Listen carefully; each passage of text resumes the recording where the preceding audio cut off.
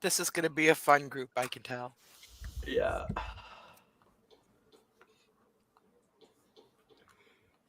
Yeah, we normally sit in the starting student screen for at least 60 seconds. At least a minute. And then I run the title sequence. Ooh, He's Mr. Fancy. I love it.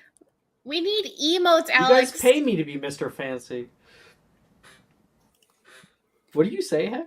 Oh, emotes. Yeah, I saw you in the chat. Those are on the bottom of my priority list. I'm so sorry. Everybody get ready for the ting!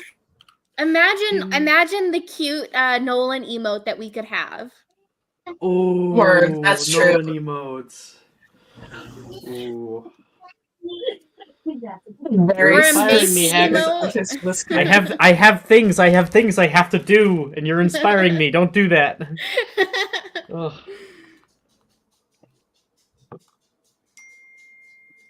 All right, let's run it.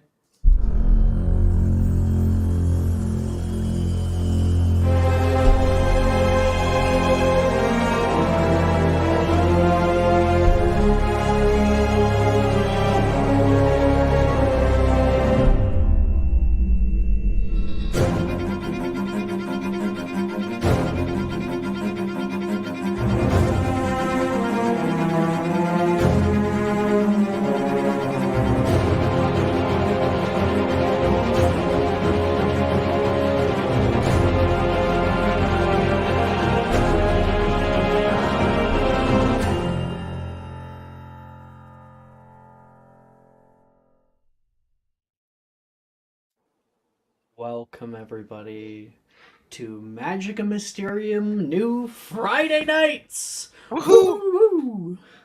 Hooray. This was gonna be my 12th game. I did actually miscount D. This is gonna be my 12th game.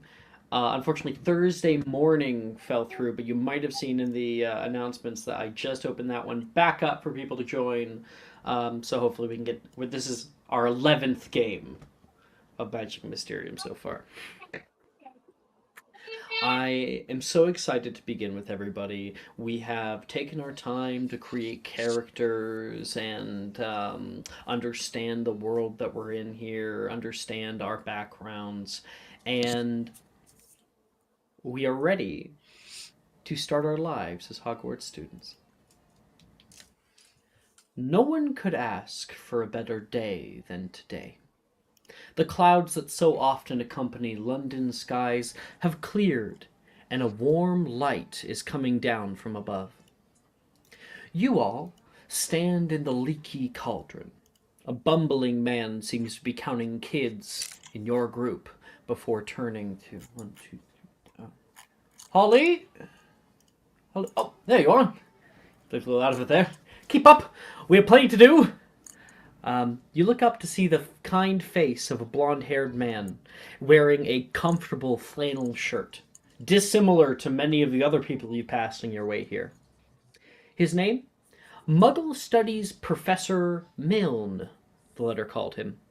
You're not alone, though. You can see a few other students are also being shepherded out of the back of this oddly named establishment and into a small, brick-walled back way. Excuse me, sir, but what are we doing back here? A blondish boy speaks up in your group. Well, Levi, the headmistress thought it best for me to lead the students who didn't have any wizard guardians present to lead them through the alley.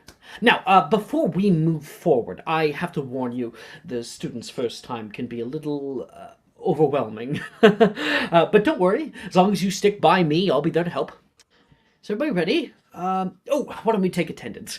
He'll go into his side, pull out a little clipboard, and start going down. All right, firstly, Levi. Oh, you're right there. Okay, I can mark him off. Next, Juniper. And you can hear somebody speak up from behind you. Here! Behind you can see a girl with bright red hair that is curled into like a single large braid. And she's got these kind of like light gray eyes and stands looking around, seemingly confused as to why they're here. Good. You'll mark them off. We have a let's see. Venla. So there's like a apostrophe. Am I saying it right? Yep. Venla? Yo, Venla. Oh, perfect. And Venla, could you please give a description of your character? Remember, when you give a description, only what you can see, or even just like demeanor, nothing about backstory. Go ahead, Liz. Venla is tall for a 9-year-old and very kind of spindly, willowy.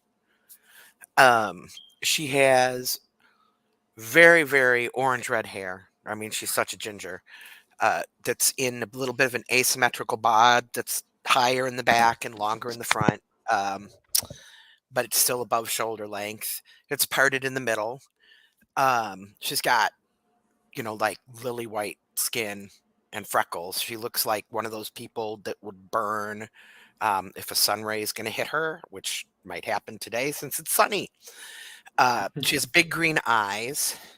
Her lips are stained reddish pink because in her left hand she's got a lollipop she's sucking on, and she's got an open book in her right hand. And she's dressed Right. pretty casual. She's got on like a long black tiered skirt, if you know what I'm talking about, the skirt that has the tiers to it. Yeah. And like a little white camisole top, and like the only color is a aqua blue scarf that's been tied in a headband around the top, around her hair to hold her hair back a little bit from her face. And when he marks you down off as present, and continues down the list until he stops at, I have Augustus. Augustus Verdantana? Here. Verdantanta? Dante. He's having trouble with names. Here. Kind of raises his hand and looks at the guy. And as we all look over toward Augustus, what do we see, Jamie? So you see, Augustus is kind of just standing there. He's kind of very average height, like 5'6", roughly. Dark brown hair. Much more tan than Venla, as you can. So he doesn't look like he will burn his sun. The more interesting thing you see, though, so he is in almost like a blue button-up shirt and like nice brown pants, like dressed very, very nicely. And he has incredibly striking green eyes. And then he's wearing nail polish of the same exact color. Oh, nice. Thank you very much, Jamie. You're marked off as present, and he keeps going down the list. Macy! There's no response. Do you have Macy here? Huh? You can hear from behind you. Are you Macy? Why? Okay, he marks her off. You can see a girl who is probably a little bit more heavier set. She's got really cute little like pigtails, blonde pigtails that come off to either side, and she has just been staring up at the clouds above, with her mouth partially open the entire time. He marks her off. Verity Silverthorn do we have a Verity here? Present. And he will. Oh no, I'm not good. I'm not missing one. And please describe your character. Verity is just kind of away from the group, just kind of swinging a beater's bat, or just like a bat along, just kind of half paying attention, half not. She doesn't have a coat on. She just has like a white button up and also like a gray vest on. She has two twin tails. Her hair is in two ponytails are low on her head. And she's just kind of has a determined look on her face, kind of lost in thought. But definitely paying attention if like the professor needs anything, she perks up. If it looks like she's not needed, then she just looks away.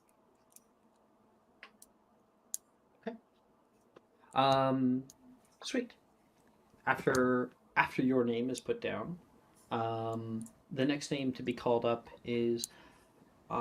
Do we have a Melanie Belby here? Melanie Belby, and there is no response. You can just see everyone looks around at each other. Oh, I guess not. In the background, we do have a Melanie Belby. Jordan, would you like to describe what's happening here? Yeah, there's this girl kind of at the back of everybody, like totally not paying attention.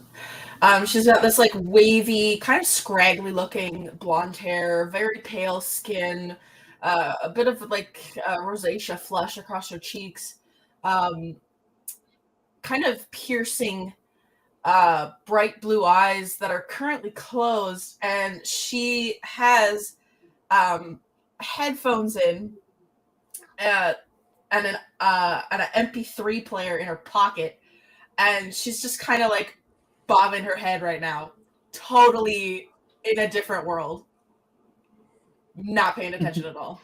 You are marked as absent. Perfect. Actually, could Venla walk over, pull one earphone out, and say, "Are you Melanie?"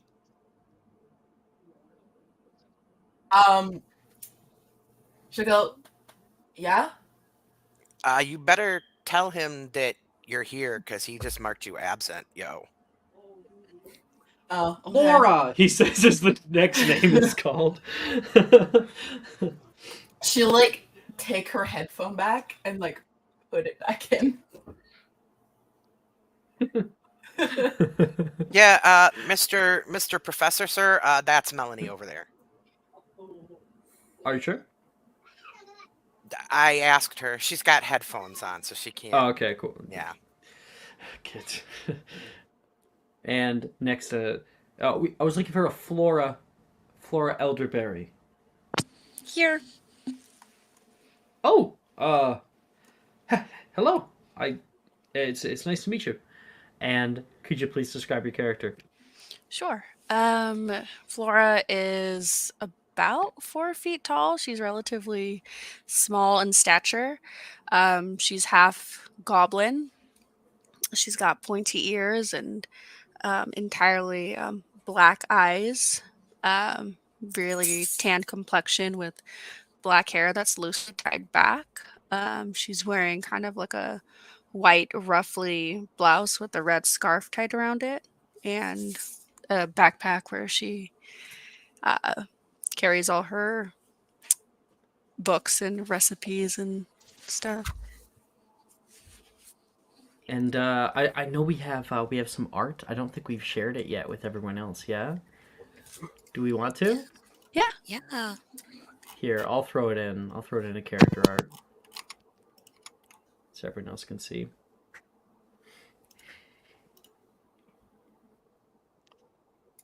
That's her.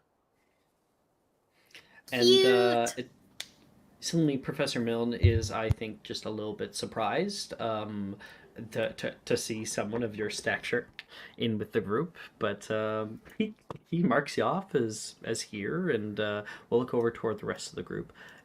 Darcy, Darcy Collins. Oh, sorry, that's me. Almost blank there. You can hear a girl who's in the middle of the group here. She's got this like platinum white blonde hair, and she's got these very, very pale blue eyes, very pale skin, probably a little bit albino.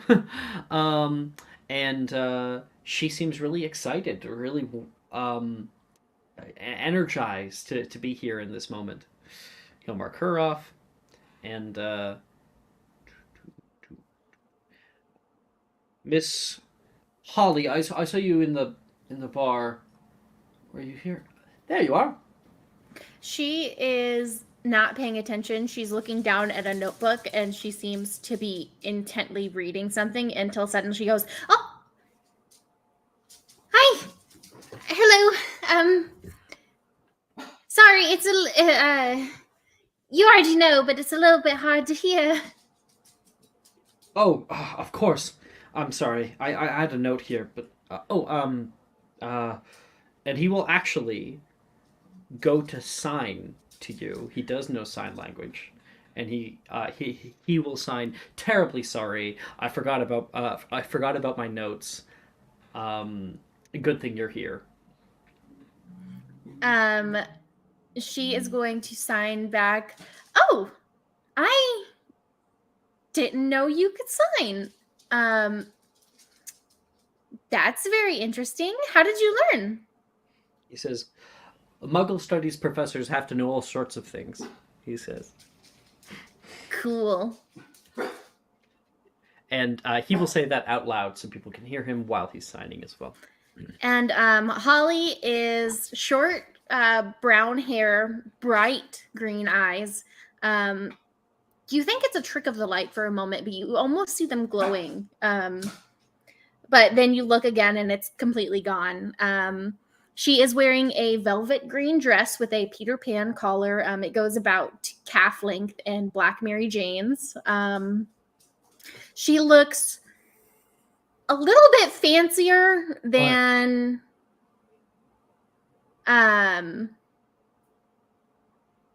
some of the other people in the group. And when you're marked down, they'll immediately move on to your sibling, Cassius. Cassius Honor. I'm here. I'm here. And please give a description of your character.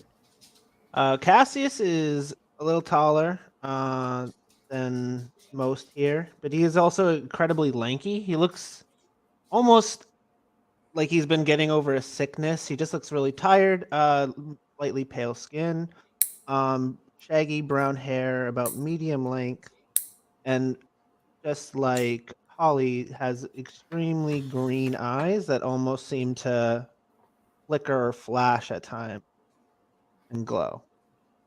And he is definitely linked arms with Holly, just standing there looking. All right. With he says, "Oh, I think that's about everyone. What about me, Dad?" From underneath of his arm, there's a girl that kind of comes up. She has shoulder-length blonde hair, and she looks very, very similar to Professor Milne. He goes, "Sadie! Oh, there you are, dear. I almost forgot." And she looks out to the rest of you like, "Oh my gosh." He'll mark her off, and he says, "Good. Well, let's get going." And I have a map. Ooh. Here we are. A little background here. So he says, "Good, let's get going." The man leans over to the red brick wall and taps multiple bricks with the butt of his knuckle. The brick he touched quivers. In the middle, a small hole appears. It grows wider and wider, and a second later, you're facing an archway large enough even for a car. An archway onto a cobbled street, which twists and turns out of sight. Let me show you guys. I'm in a really compact area, so it'll take me a second. Boom! If I grab everybody and I pull everybody, if I can, into the alleyway. There we go. He says, "This," says Professor Milne, "is Diagon Alley." And I have the entirety of the alley is created out here in Tailspire. You watch on in amazement as the group steps through the open archway. You stagger through and watch over your shoulder as you see the archway shrink instantly back into solid wall. The area is packed with every manner of odd character and item. People, hi Hadley. Hi. I have the kids just invaded my room. You want a hug? Are you going to bed? No. You're not going to bed? Okay. Well, you want to give me a hug? Okay, give me a hug. I'm just giving you a hug. Hey, stop. Don't steal things, Menlo. Do you want to say hi to everybody? Want to say hi, stream? Hi, Jim. I can't hear them. Yeah, I'll give you your Hello. headphones. Hi. Hi. Hola. Hello, Hadley. Oh, Menlo wants to say hi too. Okay, hop down. Hop down. Nah. Yeah, get down. You gotta leave. Nah. You gotta leave. Forget about that. I got my own plans. Come here. This is Menlo. Hi. It's my son. Hey, Menlo. You wanna say hi, stream. Hello. Here, I'll put a headphone in his ear because he can't hear you. Okay. Hello. Say hello. Hi. Hi. Menlo. Aw, so cute. So cute. Are you talking? Mm-hmm. Yeah. They're spilling the tea right now. Mm-hmm. What they say? Giving up all your secrets. Okay. Yeah, that's All right. done. I love you, Menlo. Okay, go to bed. Or wherever the heck you're going. Goodbye. A vagabond. Oh, he's trying to close the door. How nice of him. Oh. Yeah, he's closing the door. Well Okay, trained. back to it. Sorry, so I'll start that again. The area is packed with every manner of odd character and item. People scatter around the area like ants, gathering supplies and trading coins. A sun shines brightly on a stack of cauldrons outside the nearest shop. Over here, it says, cauldrons, all sizes, copper, brass, pewter, silver, self-stirring, and newly added, collapsible, says a sign hanging over them. Yep, you'll be needing one of those, said Professor Milne to you all. All your materials and where to get them should be here, he says as he gives you all supply lists. And I will actually send you guys your supply list into Discord. Aw, Holly, I like the dress. Super Cool. cute. Mhm. Yeah, that is your supply list. Yeah, you can see so many different things on here. You can see a uniform, 3 sets of plain gloves. There's a dragon hide gloves that you're going to need. A winter cloak, a bunch of different kinds of books, magical drafts and potions, fantastic beasts and where to find them, and a cauldron, set of glass vials, telescope, brass scales, and at the very, very bottom, in all bold font, it says, "Parents are reminded that first years are not allowed their own broomsticks." It is also important to state because this is a detail that always gets left out. We don't do pets until 3rd year. Now you can choose to break the rule, but you'd be breaking the rules of the school. So I've had people like buy a snake before and like keep it hidden. Puffskein. Puffskeins, yep. Rules were But meant you're to be technically not broken. allowed. Because, you know, there's been some security issues in the past with certain rats and whatnot. Yeah, Cassie had to do it on the up and up because there's no way you can hide a pony. A pony. We got There's special no paperwork way. for Prissy. I mean, with the right charms, anything is possible. Here you guys all are. This is my Milne mini. It's just he's not actually this old and he doesn't have a mustache, and he's not drinking a beer. Okay, I was That's gonna just a ask, guy. like, is he actually just like drinking and directing us over? Welcome to Well, Hogwarts. I could see dealing with this bunch you'd need to be drinking, but that's another story. I've got I've got masculine minis. Got those. I've got Cool. feminine minis as well. And then for our certain someone, I've got a little feminine goblin mini. Nice. Awesome. Super cute. Okay. As you guys are finishing looking over your papers here, he says, "They've already been paid for, so you'll just need to let the shopkeepers know you're here to pick them up. Oh, except for a few of them, like the bookstore, you'll just need to bring the books to the counter. Anyone would wish they had about 8 more eyes. Turning your head in every direction, everyone seems to be trying to look at everything all at once. The shops, the things outside them, the people doing their shopping. You notice a plump woman outside an apothecary, shaking her head as they pass. Dragon liver, 16 sickles an ounce. They're mad. She storms off. Professor Milne continues his little speech. So, remember, don't go down any strange alleys and stay within the assigned block. I'll be standing out in the street, and we'll make our way down together. As long as you can see me, we should be good. We wouldn't want anyone getting lost like last year. All right, Let's head out. Milne announces and leads the way forward through the crowd. So, this map that I have is pretty damn cool.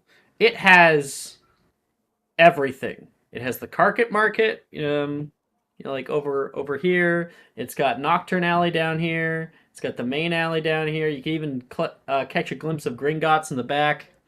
And it matches with our 2D map. So if I get rid of this, I can pull this up for you. Do I not have a thing open over there? I don't. Diagon. So, shoot, it's not there. I'll have to go to Discord first. If you guys do want to go, you can go to Discord to the reference channel and find the Diagon Alley map. I'm going to be throwing it up on stream here as well. I recommend opening up original and then you can zoom in and stuff to it as much as you want. But this is the Diagon Alley map. So this is the entire shop directory, and this matches one-to-one with my my Tailspire map. So if we zoom in to where we are, over here, we just left the Leaky Cauldron, and right outside we got Pottage's Cauldron Shop, Terror Tours, and it keeps going from there. What we're going to do is we're going to kind of section off Diagon Alley into little sections.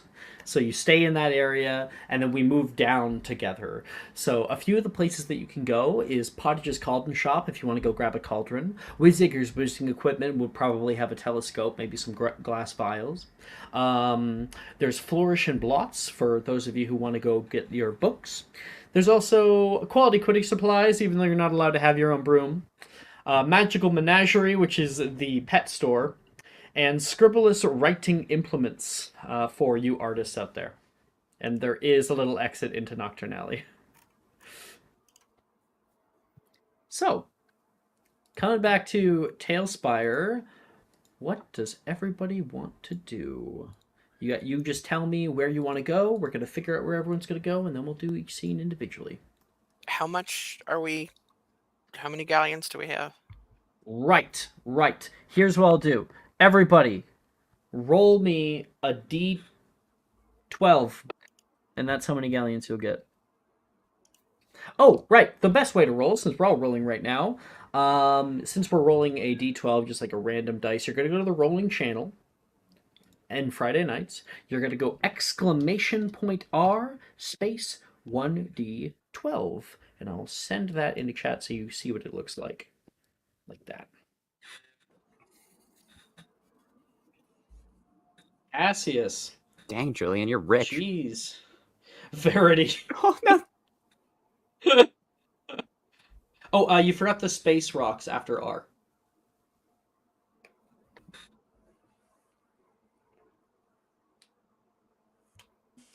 Thanks. So were we given galleons to use, or were they like... By, like, your parents?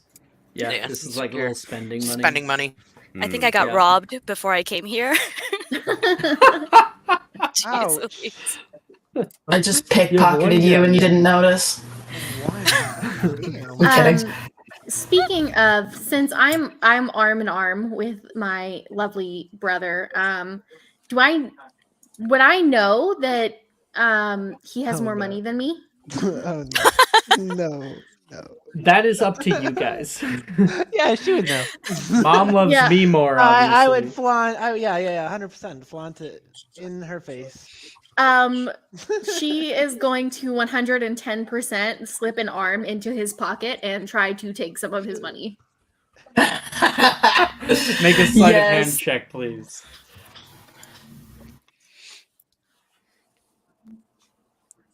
And for some of you who don't know, Ooh. I am not at home right now. I'm actually at the in-laws, and I will be Oh for, shit, that's like, the next few wrong days. character. That's the wrong I normally have character. 3 screens, and I'm able to see Discord, and I don't have all 3 of my screens. I only have 2. So You rolled you'll have to it. announce. Oh, You'll always have damn. to tell me what you roll. Oh no, my money is gone. Like, no. I'm not taking all of it. I'm making us even. Oh, wow. Wow. Oh shoot. I got a guess- 24. Huh. What? 24 for sleight of hand? Mm-hmm. Okay. If you're purposefully not taking all of it, yeah, roll me Mhm. a d6. That's how much you'll get. Because So Alex, a I- 26 definitely beats, or 24 definitely beats I only Cassius's get one. passive Oh, perception. That's the way the cookie crumbles. yeah. I don't Cassius- think anyone Cassius- notices. Cassius I- will pull out his Cassius, you are money none the wiser. anyways. Oh, hold on. Am I muted? I have a question. No, we can hear you. We can hear you. Oh. I was gonna pull. Cassius was gonna pull out his money anyways, and he was gonna give his sister 3 galleons, and noticed, hey, one's missing. He'll still give 2, but he'll Nice. definitely like give her a look. Like, okay, I guess you get a point for that. She will take out her notebook and she will mark down 1 and obviously show you that she has a point today. That's so funny. I love it. Like a dated calendar book, and each day has different point values. I think it goes by. I think are we doing it by semester? Yeah. Semesterly. Mm-hmm. Alex, can you check your Discord DMs? I asked you a question that's kind of Absolutely. I gave you 2 Character-based. additional galleons. My brother's so nice. Only to you.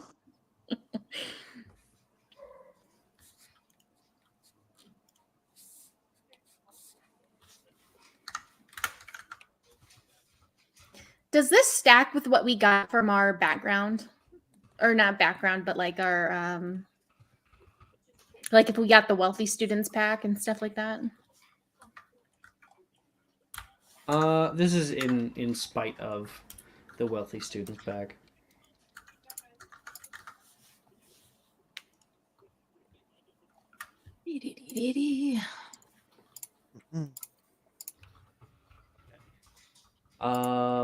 Right, so everyone else is looking all around. Like I was talking about, we've got, Pottage's Cauldron Shop here. We've got Wizacre's Whizzing Equipment, Flourish and Blots over here, and a few other places you can go as well.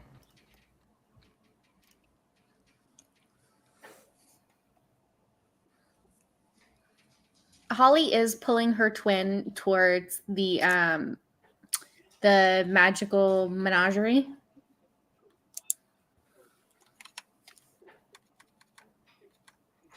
Cassius? Yep, very little resistance. Starts to walk in one direction and just gets yanked in the other one. It's fine. Perfect. Okay, there's a little marker, and yeah, the 2 of you can definitely run down that way. Magic Menagerie's heading this way. As for everyone else, I think Augustus just goes into the cauldron shop. Cauldron Shop, you got it. He goes to all the ones that have what they sell written down first. Verity's also going to go to the cauldron shop as well. Okay. What color do you want? Red? Red. Yeah. Let's do it. Okay. I'll head my What about little rocks? self. Excuse me, sorry. Flora's gonna trail after Verity.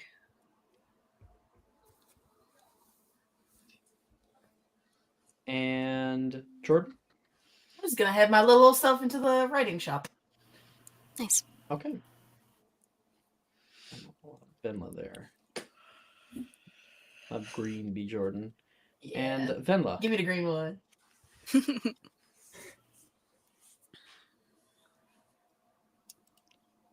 Liz, are you here? You're muted. Yeah, my pushing wasn't working. I think that this is just going where we want to go. I think she's going to make a beeline for the cauldrons. All things considered. A bunch of people heading off to go get cauldrons. Okay. Thank you very much to Chaotic and Writer, who cheered 10 bits. That's wonderful. And thank you for. Looks like we got 6 people watching right now. Very happy to have everybody. I think though I'm answering questions left, right, and center all over. I think before they split up though, she would have maybe not so subtly tried to sidle up to Cassius and like get back to back with him and kind of do the hand thing because she's trying to figure out if she's taller than him.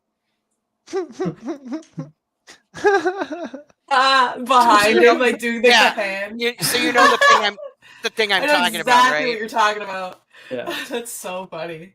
And she's Uh, like, Who's okay. dude's not, bro's not Who's taller taller? than me, is he? I thought you meant hand to hand, like trying to like just I don't know, like for some reason touch his hand behind him. I was like, what hand to hand thing? Is that a normal thing? Okay, got it. No. This That is it. yeah, This is it. measuring whether she's taller with her hand. Okay, got it. Reach up and gently caress his hand from behind. Yeah, I was like, and that will determine if I'm taller. No, I warm was like, your hands what? real quick. Let's be They're friends. mine. Like, Come is my back. hand bigger than yours? That's what I thought. Okay, never mind. No, she just wants to be the tallest. It's a thing. Love it.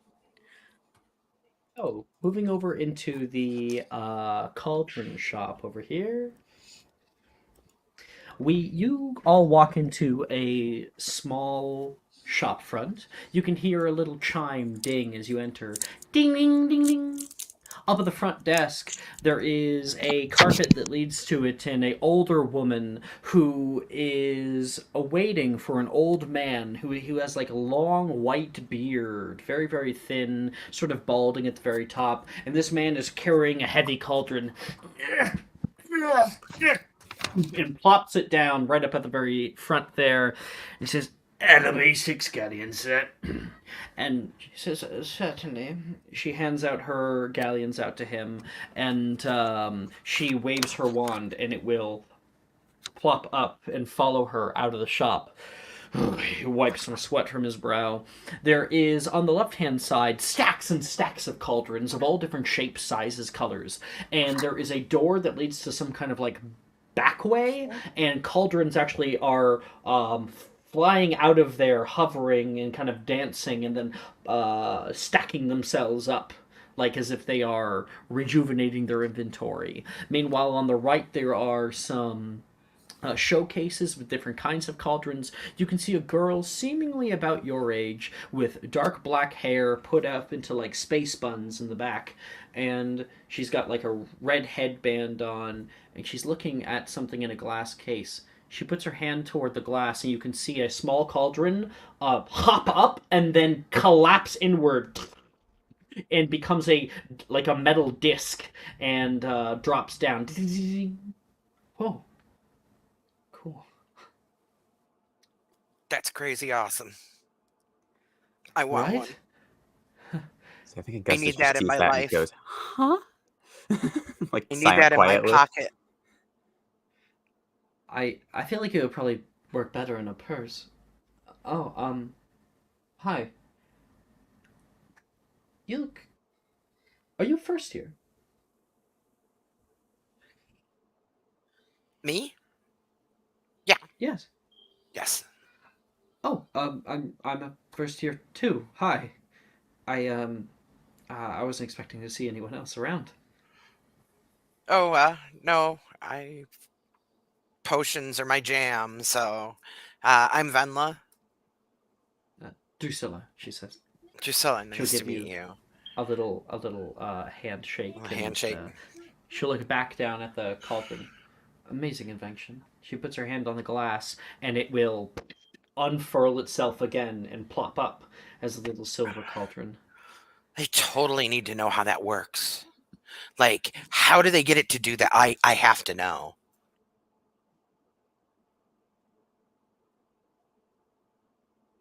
And I think that she's going to just kind of look over it for a minute, admiring, and goes, "It's a little pricey. Maybe next year."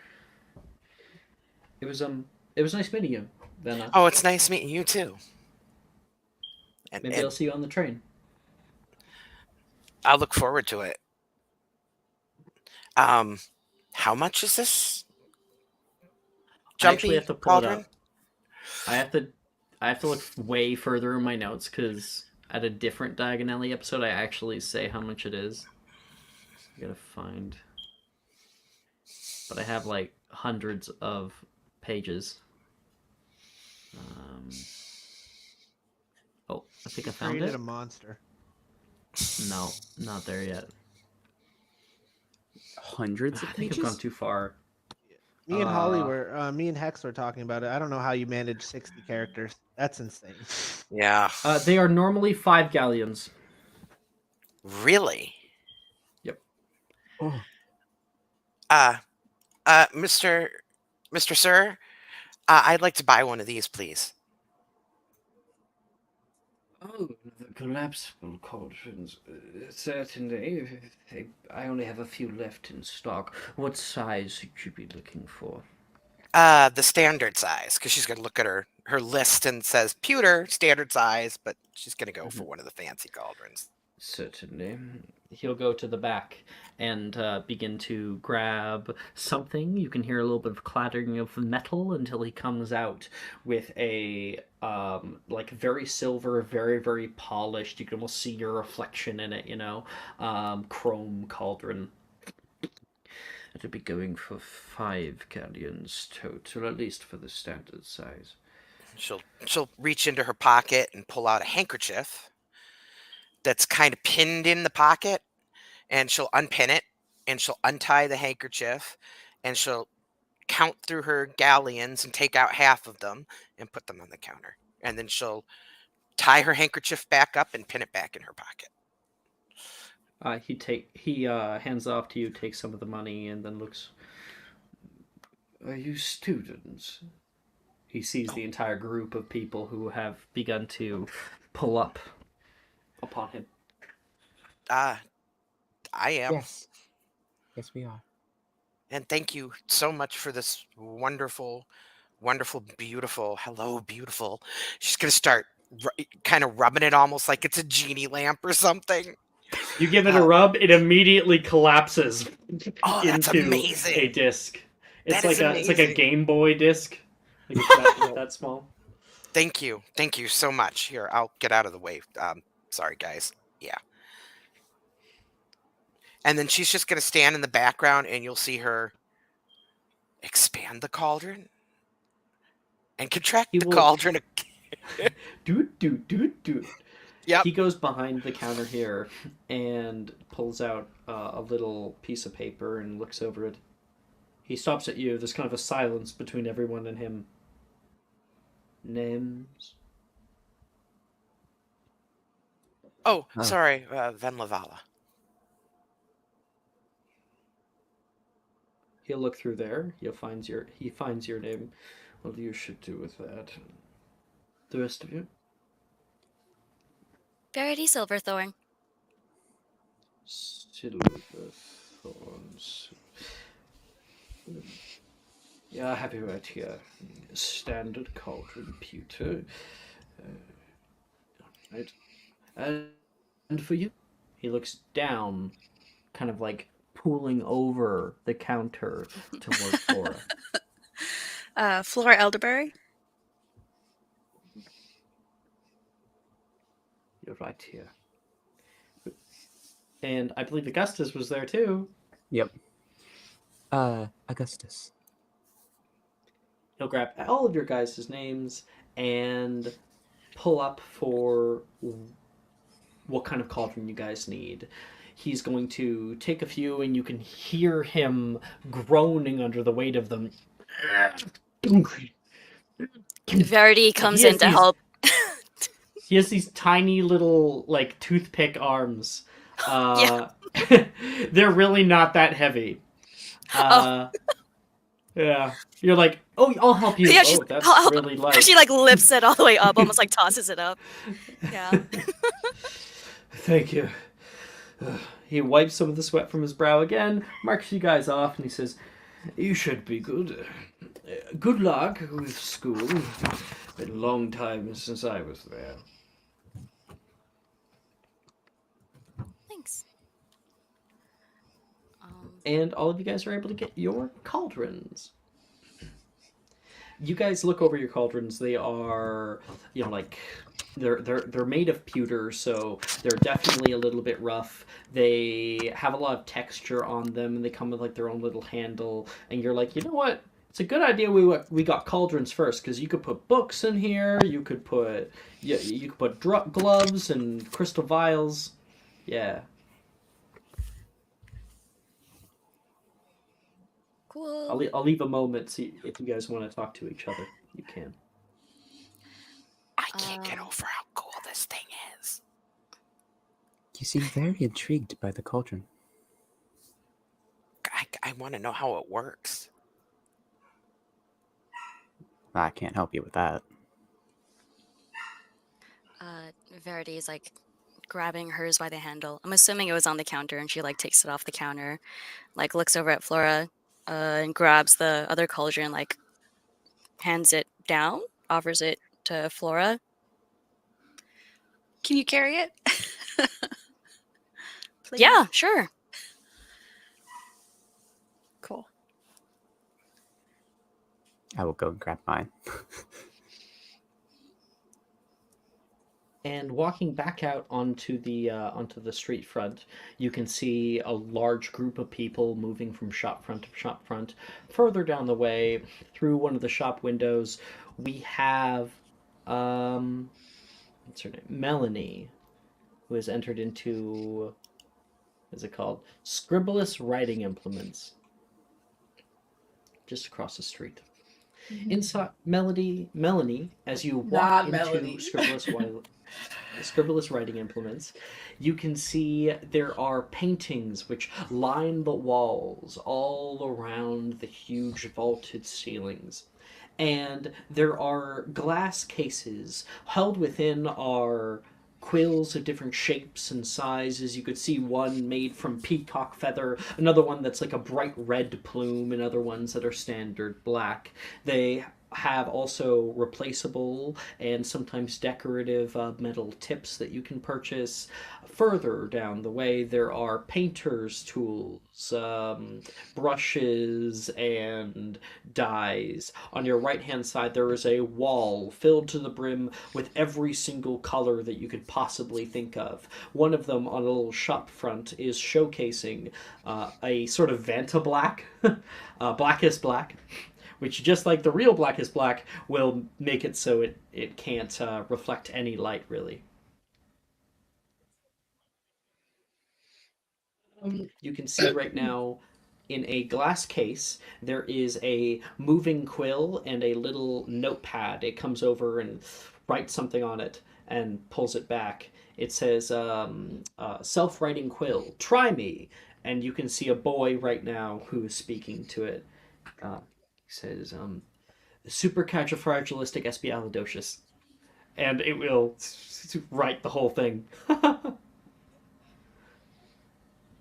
Um, yeah, Melody will like walk up right behind him, like uncomfortably close, and won't necessarily say anything, and she'll watch it write out this really stupid word that he has just said, and she'll go, "Why are you doing that?"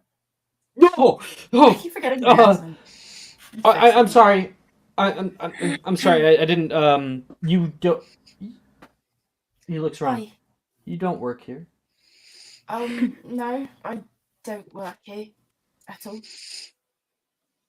Oh, oh shoot. He looks down and you can see he's dropped a few of brushes that he had in his one arm. He goes down to try to pick some of them up. These. Let me help you. And she's gonna like Sorry, bend down and you start just helping scared him me. pick them up. Oh, sorry. I just wanted to see what you were doing that with that funny quill. Is it self-writing? I was thinking about maybe buying one. Yeah, they can write anything that's stated to them. Or even if pay the premium, they can do your own thoughts even. Your own thoughts. I didn't know that they connected in that way. That's very interesting. Probably be good And- for taking notes in class. Class. Oh, you're going to Hogwarts. Yes, I thought everyone here was going to Hogwarts, at least the children. Are you not? Well, nice to meet you. I'm Brett, Brett James. Brett. Hi, Brett. It's my first year, so I'm a little nervous. It is my first year as well. Oh, you're just kind of tall. Am I? I imagined you as being a little tall. Okay. Maybe taller than Brett. He thought can you were say a so. second year. Do I look too old to be a first year? No. I just I'm not used to talking to people that are my parents. I'm not used to Do you talking like to art? people who aren't my siblings, so I understand how you feel. Do you like art? I love art and music. I've always liked I drawing since nearly I was little. missed head count earlier, but somebody helped me. They were very nice. Head count? Yeah, with the group. Are you not in the group? Uh, I I don't. That's a no. From the doorway, you can hear. Brett, we're heading down to the writing, not the writing implement, the Whizzikers. We're heading down to the Wizarding Equipment store. Are you coming? Oh, Play just a Quidditch? minute. Do you play What did you say, Quidditch? Melody? Melanie. I've ridden practice brooms before. Nothing more. I'm a little scared about going, higher than 10 feet off the ground. I'm sure you get used to it quite fast. I like Quidditch quite a bit. It's very fun. I mostly just stick to my books. I enjoy drawing, mostly landscapes. Do you want to see? Landscapes. He has Yes, a I would love book to. in his pack that he starts taking out. Here, and he'll show you a bunch of pencil sketches of landscapes, and they are exceedingly good. He's got like shading down. He's got like color values. Not, I guess, like they're not. It's not color because it's just black and white. But he's got like darker in the foreground and like lighter in the midground. He knows how to play that off with perspective. She will say, "Oh, I really like the use of shading that you did in this bit." Thanks. I got a book from Flourish and Blots that taught me a bit about stippling. Like that. That's very nice. Here, let me show you something that I've drawn. And she'll like go into like her little bag that she has and pulls out like this like worn out, falling apart notebook that's like pieces of paper sticking out in different ways, and she like flips to one page, and in it on one page is this like cute little drawing, but also somewhat creepy drawing of like a little what is this called that I'm looking for? Like a little Grim Reaper with like a skull and like the like cape on, and a ghost, and like they're holding hands and like flying away, and it's like dark in the background. I actually have a picture if you want it. Oh, okay, yeah, sure. I have a picture. It's very cute. I found it on Pinterest. If anyone cares. There we go.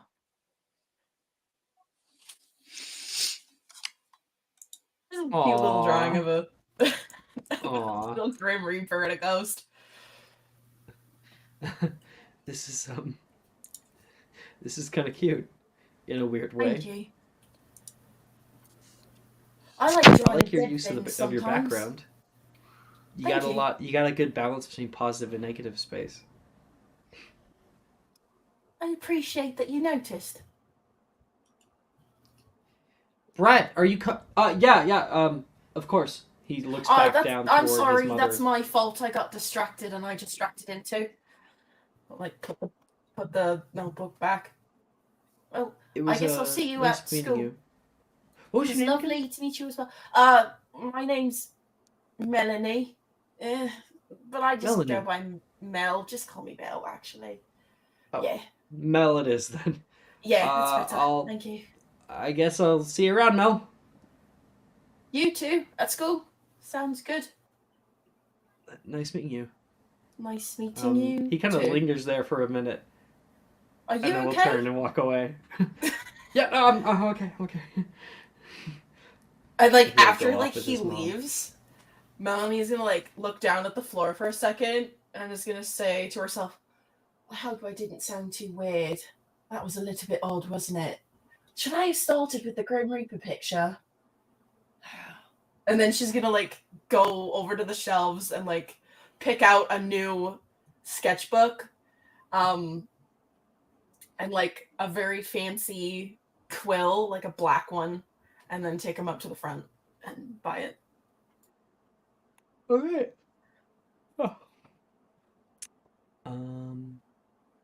After that, further down the way, we've got some people who are going into Magical Menagerie.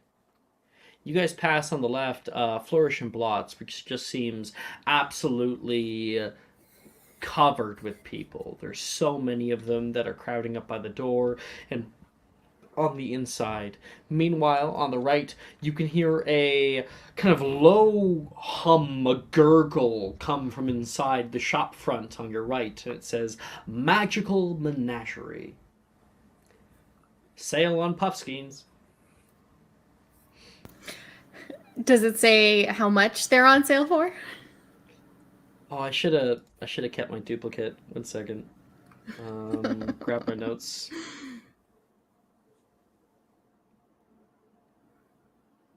What? No, okay, it's just still loading. Why isn't it doing it? Okay, I got the puffskeins there. She is going to like tug on Cassius's arm, and she is going to go, brother, look, there's a sale. Do you want one?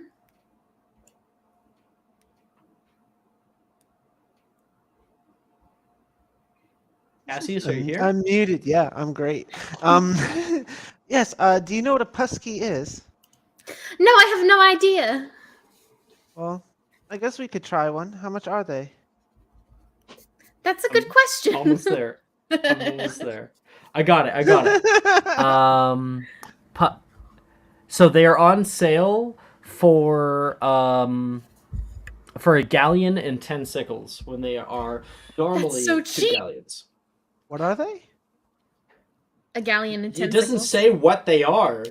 Oh, okay. It just says they're on sale and what the price is. You Yeah, guys we can haven't buy walked one. inside yet. You're at the window. She is like fervently trying to drag him through the door. Okay. You come in through the door, and instead of a bell that goes off when you come in, you can hear this high pitched squawk. You look to your left, and you can see sitting on a perch at about eye level is a huge brown augury, a very ugly looking bird. If I try pulling up an augury, maybe I could show you guys. And on the stand, it has a little nameplate, and it says Bell.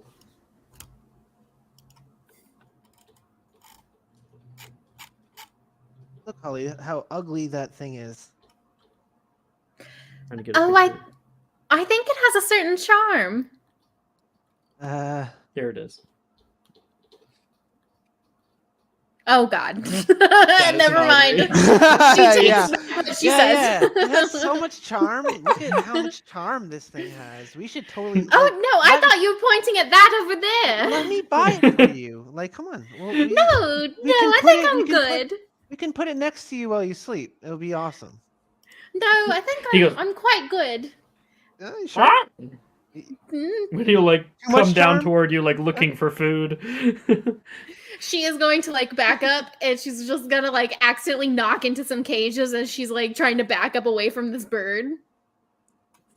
Yeah, you can hear squawking come from behind you. You move out of the way of a group of like canaries and birds that you just bashed into, like an old parrot that's in there.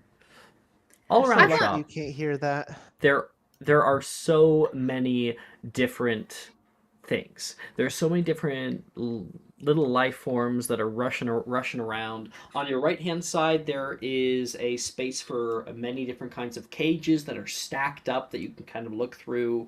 In the middle of this area, there is a glass plateau. From within, you can see a biome has been created, a sort of swampland. There's a watery area for amphibians, some muddy marshes with cattails coming up, and then some taller grass.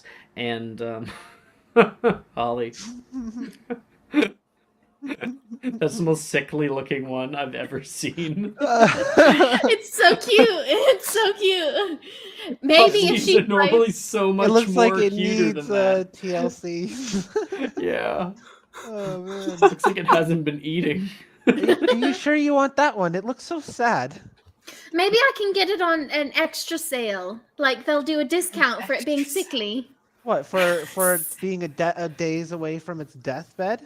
Oh, I'm pretty sure I could nurse it back to health. Good luck with that one.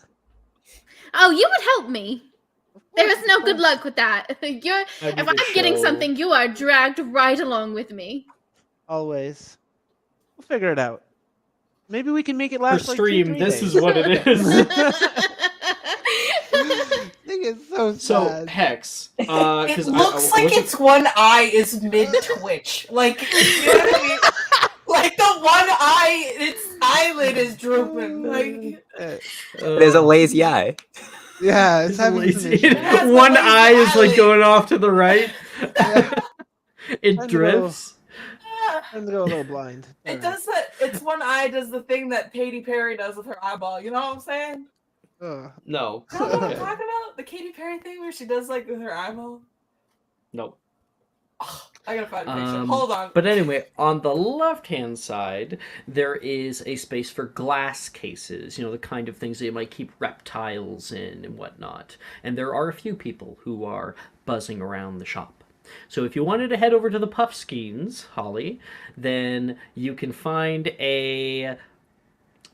You ever been to like the budgie cage in a pet store where like it's open, like you can put your hands down and grab one if you wanted. There is a bunch of little puff balls of hair of different shapes, colors, some of them very vibrant. Many of them have like little teeth that come out the very front of their mouth, and you can see a few of them lick the ground or lick up some water in a water dish, and they have very long tongues. I want one so bad.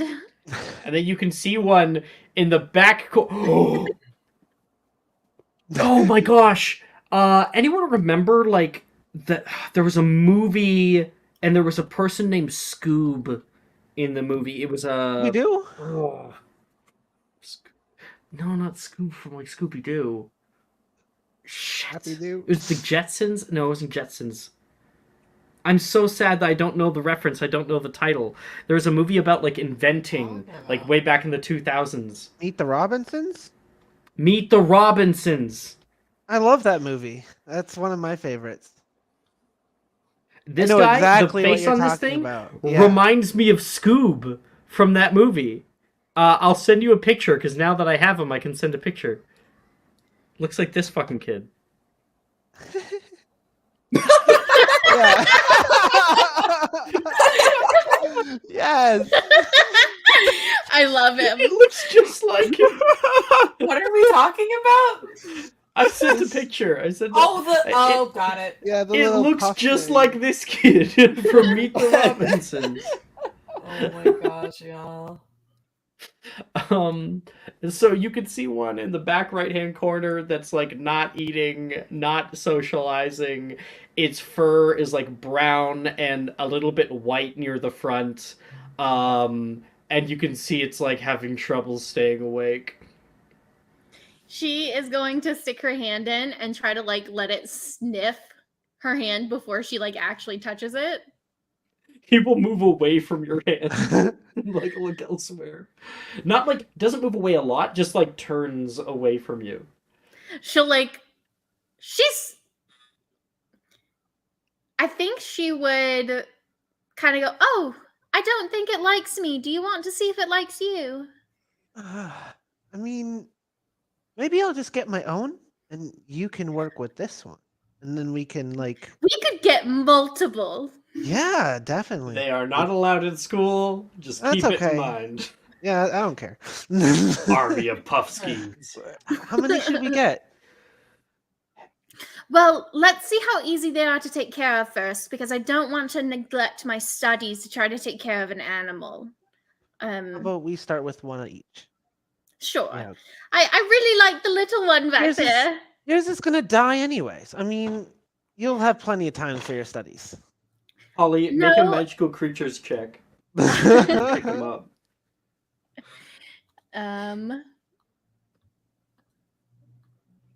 18. Yeah. So you're like, come on, little guy, it's okay. Come forward. And he does push a little bit away from you, but you're persistent. And you come down gently, and you're able to scoop him up underneath and hold him in your arms. Look at how cute he is. I love him. Yes. He looks up at you with those so charming. with those eyes. Just as charming as the owl over there. He's so ugly, it's cute. I will try to pick up a more healthy looking Upski or whatever it's Let called. me get a picture of a normal ass Puffskein and what they look like.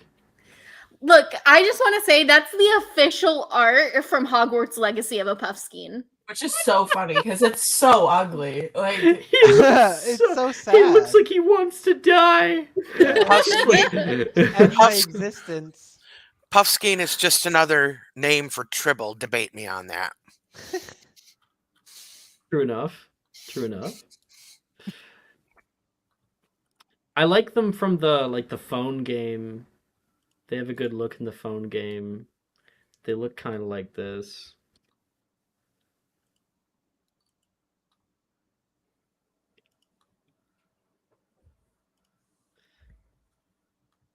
Yeah.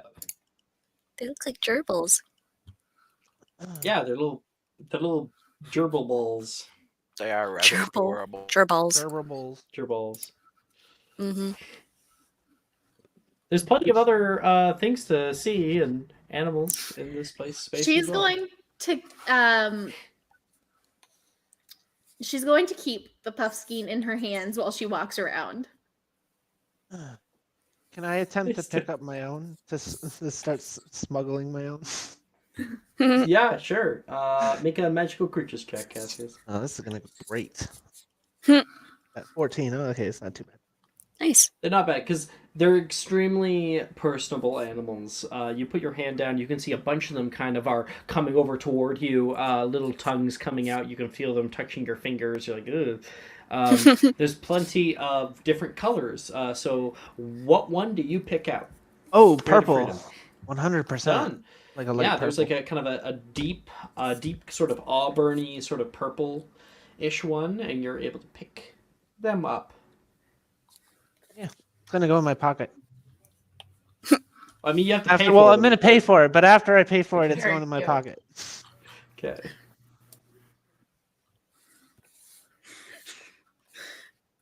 I'm just finding all of the cursed photos. Is there any other places you want to go in this shop, or do we just want to buy Puffskins? I want to go see if there's any NPCs around. Well, there's plenty of people all around. I would say if you want to look to see if there's anybody maybe your age kicking around the shop, then you can make a perception check. Can I make one as well? Yep. 15. Cassius. Did pretty well. 12. Okay. Holly. You can see, I don't think there's anyone else here but us, at least our age. See some older kids. And then you notice one girl who is quite tall, and she is looking down with a big smile on her face, wide eyes. She's looking into a watery tank that glows bright, softly of red light that kind of pushes up on the bottom of her face.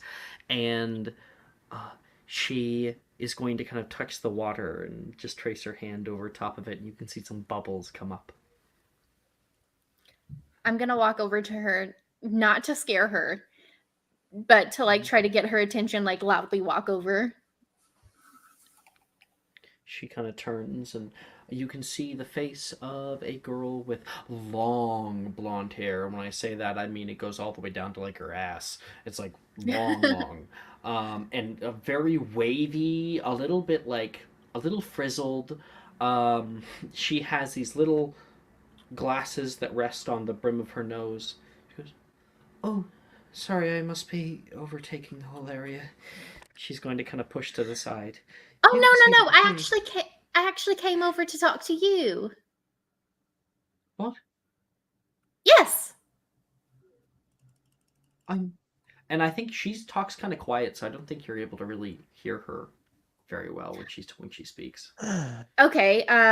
Then she'll be having her eye on her notebook to see if like the notebook picks her up. She says, I'm sorry, have we met? And that will pick up. She'll go, "No, I haven't met you, but I am in the business of making friends. And you look just so cute over here." Hi, I'm Caleb. Or I'm sorry, I said the wrong character. I'm Cassius. I'm Cassius. This is my brother. Hello. It's my alias is Caleb. Yeah. Ooh. She'll look at the two of you. I feel like she's not the most outgoing person, so I think she's like really kind of almost weirded out at these two people just showing up being like, "We should be friends." And she's like, hi. She says, "I'm Billy. You can call me Billy at least. Billy Blythe." She'll give you like a little curtsy, sort of. "I was just admiring the fire salamanders. They're new. Very, very expensive, though." Oh, do you know much about them? "Oh, yes. They're beautiful creatures. They can live for quite a long time outside of a fire if given the proper bits. You can see some of them still on the surface of the water. Their food, that is. They enjoy hot peppers. Red ones, to be precise. But normally you keep them in a fire. I suppose a fire might be difficult to keep in the middle of a store, so they put them in the tank." She comes down to the water, and you can see through the water these large, about this big, red glowing salamanders, and bubbles come up because they are glowing from heat. She is going to kind of click in her head that, oh, based on what she was saying before, that she's not the most talkative person, but if I can get her to talk about things other than herself, maybe she'll be more receptive. So she's going to go, "Oh, do you know a lot about their history?" I think she would say, well, they were first found in the 1800s. There was I say found, of course, that it is from European wizards. They're native to Australia, actually. That's You own so any animals? interesting. I've always wanted one. I could keep it in a fireplace or something, and maybe feed it little red peppers. But I think I'll have to save up a bit more before I get one. Well, how much is it? You look, 21 galleons. Whew. Okay, I was gonna suggest we pool our money together to get her one, but maybe not. next Billy, do you have any animals of your own? Oh yes, at home I have a few already. I have a nice young ogre. He's a little bit shy at times. And I have a what, Jordan?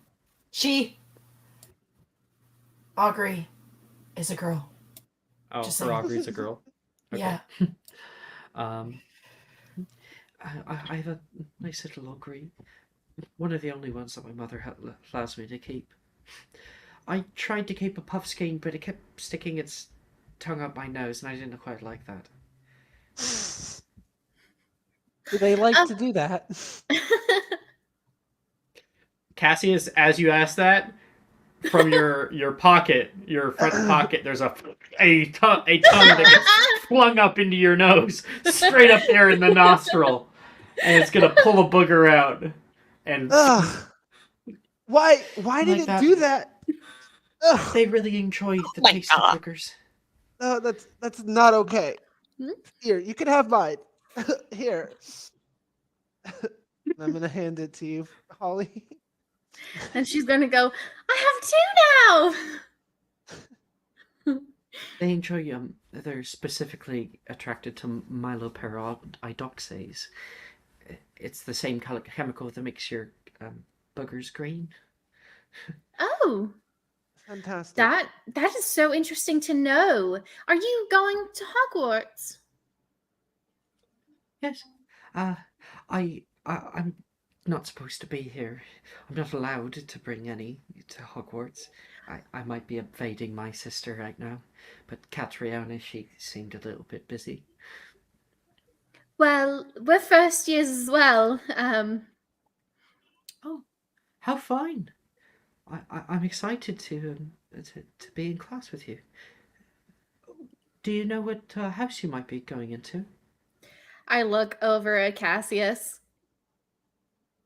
You have some ideas, but you never know. My family's always been Ravenclaws, but I'm a little worried if I get put in a different house, if they'll think of me differently. Oh, trust me, even if you do get put in a different house, which I don't think you will, they're your family. They're supposed to love you and take care of you. Right.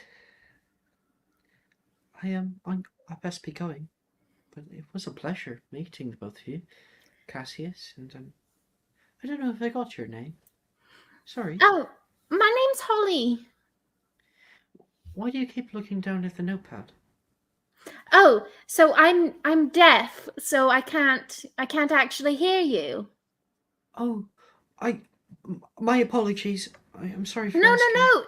It's okay. I use this little, you see this self-writing quill. It's so cool. It gets to write what people are saying around me so that I can actually understand what's going on. I suppose that clears things up. I hope the two of you have a good day. Thank you well. so much for talking with us. It was lovely to meet you. See you at school. And if you keep them far enough away from the face, they won't attack you. She's gonna walk out. Great. I guess I'll take my puff back. And She'll like begrudgingly give it back. thank you. You have your own. You can have mine once yours goes. It's okay. Yours just stares at you with that look. It doesn't even try to stick its tongue up your nose. Mine is just a good little boy, girl, it. We can go with it. Poke its nose. Let's go pay for these, and I think we might have to head back with the group. Yes, we should get going. So these are a galleon and 10 sickles. There are 17 sickles in a galleon, so you can expend 2 galleons and give yourself back 7 sickles. I am 110% arguing to make this one cheaper because it looks sickly. If you want to, yeah, go right ahead. You can make a persuasion check. Just look at him, and he's like, one eye blinks and then the other. Ooh. 23. A galleon even. Awesome. Sweet. 8 galleons and 1 puffskein. What are you guys naming them? Oh god, I am going to wait on that. Okay. Mine is Puff Puff for now. Puff Puff. Okay. Since we had a bit of a shorter foray into the cauldron area, why don't we have all of you guys head down to Borgenberg? No, that's the bad one. Flourish and Blots. There's so many blank and blanks. You guys are gonna meet Nolan. It's so cute. Spoilers. Oh shit. They don't know who Nolan is. It's fine. Spoilers. How could you do this So. to me? How could you ruin my pure virgin experience? It's ruined. I have to leave now. That's fine. Okay. Holly will just cannibalize your character. It'll be fine. Damn. Just consume. It's how she gets more powerful. Yeah. I'm going to use my ability Soul Consumption. Trap you in a soul gem. Yeah. What is this, Skyrim? Yeah, Yeah, that's what I was about to say. So we're actually going to cut to the group of you guys who are currently walking down the main thoroughfare here, and you can see people rushing past you and whatnot. You're deciding on where to go next, and you can see the signage up on the left-hand side that has books, and it says Flourish and Blots in all nice fancy letters. You look down at your notes, and you can see, of course, a bunch of different books that you're going to need. There's 1, 2, 3, 4, 5, 6, 7, 8 different books that you need.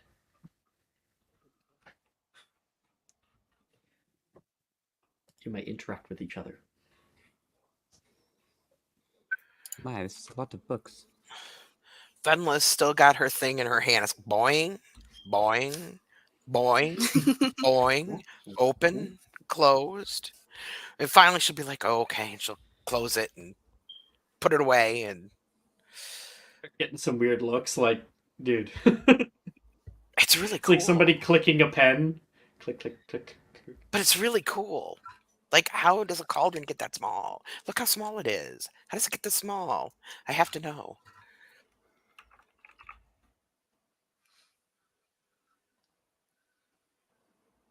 I would guess magic. I'm going to have to figure it out. It's going to drive me insane until I figure it out.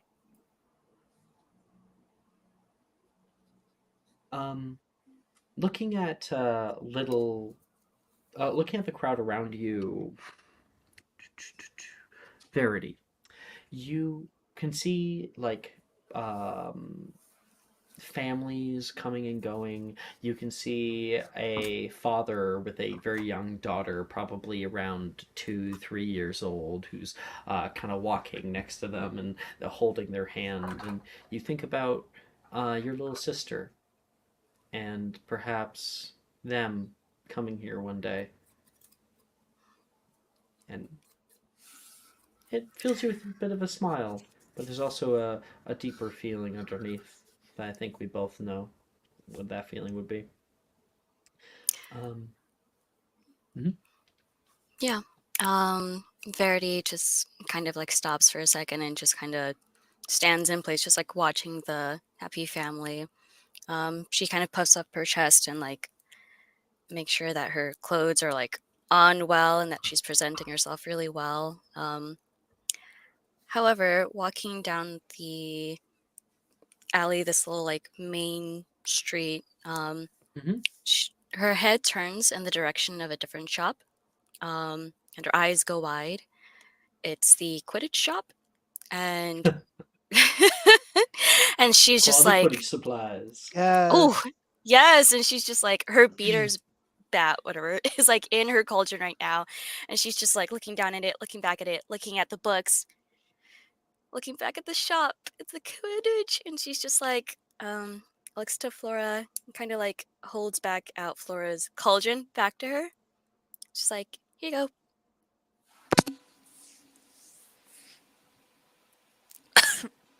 Sorry. Roxy, Yeah, sorry. are you dying currently? Yeah, just casually dying. Yeah, goblin, Yeah. the little goblin, yeah, is just dying. Right We next just to look me. over and she's like choking on something just in the corner. Pretty on She's like brand. gotten a kebab from some stand on the street. She's Yeah. Just fucking pick it up. Verity's just like, here's a cauldron. Quick, Just get throw behind up in this, okay? Just hold your hair.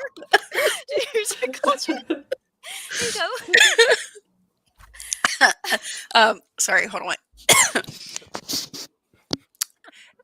Flora takes the cauldron and just goes back to casually dying in the corner. Okay.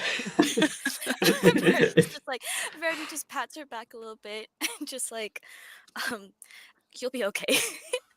And then Verity just goes to the Quidditch shop happily with a skip in her step with her beater's bat, just like clanging around in the cauldron. Yeah, you can see quality Quidditch supplies. They specifically sell comets. That's like their brand. So you can see the new Comet 9 is very soon to be released, and there is one that is currently hovering in the showcase window. You run into that store, meanwhile everyone else is going to flourish in blots. Flora, as you're given your cauldron, you can see Verity kind of part away from the group, running into there, and you can see some people kind of ogling the shop front window.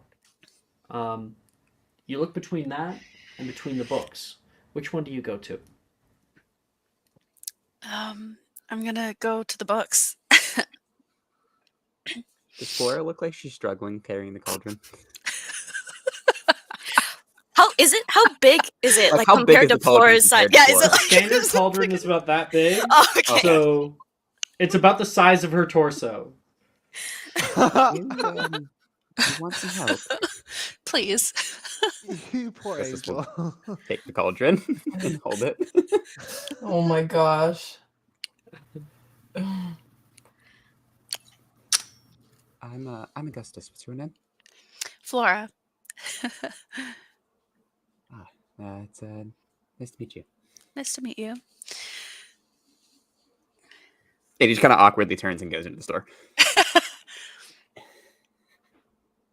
You guys walk inside of Flourish and Blots. You can see. Oh, 1 second. I gotta blow my nose. I'm recovering from being sick like a week ago. I didn't even give us the nose blow ASMR. I would have No, I screamed at wanted him to if he hear did. that. Like, come on. Come on, No. Alex. Just once, That is the Alex. Like, worst. come on. I've been waiting like weeks. Jeez. It costs extra. Okay, Julian? Hey, It's extra. hey, don't tempt me. I'm just Wow. kidding, Julian, we but how can pool and much? Send make him a this tip. happen. I Send him receive a the tip. $60 tip from Julian on Start Playing. Hey, I mean, it's me. You know, it's always a possibility. I'll chip in. Fine. Oh my gosh. Chip in. For the new people in here, I bought Tuesday night a Basilisk egg for 100,000 That did channel happen. points. Damn. It was a lot. Yeah. That was I said wild. nearly jokingly that it was like, someone was like, can I have a basilisk? And I was like, no. And they were like, how many channel points do people need to spend in order for me to get a basilisk? And I was like, 100,000. And Julian was like, hold my beer. Damn. I was at like 70,000 after 2.5 months, and then someone's like, "It needs 100,000." I'm like, "All right, bet." Like a week, I just made sure I hit the box at the exact time every single time. And I got Every single 30,000 points in a week and a half. Because I'm Oh, also tier jeez. 3, so I get Your double tier 3 points. subscription. Yeah. Mm-hmm. Nice. So funny. I would do it So- again for anyone. As my history with channel points is correct, I'm gonna end up with the end of the session with like, or the end of this campaign with like 300,000 of them, because I usually do that. So just be like, here, have Farm them. 3. Have A lot of the 3 time after this people day. show up into streams and they will they'll give you guys like advantages on rolls when you make them, or they might like add a d4, or they might prompt me to give you inspiration if I've forgotten. Yeah. Or they might give house points as well. Ooh, fancy. That's cool. Anyway. Or a basilisk egg. Yeah, Wow. just set something up and I'll make it happen.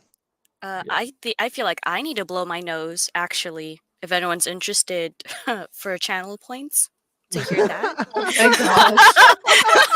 I feel like I have some phlegm. I think that's worth like, what's a lot of points? Is it like 2 We'll points give is you a channel lot. points to not. Transfer To over not, 5,000 I'm okay with right that. now. Yeah, I think it's gonna come on. If I don't get, I'm holding everyone hostage here. Oh my gosh. God. It's a hostage situation. Put the mic right in front of your nose and blow directly onto Oh, it. good lord. That's it. I would lose my the mind. good stuff. It sounds more like we're holding Jordan hostage than anyone else. My headphones he would hates go that crap. flying. You see them come through the wall and end up on Alex's camera. We'll cut over to Verity. Actually, I'd rather go with Verity first, and then Flourish and Blot second.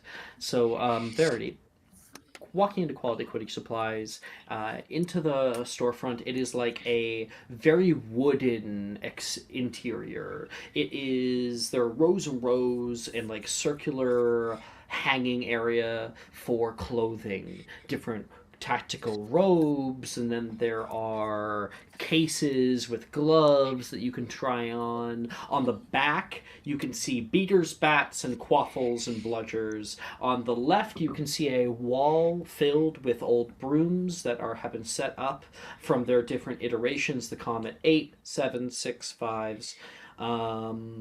And there are a few people rushing around this shop. Some notable people. You can see 2 girls who look very, very similar to one another, and they are fighting over a pair of gloves right now. I saw it first. You're not even going to be playing Quidditch. Yeah, but they'll look good at me anyway. And she's trying to pull out of her sister's hands. Okay. Are they the same? Do they look like they're the same age as me? Yeah. Cool. Hey, hi. I don't think you should pull on those gloves. They might rip. Like Verity's Yeah, just kind of like, listen to the stranger, Sam. And Sam's like, "Oh." She lets go of them, and Sally, this other person, is going to pull them out of her sister's hands. And thank you very much for the assist, she says. I'm Sally, by the way. This right here is Sam. Verity, nice to meet you. And Sam, like offers her hand too. Why would I shake your hand? She says, looking at you. They were Fair the enough. last pair that they had. I'm actually going to try to be good at Quidditch. I don't know about you. Meanwhile, Sally here has outright refused me for the past 2 years. It's because all you talk about. It's not all Oh. I talk about. I like makeup too. Yeah, there's a lot of things that you could like with makeup and Quidditch, but maybe there's another pair of gloves that could catch your eye, something maybe uniquely for you.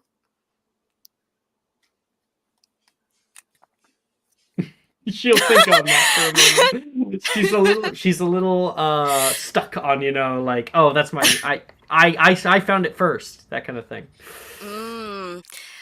I don't know. Because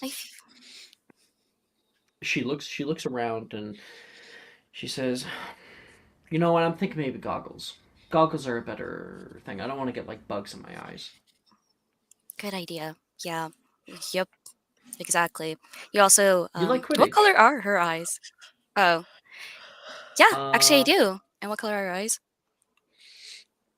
Who are we asking about? I got you. I know Second, what I it thought is. you were asking her directly. Sam. What color are your eyes? Sam's eyes are brown. Let me just look. Brown? Okay. Yeah. Yeah, and Sally's are green. So I'm talking to Sam right now. I should the one that's send the pictures of them in the chat. You're talking to Sam, yeah. Sam, okay. Yeah. Maybe we could find some color of goggles that match your brown eyes. And she will walk away toward the goggle area, and she says, "Can you believe her? She's always insufferable. To be honest, I'd rather Logan's company than hers sometimes."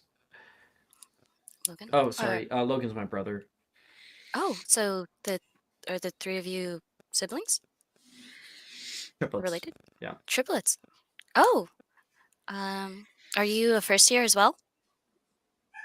Going to be. We always get sort of into Gryffindor, so I'm trying to be Gryffindor Peter. she says. That's my dream, at least. I know that first years don't normally make it on the team, but I'm gonna give it my all. Really? Well, then I guess we're competition. And then she like holds up her cauldron with like the beater bat in it. I'm also gonna go for beater. So maybe I'll see you in the air, on the field, in the air. We could be we could be partners because there are 2 beater positions. Okay, then I guess this is the first time that I'm gonna get your back, huh? It's so stupid that we're not allowed our own brooms. I mean, I guess it makes sense. I mean, what are we gonna? Well, have you ever ridden on a broom before? Are you kidding me? Of course I have. Oh, Have are you good at not? it? Oh, I've ridden on a ton of brooms. Yeah. Anytime I see a broom, I grab it and I give it a good go. I give it a good try. Yeah, I've plenty. Make a Yeah. deception check. No. Yes. Okay, I will. I can't say no to the DM. Perception. say You no. can consent. Consent is a thing. Yes. Yeah. Okay. Yes, I consent. Perception. Or what was No, it? I said deception. Deception. Perfect. Lie to him. It sounded Her. like you were just like you were lying. Damn, you're right. I'm a liar. Okay. I mean, that's a great roll. Well, hey yo, let's go. Ooh. What did you get? 23. 23. Yeah, definitely. Sam is none the wiser, but rather you can hear Sam, help! And Sam's like, oh, it's Logan. She's gonna rush to the back of the storefront here, and you can see a boy with dark brown hair, and he is holding on to a large bludger right now. It's moving in his grasp. I don't want to turn it off. I don't want to turn it off. Just put it on the wall, Logan. She says. Jeez. God, She's gonna Logan. come over. She's gonna come over and gonna grab it with him, and it moves the 2 of them, and she's going to push it toward the wall, and you can see chains come out and wrap around it and pull it back into position. Oh, you saved my life. Thank you so much. He's gonna give her like a little hug, and she's like, "Get off." God, are you okay? I'm guessing you're Logan. How does she know my name? I was just gossiping about you. Oh, great. He says, yes, hi, Logan. And you've already met my sister. Have you met the other devil? Yeah, I have. She's very lovely, and I think she's picking out some goggles. Are you also into Quidditch? Is your whole family into Quidditch? Yeah, Logan. Are you into Quidditch? No, not. I like watching it, but I'm not playing it. I don't want to get hit by my sister and go careening down to the ground. We would be on the same team. You'd be on Gryffindor. And he's like, well, probably, but that wouldn't stop you. I mean, I don't think people really Sam understand. smiles. Jeez. I don't think people really understand though. But watching can be a sport in its own too. You know, it matters what kind of fan you are on the stands. So, important job, Logan. You don't need to pander to him. It's okay. She'll say, give you like a little pat on your shoulder. Oh, okay. Got it. I was just looking at the bludgers, and I didn't know that they were active. Of course they're active. They're bewitched. They should put a sign or something. You look. There's a sign. Don't touch the bludgers. Yeah, right. It's just like, yeah, maybe they could make it bigger or use font. It's hard to read that one. Totally. Yeah. Sam will laugh with you. If I'm done being harassed, he says, I'm your sister. I can't harass you. I beg to differ, he says as he's walking off. Where's your parents? I mean, mine are just negligent, so. Oh, yeah, I have one of those. The other ones, kind of can't help but leave me alone since they've kind of passed away. But yeah. Oh, shit. It happens. Trauma dump. Sorry. Yeah, it's just kind of comes out of I me. just I don't know. realized that I swore as well, so I will go back and I will retcon and say, "Oh crap! Oh crap! I'm just kidding. Oh crap! What a bad word. Bloody Um, hell!" Yeah, it's okay. Yeah, I mean, sorry, I didn't mean to trauma dump there. It's just I find that it's easier just to get out of the way. To be honest, just to put that up front. So No, I think um, it's super cool. No, don't say that. I think no, it's yeah. it happens. She's It so does. awkward. It happened. Rarity too. It does happen. Yeah, it happens sometimes, and it happened to me. So Uh, are you gonna buy anything? Sally from further down the way Oh God. is going to pull up something just over the tops of aisles, and she goes, "Sam, come take a look at this." And you can see a Quidditch robe. It comes down long to like very fine points and has nice filigree on the sides. Ooh. Ooh. Yeah, we got some galleons, right? Oh yeah, we had about 50. Sweet. And Jeez, Sam please. is gonna go after to go buy that. Verity's just gonna like You're like, take her. Yeah, 50. Yeah, Verity's gonna like pull out from her pocket her one galleon, and it's just gonna like you flip it around. probably don't even have a galleon. You probably have 17 sickles. That's what you have. Great, I'm gonna pull out my little Chuck E. Cheese tokens, basically. Yeah. My little sickles. Just be like, can I look for like the shopkeeper and just kind of ask him, "Hey, do you have anything on sale? Like a sale Yeah, section?" we have a few different things right now. We're on sale right now for shit. There's like I'm blanking. We're on sale right now for personalized golden snitches. They're normally about 150 galleons, but they're down 20. Oh, wow. That is a wonderful, wonderful offer. Is there anything cheaper than that? Just out of curiosity, maybe like a little souvenir, maybe like a sticker or a magnet or something. What's a magnet? Uh, got it. Right, they don't know that here.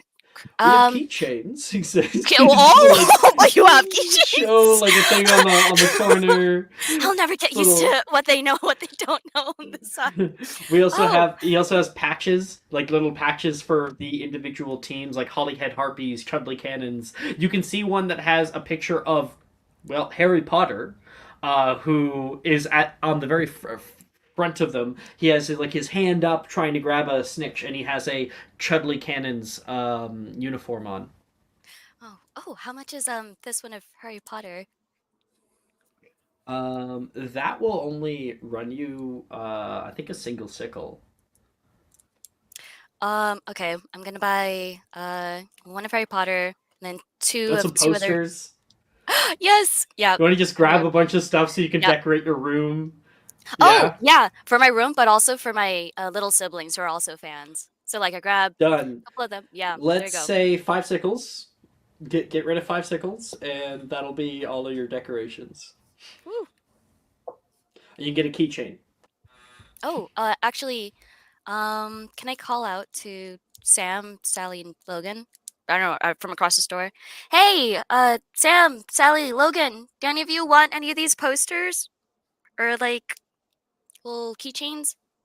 Do I have any leftover sickles? If not, then I'll just exchange Pyromere them. United! Blah! You can hear Logan yell back. No. You have 12. Oh, cool. Thanks. Is that the only is Logan the only one that responded? Like... You can probably hear Sam like give him a smack, and like Sally who just laughs her ass off.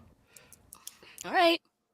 So then yeah, she'll just take her little bounty of fandom merch and stuff, and that's it. Meanwhile, Florschenblatz. You guys walk into a bookstore unlike any other. From within, there is books with stacks upon stacks that fly all around the room around you. There is a stairwell off to your left that has kind of become what was normally like a two-butt stairwell into a one-butt stairwell, because on the left-hand side every single stair is stacked up with books the whole way up. It is more disorganized than you have ever seen a bookstore be. There is a large group of people who are all trying to go to the checkout right now, trying to show their books, trying to get those checked out, and there is an archway of books that kind of teeters left and right as if it could fall over at any moment, with just the movement of a single book. And there is much more rows of books further into the storefront itself. It's going to be difficult to find everything here. God, I need to separate my own thoughts from Augustus's thoughts. I had the immediate reaction in my head to go, I should pull a book from that arch. But he would not. 1 second, I'm just going to make a new character so I can pull the book from the arch. Yeah. Just give me a sec. Whoop. Let me pull the book. What's the books? I guess I'm just gonna start in a corner and look as best I can to try and find every book. All right. They seem to be very, very mismatched, so it's probably going to take some time. Augustus begins to move through the crowd, trying to pick a single corner and working his way back from there throughout the disheveled shelves. We have left.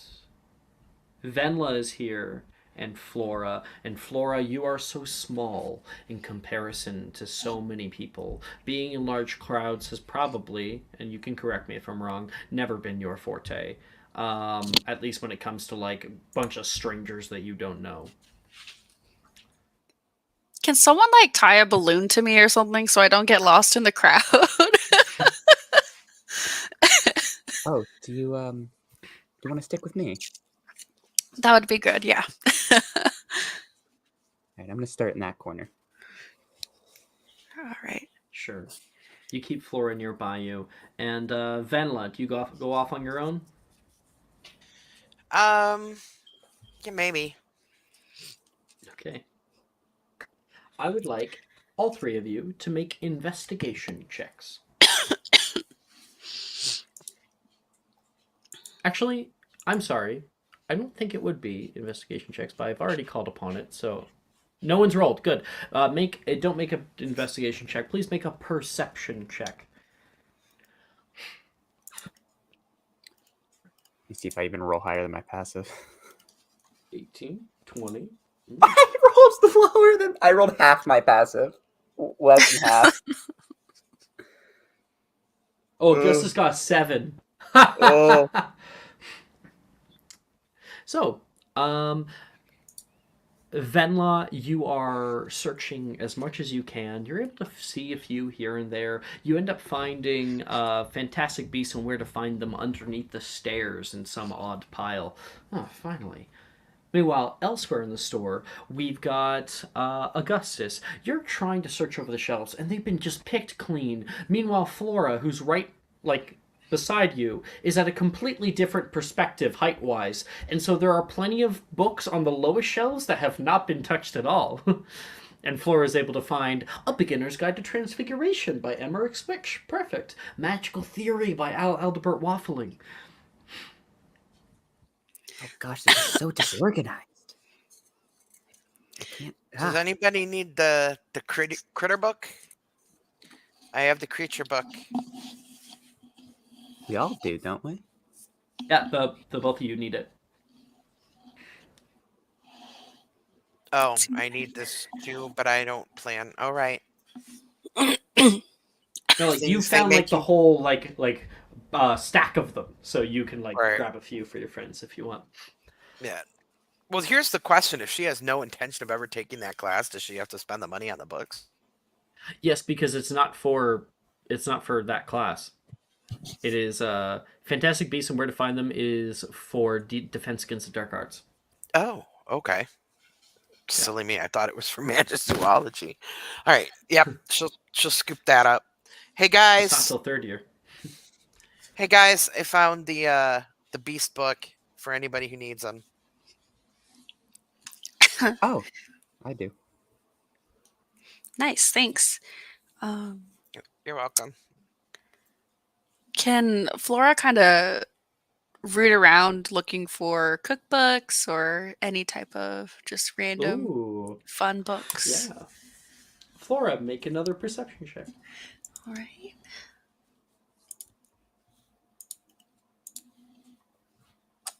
Okay. Flora, as Venla is handing off some books down to Augustus, you're like, oh yeah, I should give one to Flora. You look down, and Flora's gone. Flora, you are elsewhere in the shop right now, looking around the rows and rows of books. You check a sort of what was probably a showcase at one point, but has just dissolved into nothing but a pile. You can see pastries through the ages. Love it. You walk over to grab it, and immediately something on your right bumps into you with sort of a wooden cane. Oh, I'm sorry. Very, very, very, very sorry. I didn't notice you there. Not a problem. Not a lot of people see me down here. You wouldn't happen to be working here, would you? You can see the boy in front of you has sort of strawberry blonde hair. It's short, parted in the middle on either side, and he's sort of he's not looking at you in the eye. He's looking completely off to the side, sort of 1,000 yards away. He currently has a large cane that he's also holding onto, and just from judging him with your sort of perceptiveness, you would be able to notice that his eyes are sort of glazed over. He's probably blind. Sorry. So he asked you, "You don't work here, do you?" Oh, no, don't work here. Just a student looking for some books. Oh, dang it. I'm trying to find the back, but I keep bumping into people. Not a problem. Did you need help? Sorry again. If you could, yeah, that would help. Yeah, not a problem. So I was told that in the back there should be a worker who might be able to help me. I have a special order. Okay, yeah. Flora kind of just guides him to the back of the store. Sure. Do you like grab his pant leg or something, or Yeah. like his pocket? Just grab his pocket. Yeah. Okay. Yeah, he'll come with you.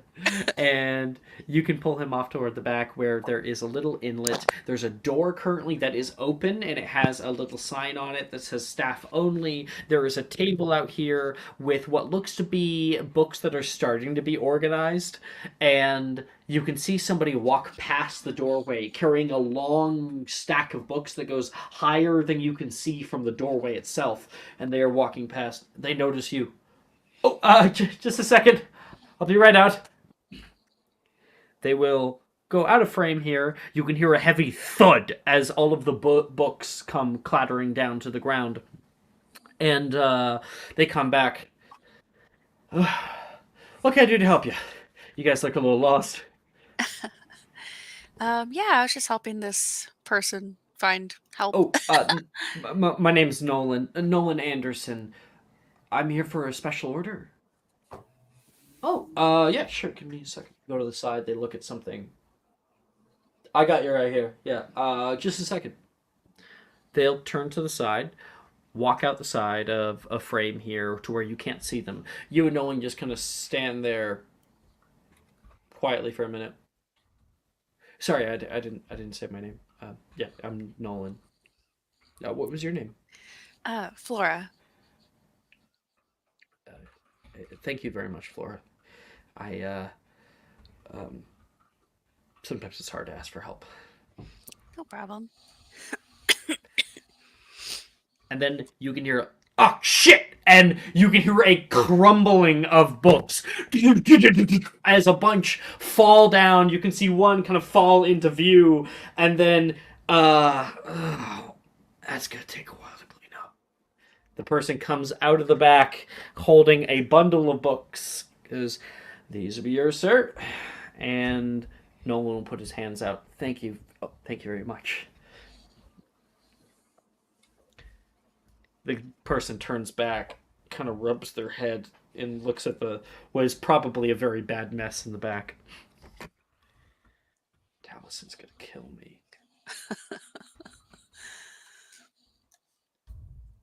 Are you going to bed now? Yo, you're grabbing the thing? Adley just entered my room. It's not there. It's not there. Maybe it's upstairs. So cute. Hey, I want that, please. Those are chips. Those aren't for you. Bye bye. I love you. Good night. Good night. Kid Wrangler. Gosh.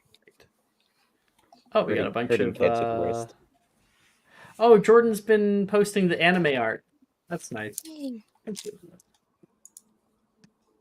So, yeah, he grabs his books. He turns back toward you.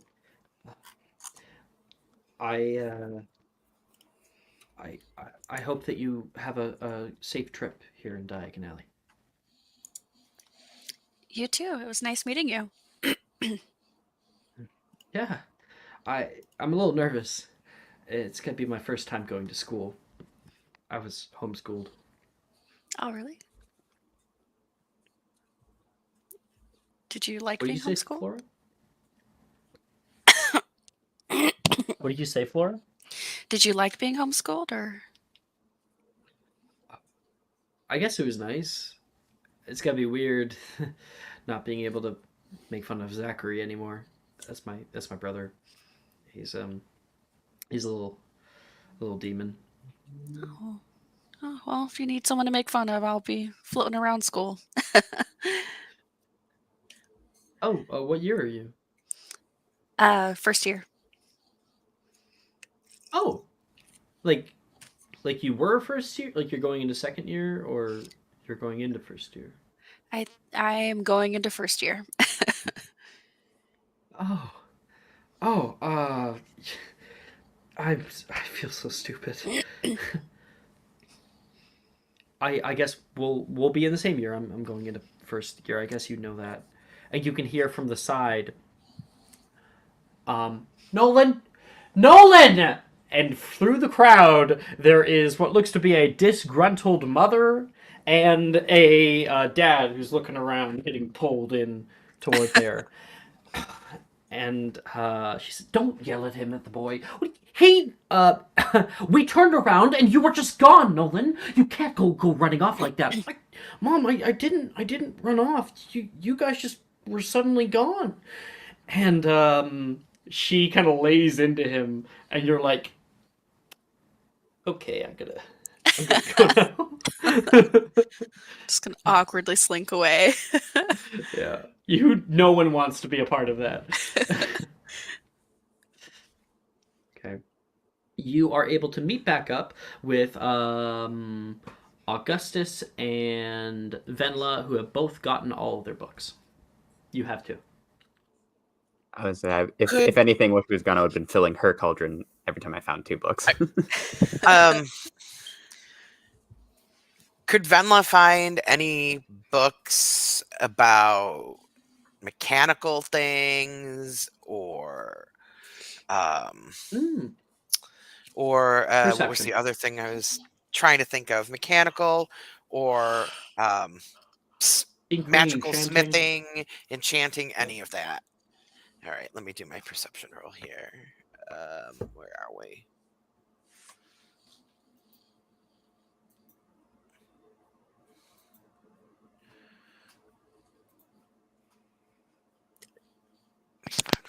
Actually, oh no, that's right. All right, 20. Dirty 20. You find Mulciber's Guide to Everyday Chance. And there is a plethora of different kinds of enchantments and some descriptions on sort of how they're made. And she will inquire how much the book costs. Don't worry about it. Okay, excellent. And hold on, let me pull my piece of paper up so I can get the title of that, please.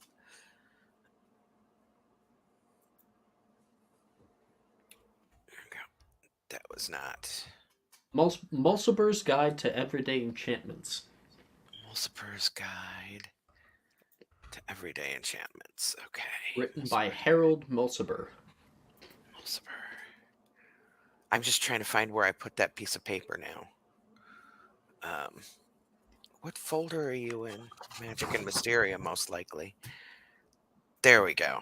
Mulciber's Guide to Everyday Oh, are Enchantments. you taking physical notes, Liz?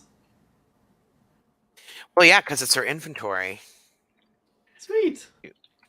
Every day. Is taking physical notes weird? Often people don't. Oh, Often well, people... it's Sim in has a legit Notepad, but journal. I do that. Yeah, Sim has a legit journal on Sunday afternoon. Like every session, he writes an entry. Oh, that's cool.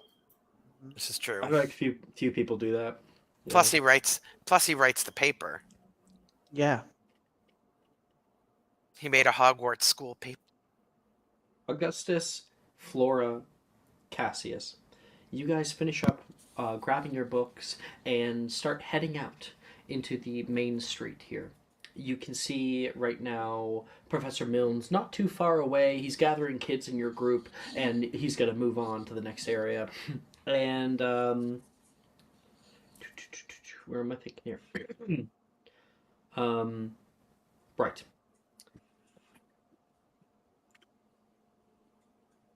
Did I say Cassius? I think I probably meant to say Flora Augustus. You and did say Fenrir. Cassius, I did but say Cassius, didn't I? that was a mistake. I think. A little out of it. Augustus, as you are walking out of the area here, you can hear, on your right! And I would like Venla, Augustus, and Flora to make a deck save. Oh. Some kid comes careening out of the crowd on your right, just barreling through it. And you guys are all holding, your cauldrons with your books and whatever. Nat one. A natural one for Augustus. Augustus, all you have time is to look to your right. And right at that moment, you are smashed.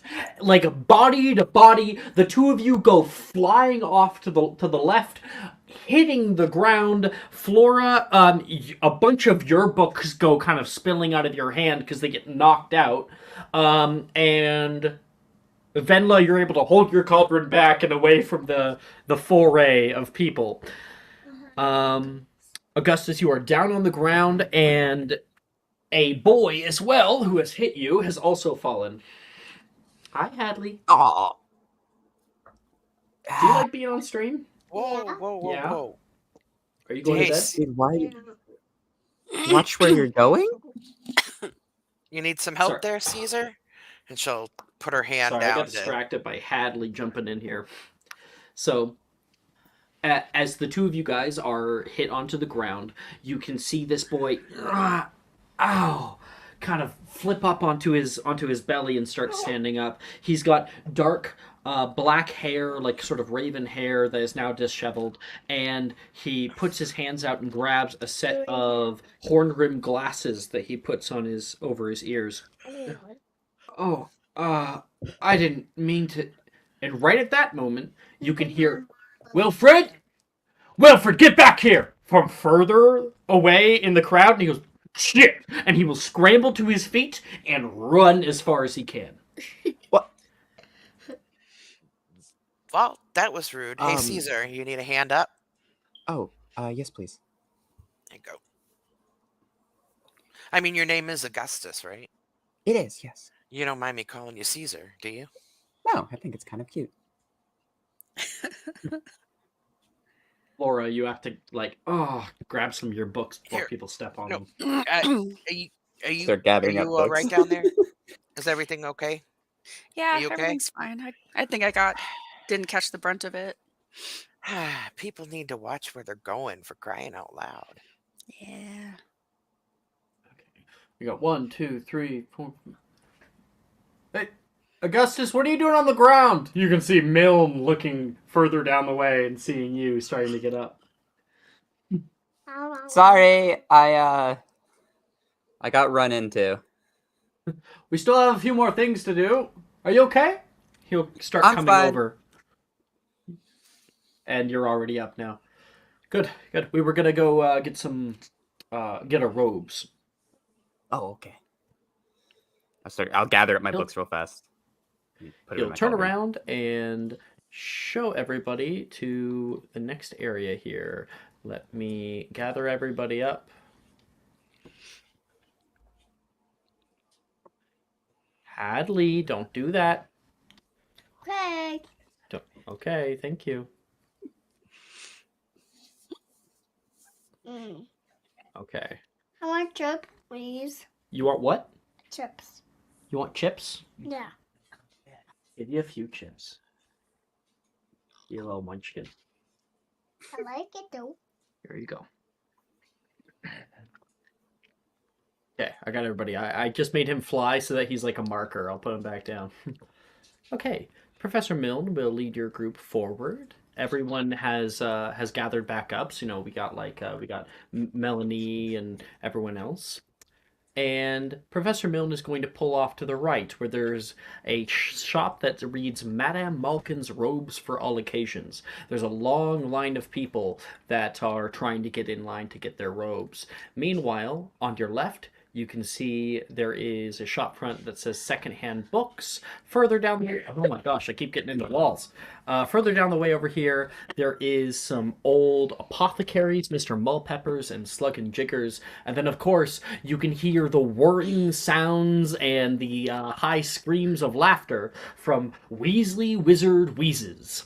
It has a porcelain head of a ginger-haired boy at the very top. A man comes up and grabs the top of the hat, and as the hat comes up, you can see nothing, comes back down, comes back up, and there is now an animatronic rabbit eating a carrot underneath.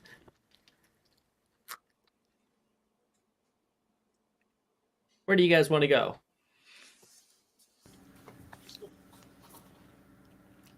I know where I would like to go. Okay. What is this? The junk shop is down here, right? It is. Yes, please. Holly is going to walk off towards the junk shop, and she'll see if Cassius wants to go with her. I feel like you turn towards... Julian's towards your BRB brother. right now, by the way. Oh, he's BRB. Okay, well, Yeah. we'll see in a minute. You turn towards your brother. You give him a look. He gives you a look back. The two of you give each other looks. And then he'll probably be going with you. Or he'll walk away. We'll see when he gets back. So they're going to the Question. junk shop. You guys can go with him if you want, but... Question. I'm back. Yeah. Did I missed something? I feel like I... Do you want to go to the junk shop with your sister? Hello? Hi. Do you want to go to the junk shop with your sister, Julian? Hello? Oh, it's broken His again. headphones must not be working. Okay. Uh-oh. Well, Jordan, you had a question? Yeah. Can I get to the Carpet Market from here? I'm gonna start going off towards the Carpet Market. Done. You'll pass Slugging Jiggers and Mr. Mulpeppers.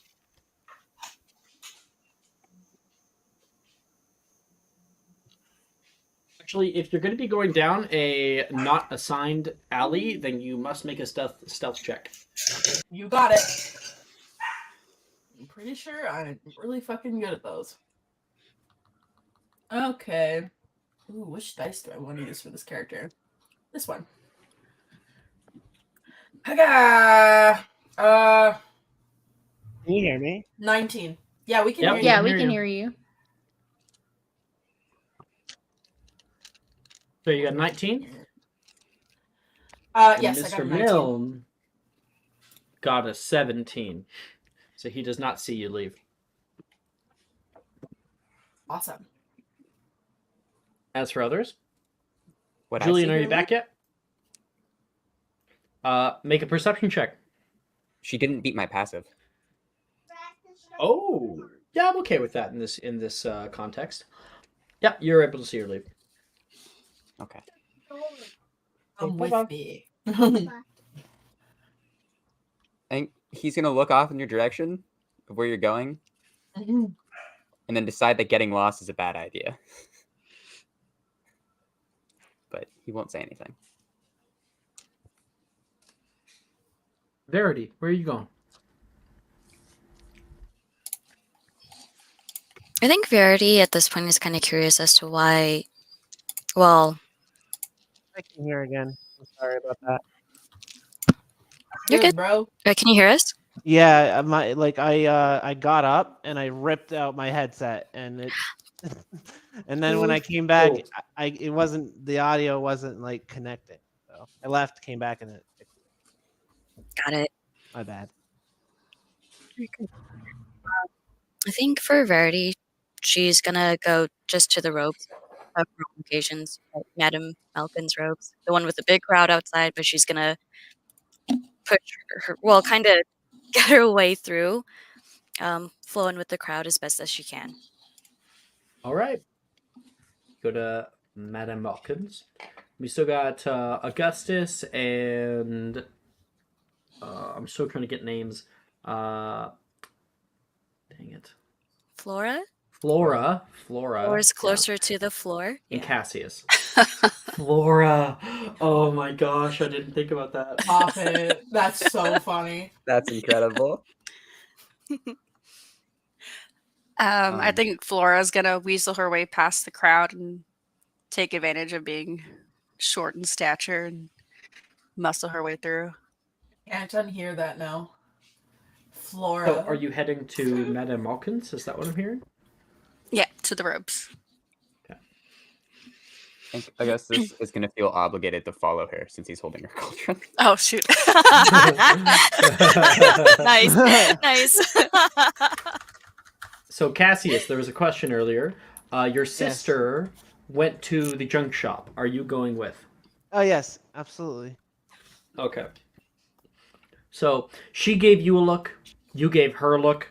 Mhm. She gave you a look back. You gave her a look back, and then the two of you walked in that direction.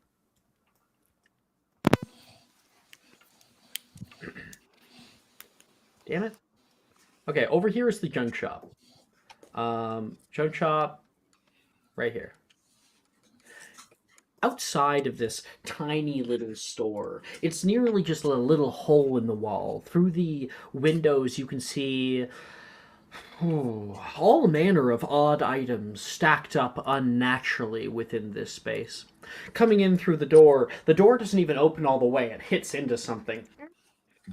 There's sort of a winding path that moves through the wreckage of this room, and there are a few pickers that are around, either climbing up into the actual space or ones that are down on the ground picking through things there. There are different paths that go off in different directions, and plenty of odd items to find within the junk shop. I know you like your bobbits. Do you want to go in? Yes, please. Oh. Are you gonna hang outside? Or are you going in with me? What do you want me to do? You want me to hang out here? No. Well then, let's go. All right. And we head in.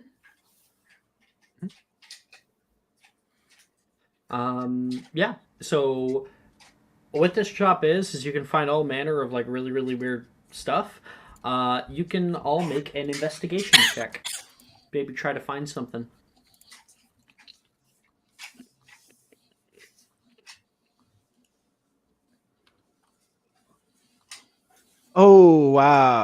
You get a plus, so it's a 24 on that. Nice. I got a 22. 24 and 22. 22. I got a nat 20, by the Okay. way. Nice. That changes things, Holly. Yeah. That changes things. Venla, you're here too, right? I am. And the junk shop? Yes, I am at the junk shop. You know she's at the junk Yeah. shop. Of course Do you she have is. to ask? Have you made the investigation check yet? Oh no, but I will do that now. Because she's particularly looking for mechanical type things. Gee, I wonder why. Mhm. Where Summon is this? mystery. Investigation. There it is. How mysterious. The artificer is looking for mechanical. Oh no. How rude. Wait. What was it? 9. It was fucking No, disrespectful is what it was. no, it would not be. It would be a Yeah. 12. It was still Well- disrespectful. What, reliable talent or something? Oh, reliable talent. Yeah. No, Well, it wouldn't, well, it's no, not reliable it's- talent. It's the Ravenclaw. It's It's a the Ravenclaw. Ravenclaw You thing. can't. They Oh. can't Yeah. lower. They can't roll lower than a 6. Yeah, for 6 on, int and on certain wisdom. kind of checks. Okay. So you got 12, you said, yeah? Correct. Finland? Okay. Picking through this area, you're able to find something that glints in your vision, reflects light back at you, this sort of silver and brass hue. You can see a little thing that's hidden underneath of another object. You're able to pull it out, and it is very noisy when you pull it out because there's a lot of pieces of like little metal that are hitting each other.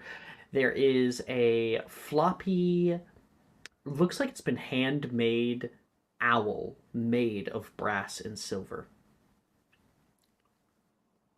It's like probably about this big. The wings don't probably did at one point like stick out, but whatever bar's been in there has been taken out. That thing, then now they're just kind of sort of floppy. Oh, poor little One fella. eye is missing. You need some fixing up, don't you? Oh yeah, I think you do. But this is like And it will perfect. cost you 9 not sickles. It will cost you 9 nuts, nuts? I meant to say. Oh, she 9 will nuts. very happily hand those over. She's actually, well, it's probably too small. She's going to take her scarf off her head that she was using as a headband, and she's going to very carefully swaddle and wrap her little owl up and place him in the cauldron because she doesn't want him to get any more beat up. So you're able to find that. And Augustus. You're looking around. You see something that looks like a kind of nice blanket. You pull it down. Feel it's very, very soft. I think he just Um, BRB'd. I don't think Augustus is with us. I thought Yeah. Augustus went to followed Flora. Oh shit! Yeah, no. Who was the? It was Cassius. Cassius. I'm just getting characters mixed up. Cassius. Same thing applies. You're able to find a blanket here, and holding it up, you kind of throw it upward, and you can see it creates a small tent. This is the blanket of forts. Nice. Cool. It is a portable blanket fort. The blanket you can see has some holes in it. It definitely is well loved and well used. Great. Fantastic. Do you want to purchase it? I mean, I'll hold on to it. How much would it cost? It's a single sickle. Oh, great. I mean, sure. Why not? Okay. Holly. Liz knows what this is going to be. Oh my god. I was wondering if that was going to happen. item. Legendary item. Holly. Oh. There is a bunch of rings in like a little holder. like whenever you go to like Value Village or something like that, some kind of like thrift store, and you're admiring them, maybe seeing some that you might like, and then your gaze comes upon one single item. It's a really nice ring. It's just shiny, it kind of glistens in the light, and you go down and pick it up, and you look at a little price tag that's connected to, and you could purchase this for 12 nuts. It's like cents. If it's really shiny, she's like a bird, she'll take it. Done. That's not even a sickle. Oh So wow, nice ring. Did you see any? Did you see any bangle bracelets over there? What are bangle bracelets? The round, either metal or plastic bracelets that you just slip on over your hand. Oh, Oh, the usually not expensive ones. I think they have some. Oh, nice. you want a tent? Are you asking me that? No, I'm asking. I can't Think say about any what we could business, do with a but tent. what do you think we could do with this tent? It has holes in it. Oh, it has holes in it? Oh, never Yeah, mind. I mean, Not worth it. maybe we could find someone to fix it. I'm sure that wouldn't be too difficult, but I don't know. I guess we'll find some kind of use. We'll figure it out. I mean, it might make Julian, a. you look down upon the ring that she's currently holding, and check your hidden.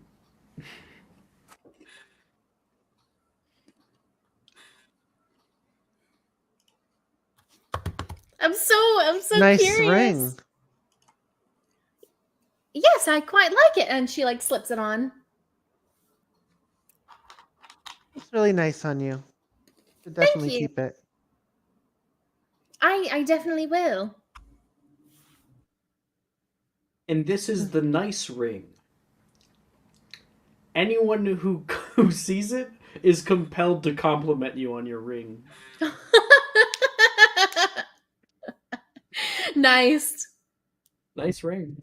I love Cassie, that. Cassie has that ring. It's been given around a few It's times. fun. Yeah.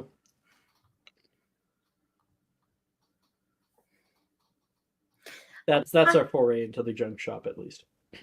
Oh, sorry. Did you want to say something, Holly? I was going to look for something specific. Something that makes a lot of noise. Like something that I could like jingle and it makes a ton of noise.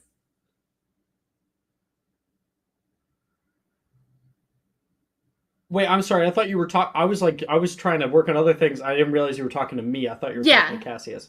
Can you please repeat?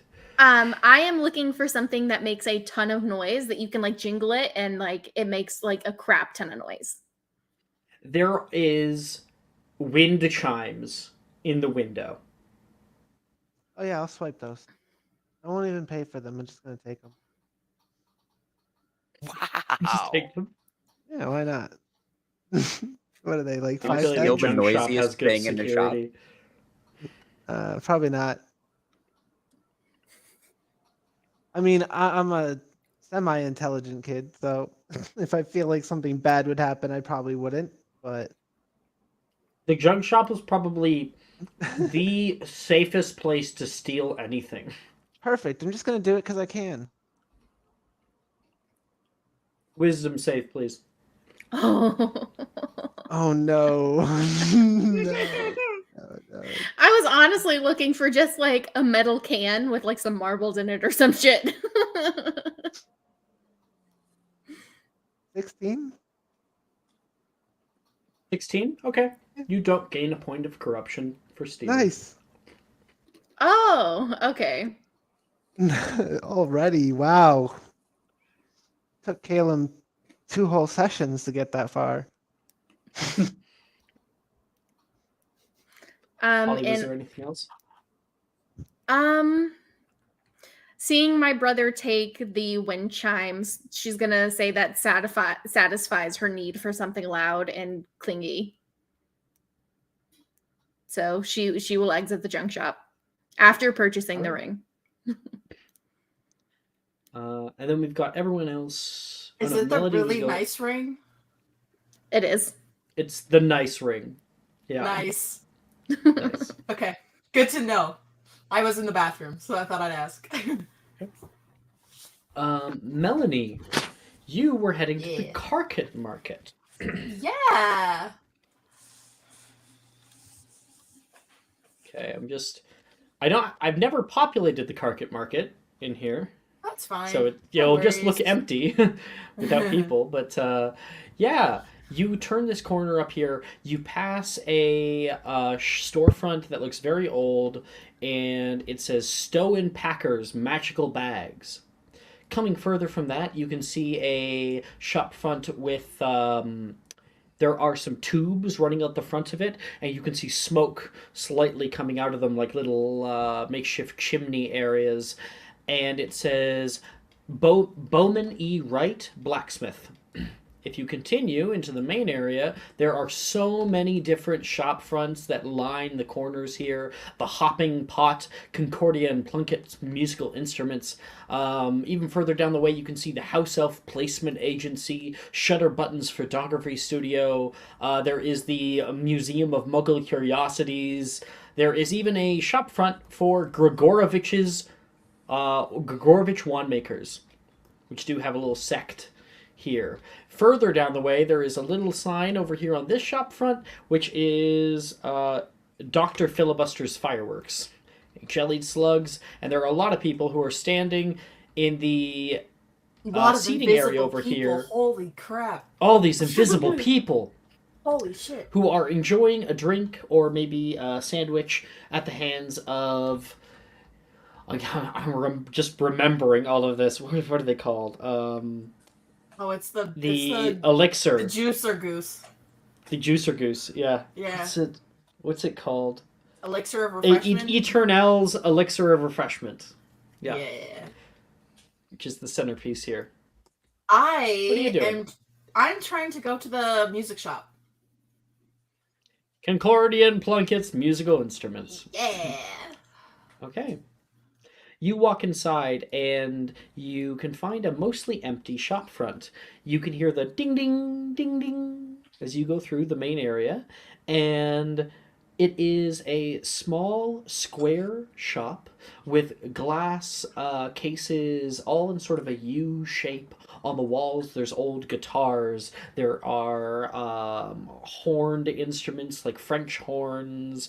There is on one side like strings and new flute reeds, many different things that you might need if you are going to play an instrument. There's no one in the shop right now. Nobody in this there? very moment.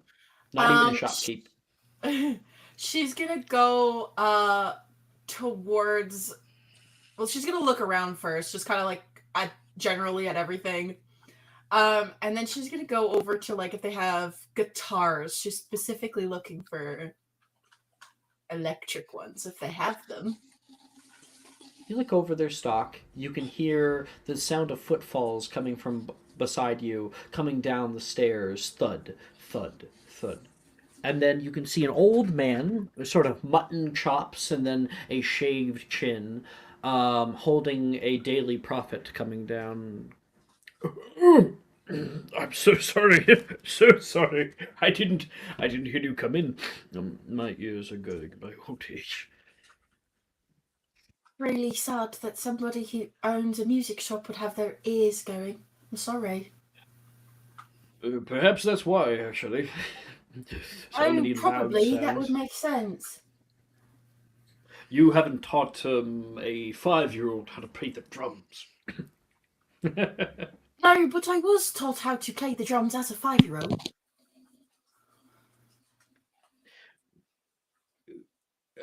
My name is Sadi. I'm the owner of the establishment. Sadi? I haven't seen you here before. You knew? No. Like, new to Hog... Dagonelli, you mean? I think you've answered my question.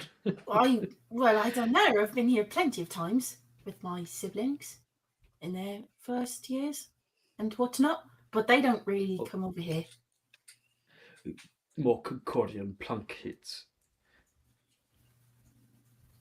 Oh, Concordium Plunkett. I've never actually been in here before. No. Good. My memory still serves me. Admiring the guitars, are we? We have a few different selections. We also have lutes, and I even have a sitar in the back. Huh. You can have see any one. electric ones? Electric. Oh, like the how those muggles use them. Yes. No, Do we you do think have similar? one with steel strings. It's enchanted, but to be fair, I doubt you have the coin. She will say, it depends on how much it would cost. Well, this one. He points toward one of his that are pseudo electric. It's blue. It comes to like points at the end, very sort of rock star esque. There's another one that's like made with that kind of Les Paul sort of black and white look. So there's a few of them that are over there, and they range from anywhere from 15 to 30 galleons. I have a question for you. Yeah. Could I say that I stole some money from like one of my brothers?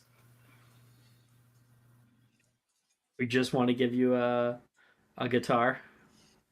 Yeah. Can I have one, please?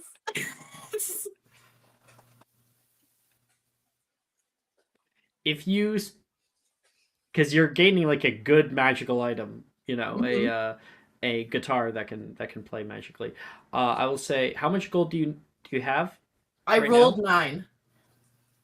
It's a good amount. Yeah. Expend all of it, and I'll give it to you. Cool. Say less. Okay. Yay! What do you pull off? What do you pull off the wall, Melanie? What does it look like? Oh, I haven't even thought about that. Hold up. On the spot now. I know. I want something like dark and black, but has like a kind of like a reflect in the light that like sparkles kind of like rainbowy colors. Oh. Mm-hmm. You know what I mean? Yep. Yeah. That's the best I got you. I'm gonna look on Pinterest for a cool guitar. He goes, ooh, good eye on that one. I received that one just last week, actually. It goes for 23. I'll like take it from him. Do you mind if I actually just test it out really quickly to see if it fits? Of course, go ahead, go ahead. There's a stool right behind you. She'll like sit down on the stool and like grab a pick or something. And begin playing. Stairway to Heaven. No. She's gonna start playing like the main guitar melody from Enter Sandman. That's what she's playing. It's not like that one? No, that's Immigrant Song. It's hold on. Sure. Dun, dun, dun, dun, Yeah. Oh, Smoke on the Water, yes. Yeah. Say your prayers. It's so fun. Don't forget my son. Yeah. That one. Yeah. It's a good song. That's a very good Okay. song. Make a She will performance also check. sing it. She will sing it too, just cause. Cause why not? Cause she would. Performance check. 24. Okay. Yeah, you play exceptionally well. You know this song off by heart, and having one of Yeah. these with like the metal strings especially is perfect. This guitar is very well balanced. In fact, it has no strap, but rather it like hovers nearby you, Oh, that's right cool. where you need it. And so it takes the all of the pressure off of like holding it up in any way or like really worrying about it. All you have to do is the strings. And you know, sing the song "Sleep with One Eye Open," and he's Yeah. like there, like, Grip "Oh in your well, okay." pillow tight. Yeah. Oh, um, this one's really cool. Exit light. I found one that looks like like a spider web. Oh, you got one? I'm just looking right now. I just thought I'd share that. Oh, okay. And as you finish your song, you go. You are quite the artist. Can't say as Thank much you. for the Diedrichs, but Hey, Alex. yes. I actually have to go real quick. My wife needs picked up. I'm so Hmm, sorry. Yeah, sure. I'll be back. We Maybe. can, I don't know how long it'll take. if we want to just finish this, then we could go on break if you wanted. Okay. Cool. So, yeah, you purchased that, Melanie? I sure do. All right. And now you will have a guitar that's actually an electric guitar, but you need nothing to plug it into. I don't need to It plug it just in. comes It out. just goes. Yeah. Yeah. And I Well, think that is where we will take our break so that Hex can cool. go grab her wife. And yeah, we'll be back in 10 minutes for some wand stuff, probably. Yay. Hell yeah. I always do this. I need to put my headphones away first. Then I gotta do it.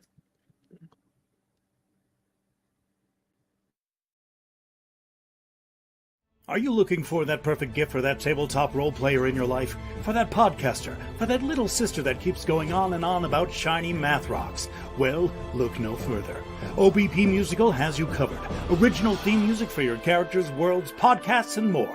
Has your bard written lyrics about a party member's tragic demise? Let us compose to them. Or better yet, let us write those lyrics for you.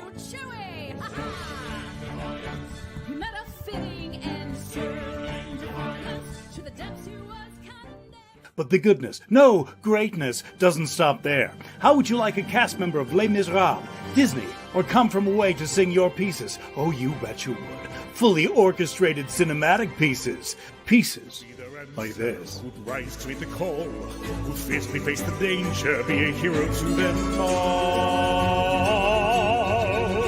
For the hordes of people We have 8 vocalists, 7 composers, 2 lyricists, and an admin team ready to take your request. For as low as $60 US, you can get your own musical theme. OBP Musical, making fantasy a reality.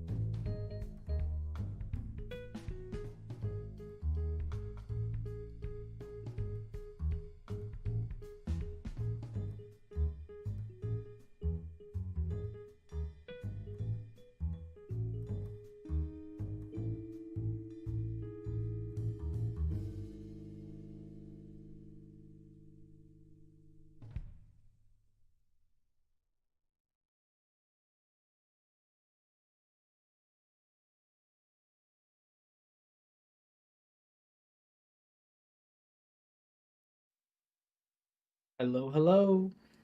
You're back. No. Hello. Looks Oh, no. like... Oh. Hex. Help! Oh, sorry. Hex. Are you okay? Help! I, I'm backstage. I can't get in. I really wish like I didn't have to add you guys in. If you could just go right in, but you always show up and I have to click a button to get to allow you in. That's happened to me before. I was in backstage for like 10 minutes. Help me, Alex. You can at least watch what's happening. With a sim, I was like, let me in. Oh, That now gif, the let me in gif. Yeah. I'm like way too pumped now because I just got to see the Ahsoka trailer, and I'm like, yes. Ray Oh, Stevenson. what? I haven't Ray seen it. Stevenson is the Sith Lord. Let's go. Ooh. I put it in server chat, Alex. Actually, I always thought that was her hair, not like a hat. Oh, like McGonagall? No, Ahsoka. what? Ahsoka. Oh, Ahsoka. That But is it's not a that is hat. a body part. I would say that's It's a- part That's of a it's body part. part. Wow. That is. Really? Yeah. It has like Yeah, It has their has, body. like, that's a part of her. echo. It has some like echolocation stuff in it and stuff. I don't like it. That's what we need to get you. It's- Because it's like the males have like horned ones that come up more, and the women like go like back. I don't remember if they're called Leku as well. I don't think they are on the Twi'leks. They're called Leku. Yeah. I don't remember. Tails. Off of my Anyway, desk. back to it. Everybody else heads into Madame Malkin's. It's a dark shop front, and there's a long line of people who are all waiting to get all the way up to the top. At the front of the line, you can see a little area with like mirrors on all sides in a sort of diagonal cross. In the center, there is a raised platform where a sixth year stands, putting their arms out. They have their regular kind of button up shirt on right now, and there is a woman with blue garments that flow down like drapes. Her hat points up toward the sky, and you can see a large blue like feather or plume off of the side of her head. She puts her wand like a conductor's stick, and you can see off the walls there are rolls and rolls of fabric that come rolling down toward her, cutting themselves into exact ways and floating up to form around this student. And she flick to give like little stitchings into the sides and the seams, and when it's all said and done, she gives one final swish with her wand, and the sixth year robes are perfectly formed to their body. And the line will move down a little bit more. I just hope that she has enough fabric to handle all of this. You can hear from in front of you in line, and they're not talking to you directly, they're actually talking to just the line in general. Yeah. And Flora, you look next to you at eye level, and he goes, "Oh, a boy with dark black eyes, same as yours. Little spiked teeth grin that he gives you. And a tightly curled hair of this like light brown color." Oh, I yeah, it's a stupid joke, I know. But what would be your name? He says, kind of leaning toward Flora. Flora. I'm sorry. Flora. And he thinks. He looks at you. Here's the thing. Does he maybe know you? Do you live with the goblins who inhabit Gringotts Bank? They're like a little community. No. No, yeah. So he'll make his check, but oh, natural 20. He's never seen you before. He's, I know most of the goblins around here. I can't say I've met you before. Yeah, I can't say I've met you either. Just wandering around. Morgan Cook, at your service, he says, giving like a little bow.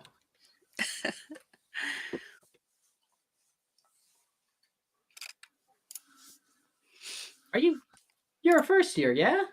Yeah, first year. No way, what are the odds? I mean, there's not many of us. Oh, wait, do you... And he'll speak in gobbledygook. Do you speak gobbledygook? Yeah, I would say so. Fluently.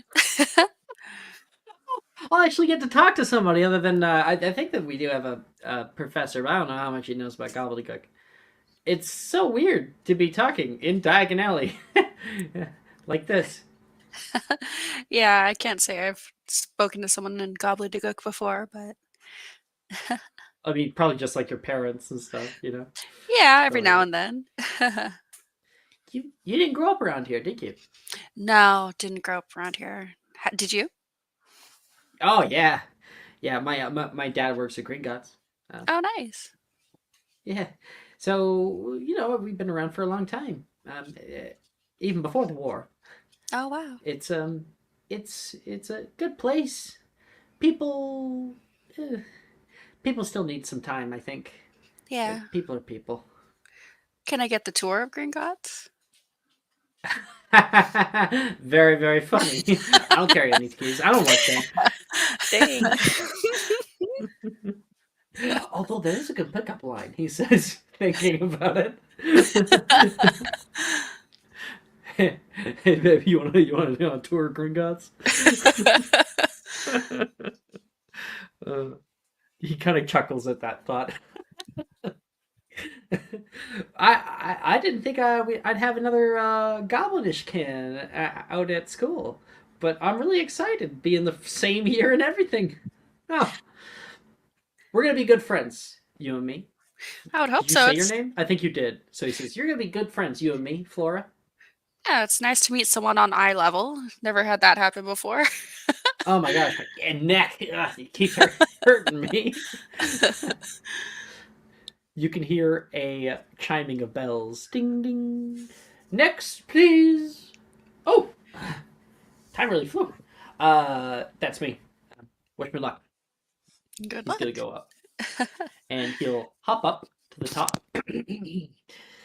Are you sure you can do it? It's some detail work, he says, looking up towards Madame Malkin's. And Madame Malkin will look down toward him. Going, I'm certain. She's going to pull out some stuff and make the little arrogant bastard his robes. When he's all set and done, yeah, they're perfectly fit to him. You know, that's the key to looking good, is to have clothes that fit you. And he looks really nice. The trim on them is gray, however. And he's like, why the gray? It would have to be because you are not sorted yet. Ding, ding, ding, ding. Next. Thank you very much. Hey, what do you think? Pretty snazzy. Well, you have fun. It was good meeting you, and good meeting you guys too. He hasn't even talked to the rest of you guys when they're here. He's walking past. And obviously, Flora, you're up next. You're able to get your robes. Augustus, you can see Morgan go by. He'll give you a little nod and a wink. I just nod my head at him. And once Flora is done, you're up there, Augustus. You can feel the fabric forming around you. It feels really, really weird, and the sew work happening all at once. There's multiple threads that are moving. She's like, "Please do not move the arms," and you'll be sure to hold them in the right space. You don't want to get nipped. And it does not take long. It takes maybe a full minute before your robes are fully formed to your body. Just T-posing for a full minute. Yep. Whoa. Thank you. Aiden is beauty. And I'll step down. And I think Verity was last. And yeah, you guys can all get your robes.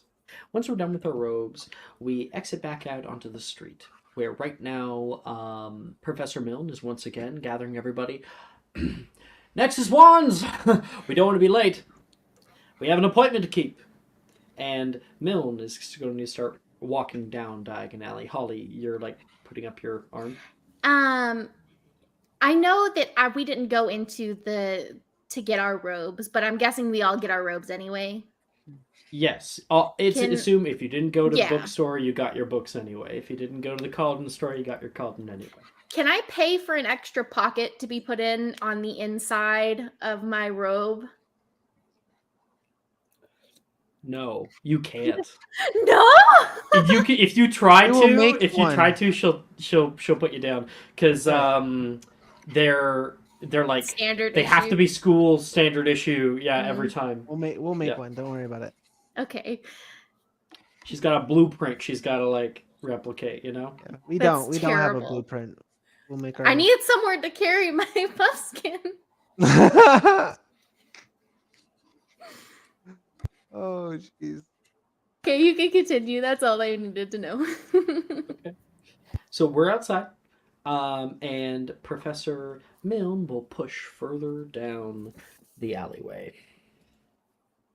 Let me gather everybody back up really quick. Right by Professor Milne. Ollivander time. Ollivander time. Boom, and then we got the This is people the good stuff. Hell yeah. Liz is obviously frothing at the mouth. Yes. How do people feel about going later at all than we normally And- would? Normally it's 4 hours long. I'm fine. I'm fine with it. I'm good with that. Yeah, I don't care. It's the weekend. We go crazy. I was gonna say it's a good night for it if it's gonna go late, you know. I'm feeling good, so. Hell yeah. This is Weasley Wizard Weezes. We entirely passed that, and we will follow Professor Milne through the alleyway. It's even more. Oh, looks like there's some guy walking with you. That's fine. We've got a Creepy. we've got a pedo stalker. Lovely. Yeah, he's like, "Come back, you kids." It's Gandalf. Jeez. You shall not pass me. You shall not pass me. That's so dumb. You come to this intersection, and off on the left, you can see someone walking down the road right now with like headphones in and a new guitar strapped over their back. Yeah. I didn't have this before. I In got the like case? a giant guitar case strapped to my back. I just casually put my MP3 player back in my pocket, stick my headphones in, and just meld in with the group. On the right, there is another path that leads down to Nocturne Alley, and there is a little sign over here that says, "What's it?" It's not Zonko's. Shit. Gambling Japes Visiting Joke Shop. Yeah, which is currently closed. In the middle of the day. Not a good sign. On the left-hand side, there is a stark pink shop front of, not Honeydukes, Sugar Plum's Sweet Shop. And there is rainbow colors of little beaded candies that fly through the window, and there are cauldron cakes that spew little hot fudge outside of them. Plenty of places to go in here. Further down the way, though, Professor Milne will continue on and pulls you just past the tea shop to a iconic wooden black shop with a big logo and a sign that reads Ollivanders, makers of fine wands, EST 382. And this is just outside of the Gringotts Bank as well. Before we go in there, I'd like to attach the chimes to my sister's like belt. Okay. There's no, because they're so loud, there's no way to do this unknowingly. Oh no, I she hope can't you hear know. it. So Oh, right! Because she's deaf! Oh, I always man. forget. Yeah, you can definitely do that. cool. The rest of us will know. I just thought of a really tasteless joke, and I'll keep it to myself. All right. Must know more before. Okay, Mr. Milne will come right up to the top there, and he will hold the door open. He is, okay, looks like we are just 2 minutes late.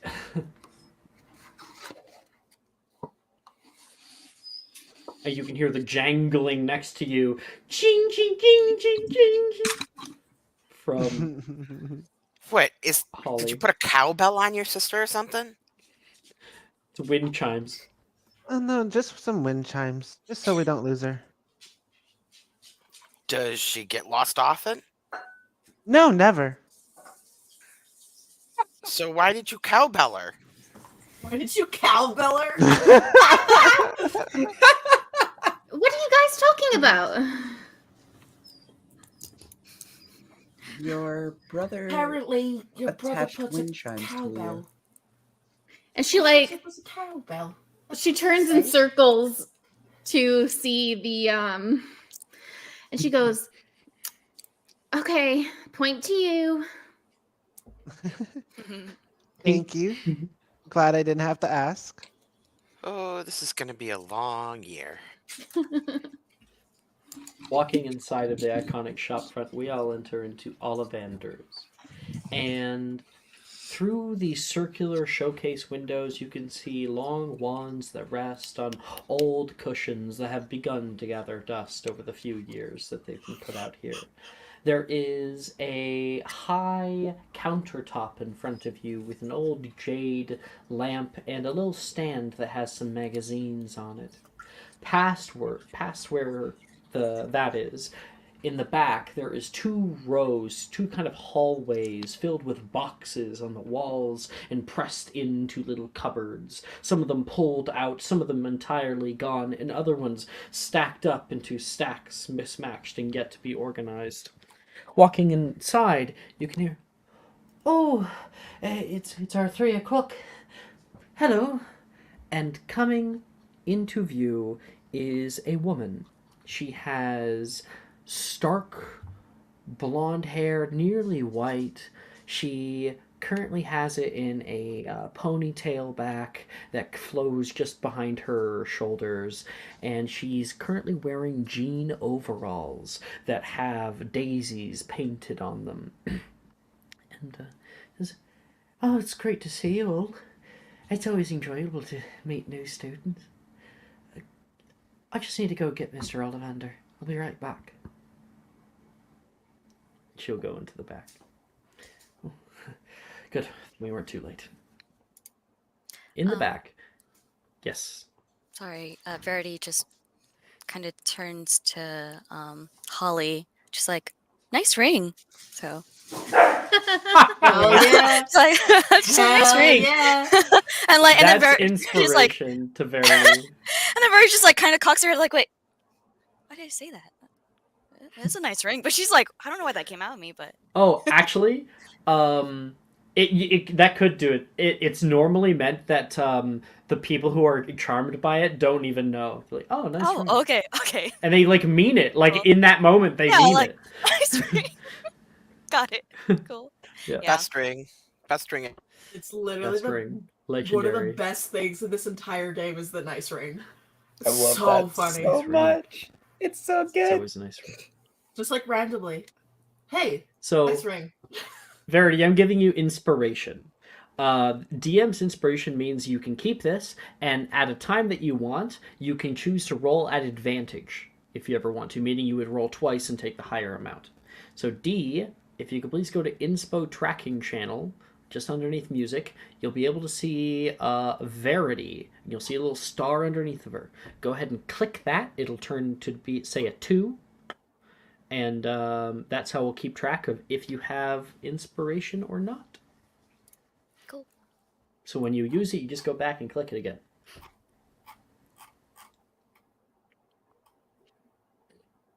First one of the night. Yeah. We wait, and you can see down one of the left hallways, there is, in the back that is more dark and difficult to see, there is an old man sitting by candlelight who is reading a fine book. He has half-moon spectacles that sit on the brim of his nose, and next to him you can see and hear just the faint whispers of this woman who's rousing him. Oh, they're here. Just need to get up. And she will kind of grab him and help him up. Oh, thank you, thank you. And this woman and an old man pull to the very, very front. Welcome, welcome. I'm Garrick Ollivander, and this is my wand shop. You all look very eager. We have plenty of places that I could search. I'm thinking 32, maybe 23. I was thinking more 16 and 4s, actually. Good call, good call. And the two of them are going to start pulling out different things, searching the boxes. Oh, this would be good. And they're going to place them on little stands that pop out all around you, on your left, right, and in front.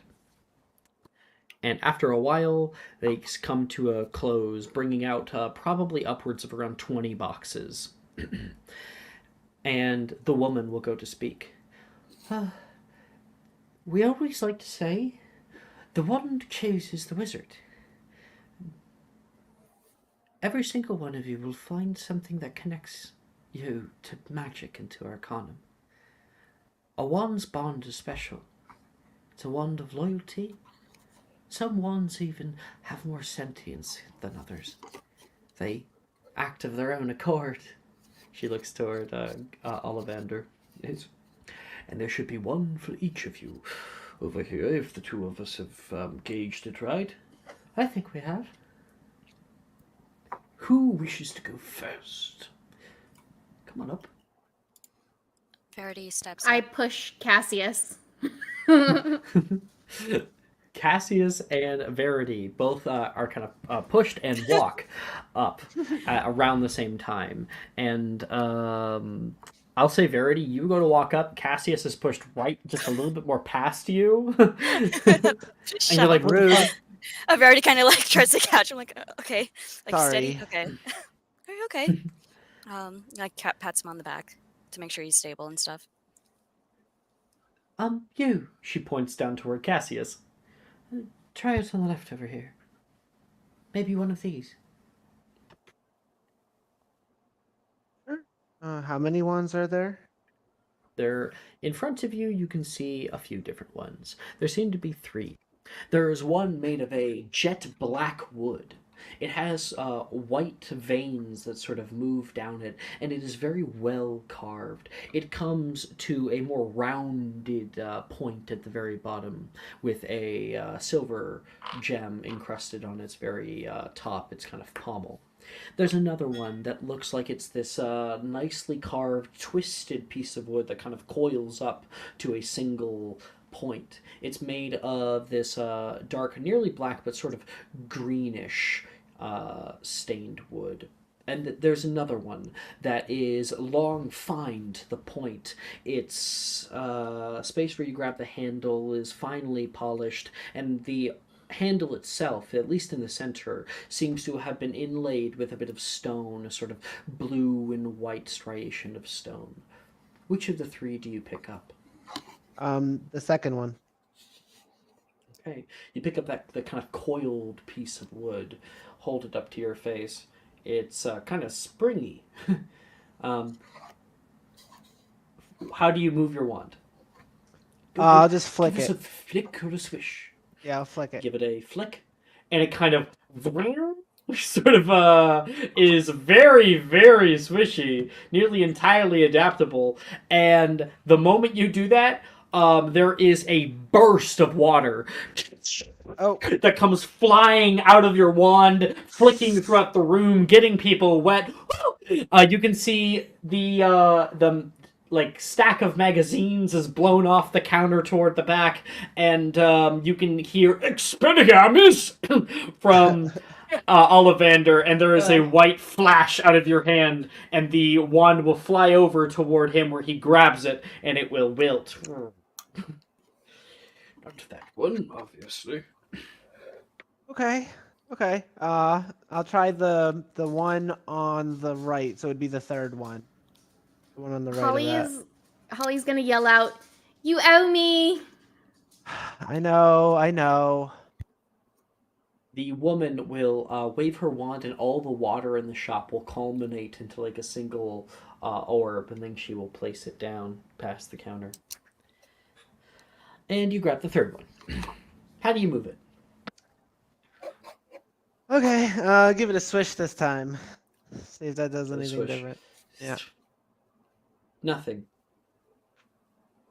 Nothing at all. Nothing happens.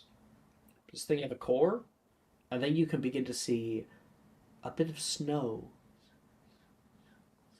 falling around, only where Cassius is, calmly to the ground. Ooh, fine, delicate work of the glaciers. I think that will we do, Ollivander says. Right? Is this a good sign?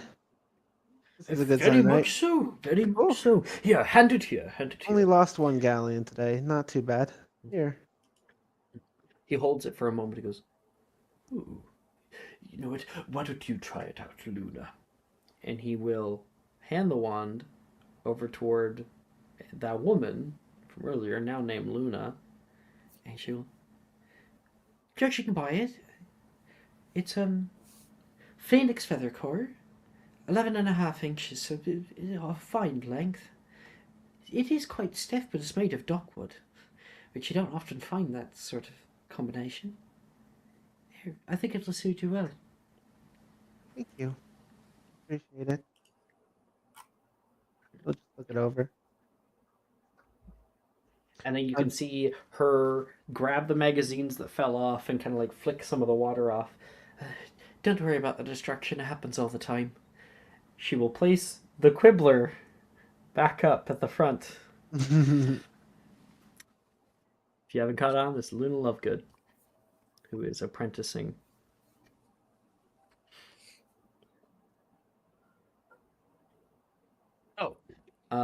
After Cassius has got his wand, Verity, you ready?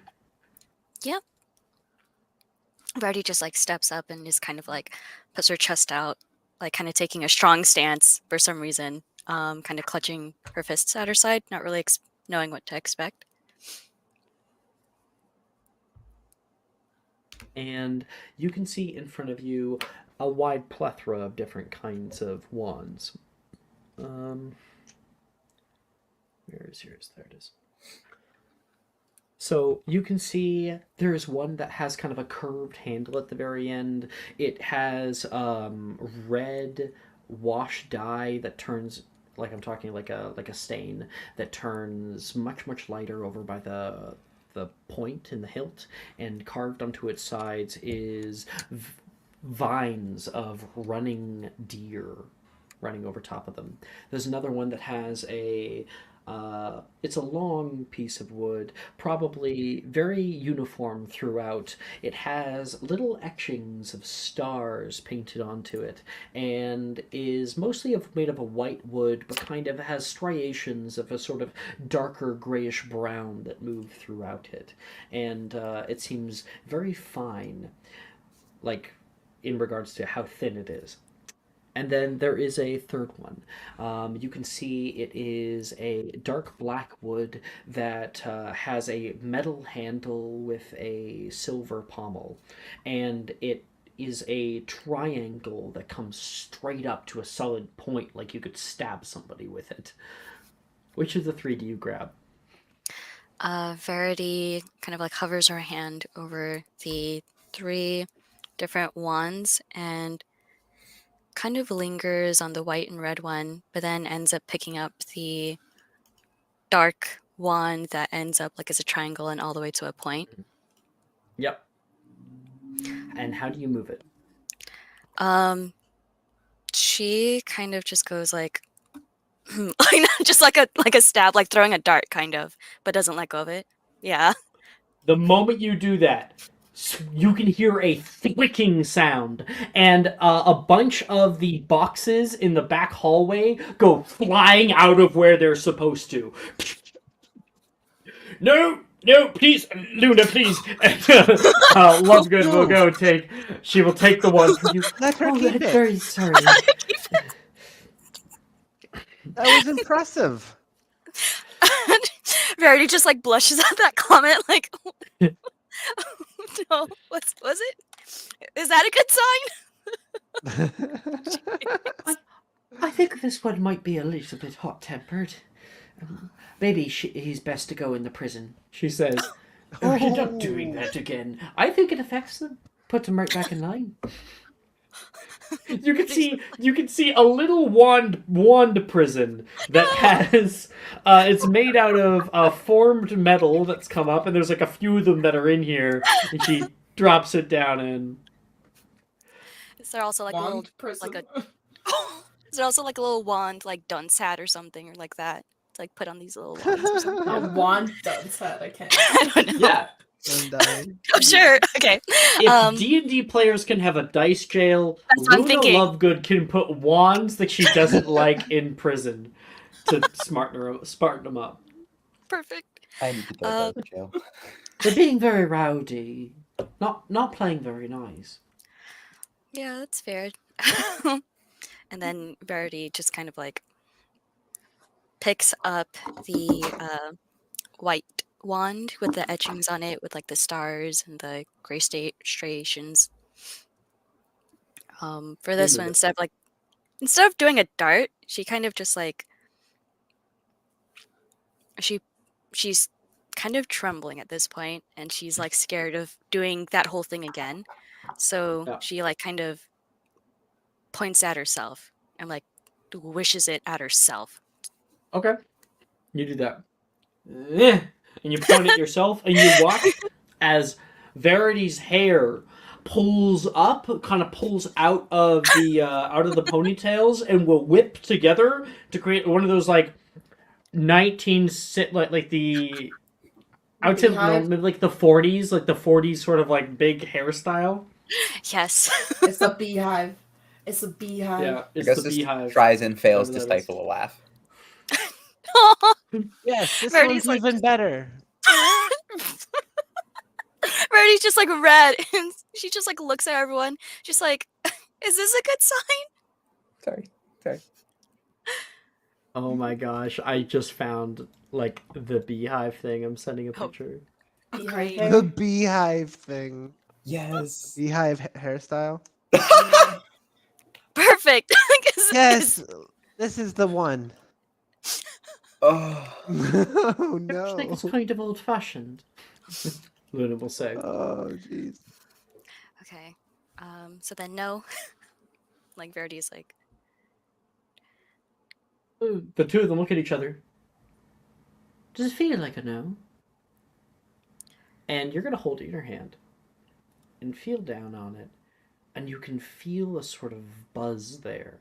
You can feel a little bit of joy that's come out from this weird thing that you've been able to explore and do. And you can feel a warmth on the handle. oh, I like it. I think I'd like to stay with this one. It kind of feels like I'm holding on to an old friend. I think this is the one. I told you it was the fours. And Ollivander will nod. Point to you. Okay. They're doing the same thing. Not a whole lot to do in the wine shop. Competition. Who's up next? I guess this will step forward. Hey. Over here, boy. I just picked out a few just for you. And nearby. Hey, I never got your wand art. I thought you did. Augustus. Nope. Oh, I put it It's not. public for you. Here, I will give it to you right now.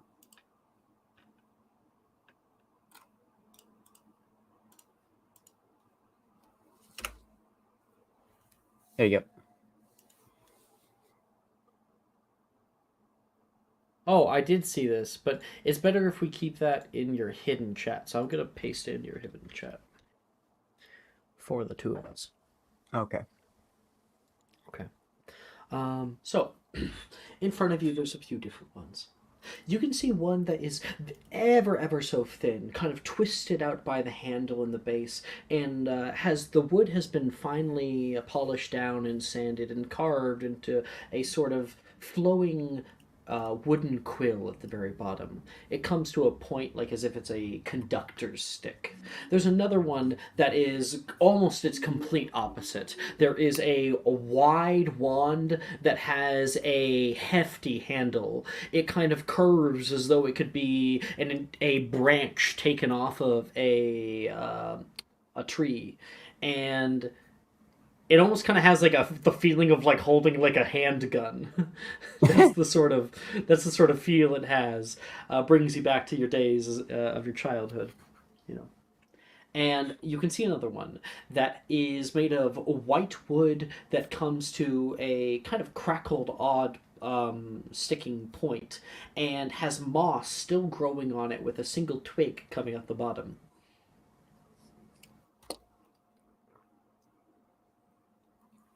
He will reach towards the one with the hefty handle. Okay, you grab onto this thing. Yeah, you remember, playing with it as if it's like a crossbow or something. Doing that kind of thing as a kid, going outdoors, and you hold it in your hand now, just kind of recalling those memories, and they're fond.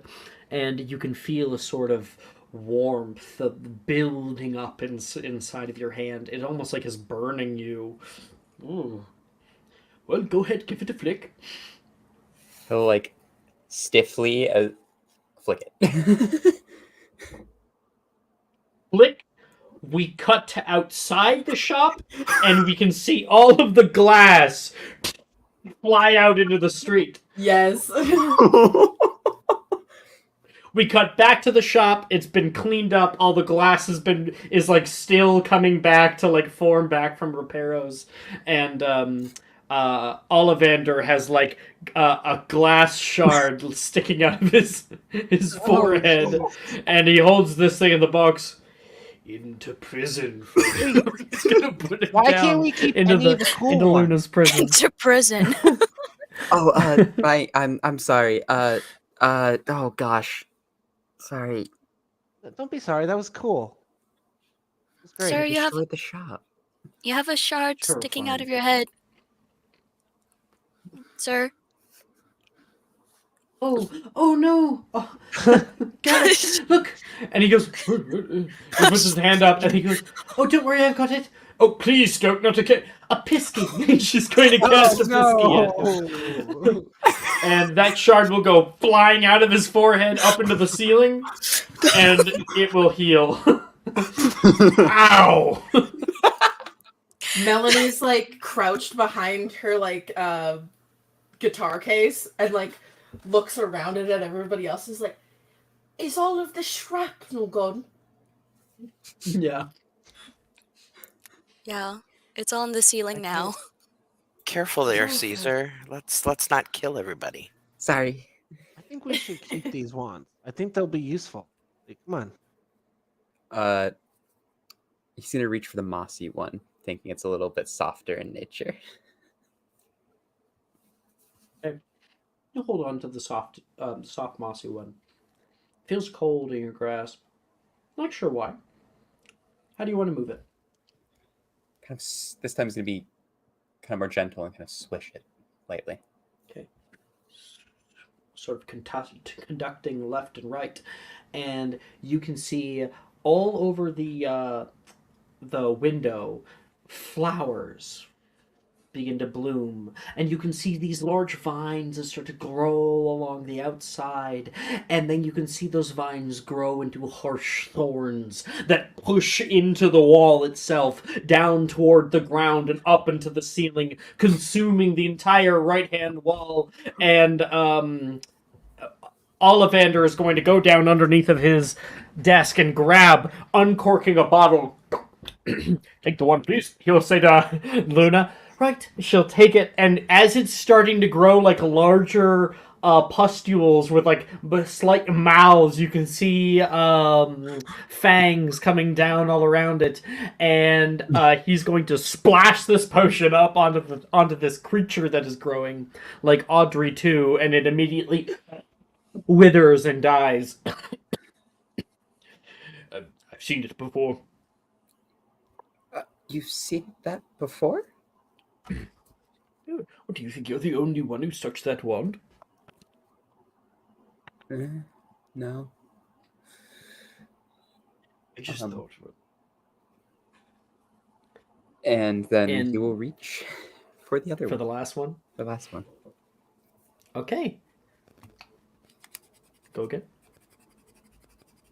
And this one he'll kind of take and just give it a very light flick.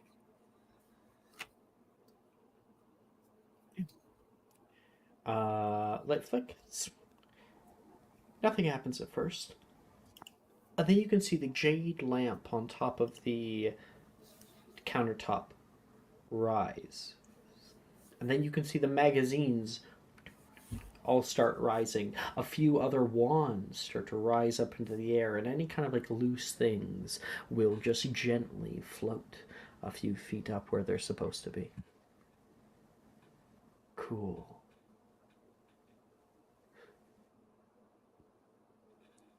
And then they all fall. Nothing's broken.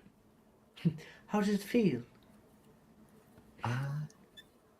It felt comfortable, like holding my In father's control. hand. Yes. That one is special. It's been here for a great many years, I hear. She'll take it from you just for a moment. It requires gentle ease. Someone to treat it with kindness. It's phoenix feather, 13.5 inches. Even older wood, but it's brittle. You don't want to press it too hard. Go easy on it, okay? I will. So I'll hand it back to you. He'll take it and kind of step back into the group. Okay. Who's up next? I'll go. Fenlo will put her cauldron down and look at the wands in front of her. What have we got on offer? What have you got on offer?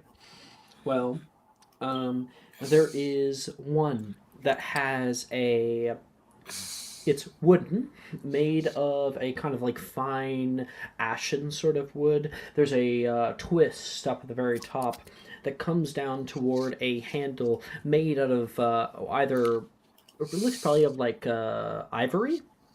An ivory handle, and the bottom of the ivory has been carved into a coiling snail shell. There is another wand that has a lot of little metal striations throughout it, little like bands that will wrap around the pommel, adding jet black gemstones to the very central point of this wand, and it has little accents of gold filigreed into the edges. And you can see one more that's made of a handsome dark brown wood, polished very heavily and well done on the lathe. There is a section of it that has metal gleams back at you, and you can see tiny little gears, all lightly moving, and a the head of a clock face on one side, and on the other there seems to be a few different little things connected to it.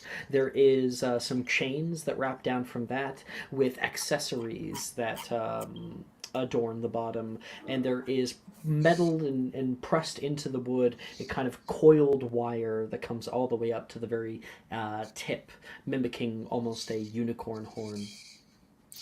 Fenla's gonna look at all three of them and she's gonna be like, eeny, meeny, miny, no. This one too has got to go. Eeny, meeny, miny, you're it. And she picks up the one that is the very steampunk wand.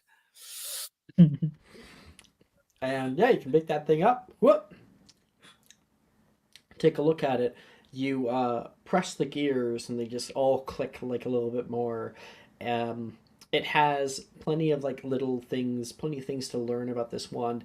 There seems to be a little clock, a little like timekeeper, like a stopwatch, and a flip out little like sundial esque sort of thing. You're not sure. There's plenty to discover about this wand. You hold it up, Oh, feeling yeah. pretty confident in yourself. Just do like a What do you little, do? a little, like almost like you were cracking a whip with it. Sure. You give a good flick out, and the moment you do that, you can see lights begin to glow into the area, coming up high and filtering down a sort of prismatic array of color all around you.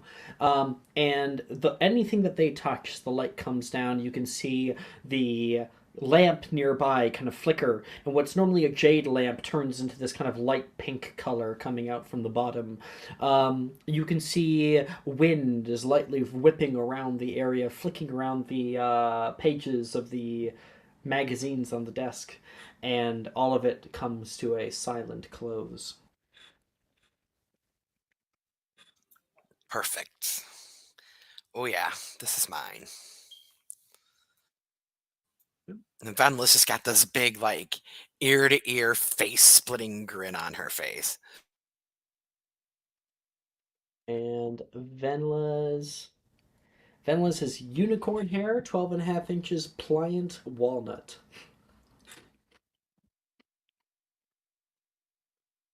After that, I think we still got Flora and Holly.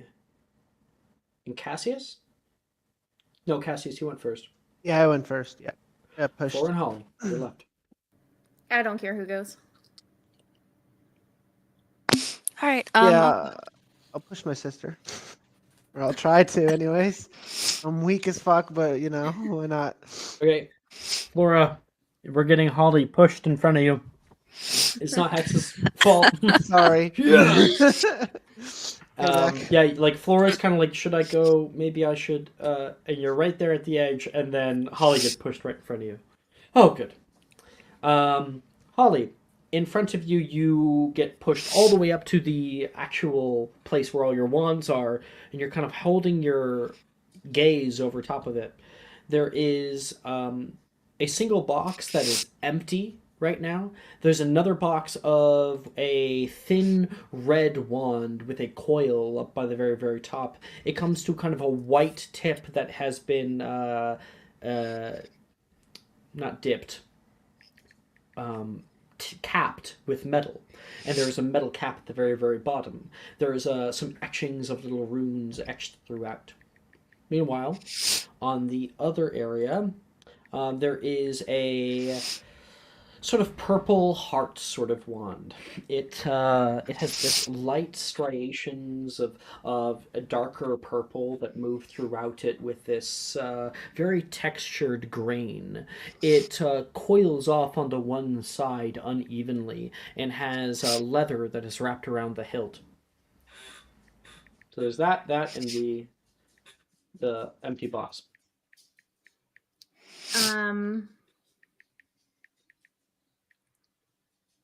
She's first going to say, she doesn't say this out loud, but Cassius hears this, and she'll go, I bet I'll make something cool happen. And she goes and picks up the purple wand. Mhm. And she is going to aim it at the ceiling and give it a bop. And you go, "Pop!" And the ceiling doesn't change. But you do hear a click within your knees. You look down, and your knees have flipped where they're supposed to be. It doesn't hurt. Awful. Yeah. No, that looks horrible. Oh, are you okay? You could say it's the bee's knees. The bee's knees. Lord have mercy. Oh my gosh. Does that the affect bee's me knees. at all? Oh my gosh, yeah. Cassius. I need to check. I think it's Don't a know to hit, what- so make a wisdom save. Sure. Oh.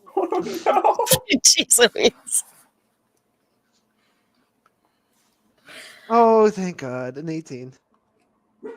You're good. Mhm. Yeah, so Holly, your knees are backwards.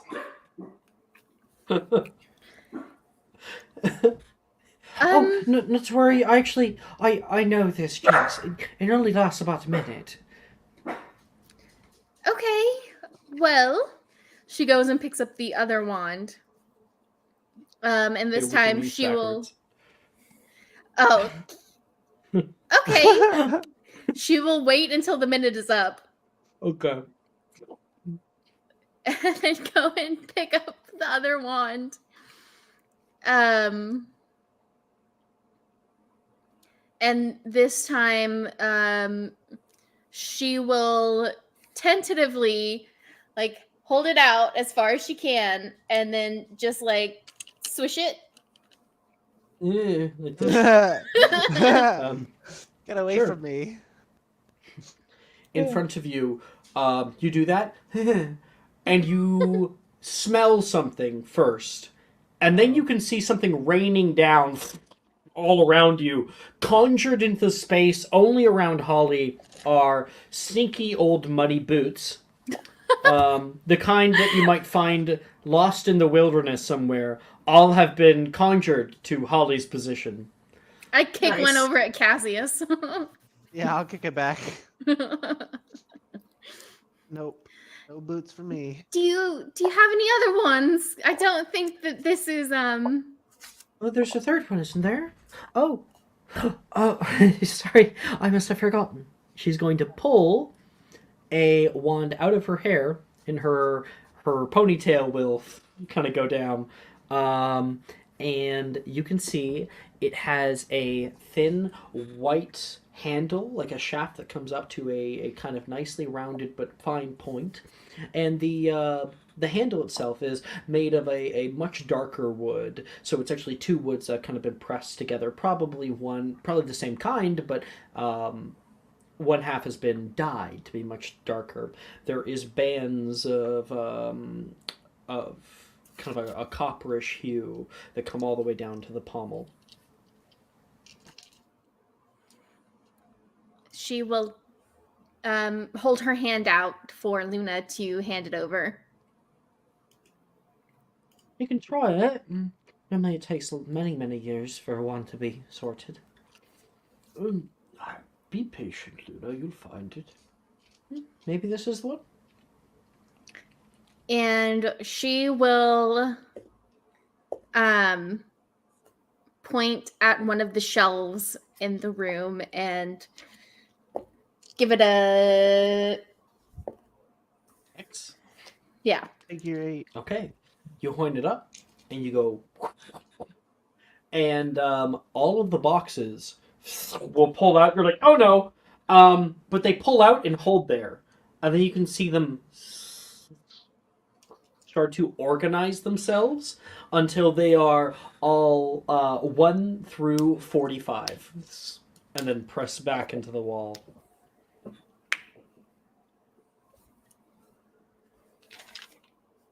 Is Are you that looking for a job? Ollivander says. Is that good? But there's a grand display of control. It obviously likes you. That was my first one. No, really. Yes. We got it from a grove nearby, and I put it all together. It's unicorn hair. A good length, 13 inches, meant for somebody special. And pretty swishy, adaptable, and alderwood. Well, I'm truly honored to have your wand. I'm honored to have it finally find a proper maker. I mean, a proper master. It deserves to be wielded. I don't want to get bored. Can I try to make something purposefully like happen if I like swish the wand another time? No. No. I'm sorry. You're not trained. You can swish the wand, but what comes out of that thing, might not be what you're looking for. She was gonna try to like have a little flower pop out. Yeah. No, you wouldn't be able to. Probably not. I think if you were potions subclass, you could. Funny enough. But no. So you like give it like another flick, and nothing comes at the end of it. It showed off the first time. That's what it did. She will take her place back with the group of children. And she will lean over to Cassius and go, "Does that count as something cool?" I like the other ones, but it's still pretty cool, I guess. I'll try harder next time. Did pretty good. Flora, you're standing there for a little bit until you can hear someone speak out in gobbledygook. And in gobbledygook, you can hear, "Just this way. Hello. It's nice to meet you." I kind of scamper forward and look up at the counter, kind of pulling myself up to try to see over the counter. What kind of wands are on offer? One second. Okay. There's a few different ones. There's one that is made out of a very, very gray, dark wood. It gets more darker around the seams. There is a handle that kind of curls back in upon itself, creating a little loop at the bottom that one might be able to place their pinky finger inside. And it comes up to kind of like a long skeletal finger at the very end. There's that. And then you can see another one that looks as though it was taken right down off of a tree. Like it's just been ripped right off of one.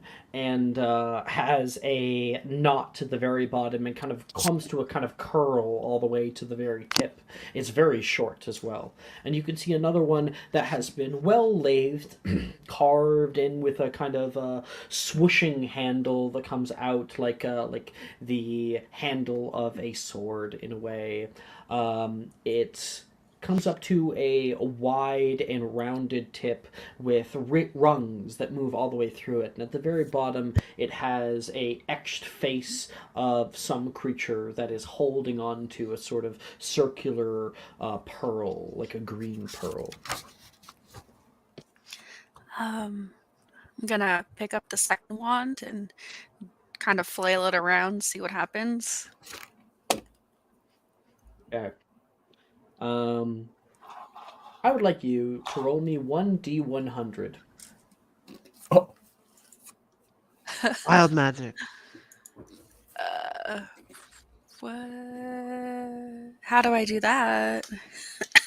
Right. So just like we did before with the d12s, we're going to do the same thing. Exclamation point R space 1d100.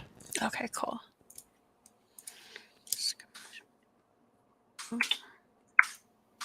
Hey, Alex, could you possibly pin that as a short, that little formula as a shortcut, maybe as a pin? Sure. If that's okay. Thank you.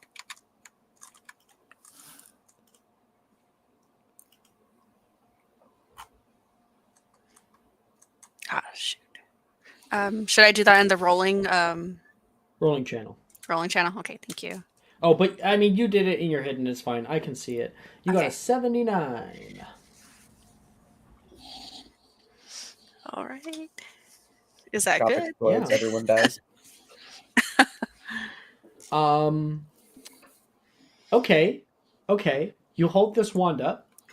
You point it up and give it a good flick and kind of wave it around, and then you can see the wand clatter to the ground. And in the place of where Flora was is now a sheep. Yes. Nice. Yes. Rox, That's go ahead the and give one us your for best you. surprised ba. This is the one. Yes. The one. It just starts screaming. Liz.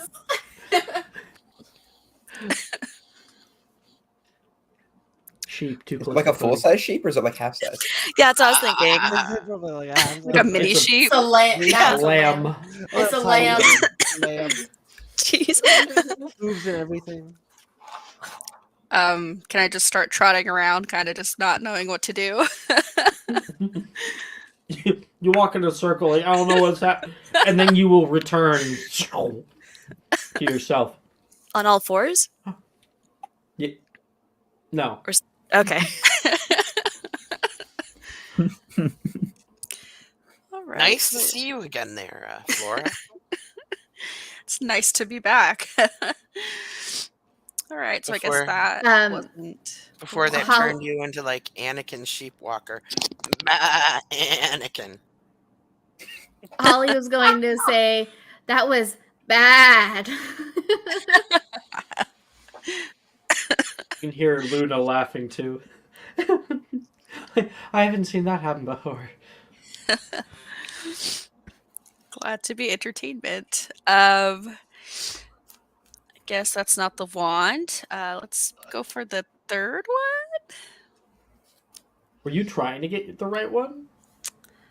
I was trying to cause the most chaos. You love it, love it. That's the energy we want That's to the bring. goal. Yeah. Cast. Okay. So yeah, the third one, you hold it in your hand, and you can immediately feel a kind of electricity, as if this magic that had been dwindling within you for so long finally has a sort of spout and outlet, and you can feel it like a pressure building up in your heart. All right. I'm gonna do less of a chaotic swish and flick and just test it. Okay. Swish, flick. And the moment you do that, you all can see a red plume of fire breathe into the ceiling. But here's the thing. It stops before the ceiling. It doesn't hit any of the walls. It doesn't even light anything ablaze. But rather, just like a quick lighter and hairspray, it comes up into the ceiling and then dissipates immediately. Ooh, jolly good incendio! Nice. I guess I'll take this one. To seek flames controlled in this room sometimes. Oh, yes, it is. Okay. Melanie, you can feel a hand hit your shoulder. It's Professor Milne. Mind if I... And he's going to go and take out one of the headphones. Jordan, are you here? Sorry, I was zoned out so hard, bro. Okay. My bad. Did you hear anything? 0%. Nothing. Okay. So Professor Milne is going over toward you, and he says, Melanie, damn it, Melanie, and he's going to put a hand on your shoulder and see that you're listening to music, and he's going to say, may I? And he'll take out one headphone and go, you're next. Yeah. Oh, they're all done. It's all that's you that's left. Okay. Thank you.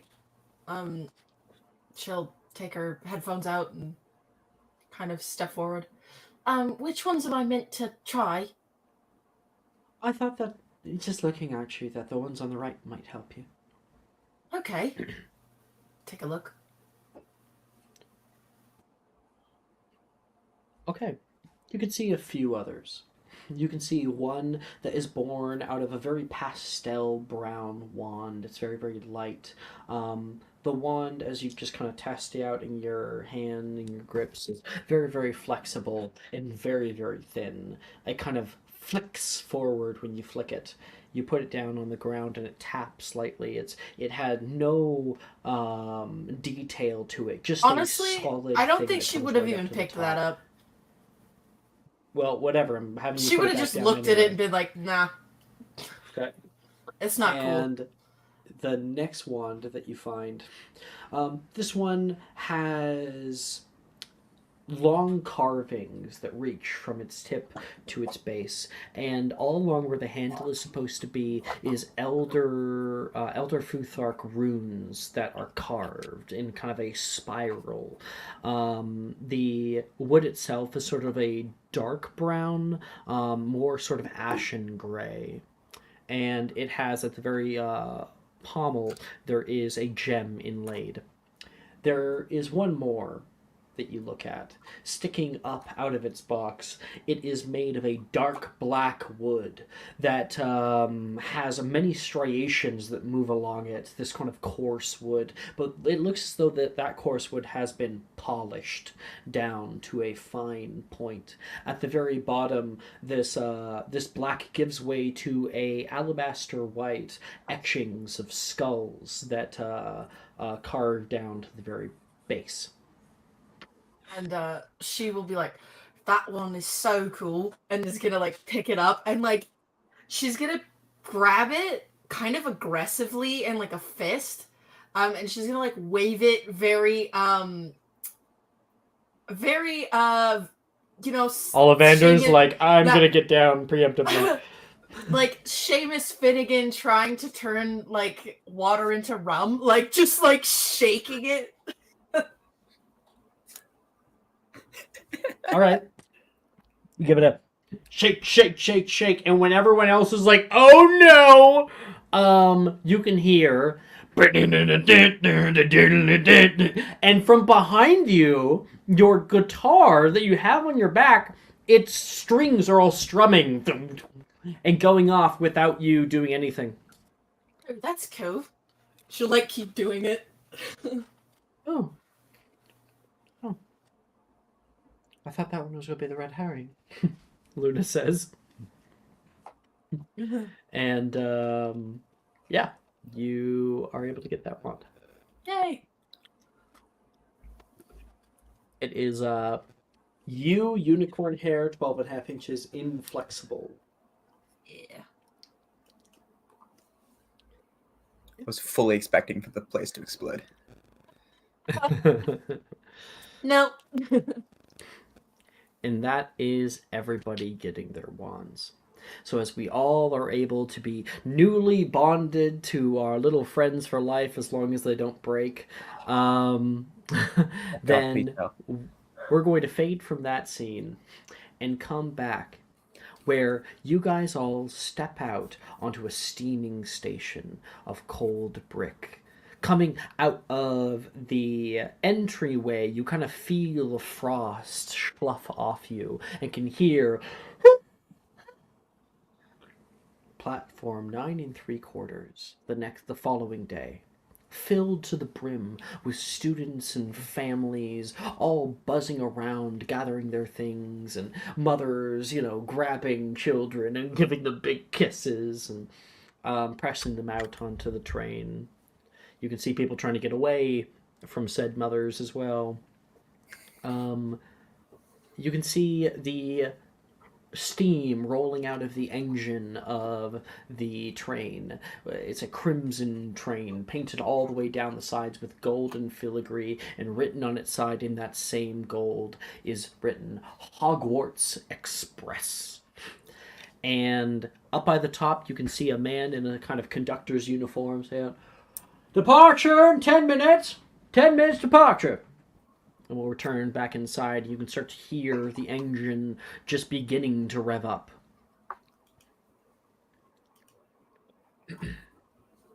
All of you guys gather your things, say goodbye to your families, give the hugs and loves as much as possible until you push up onto the hallways. The hallways here are very, very thin, really only here for one butt.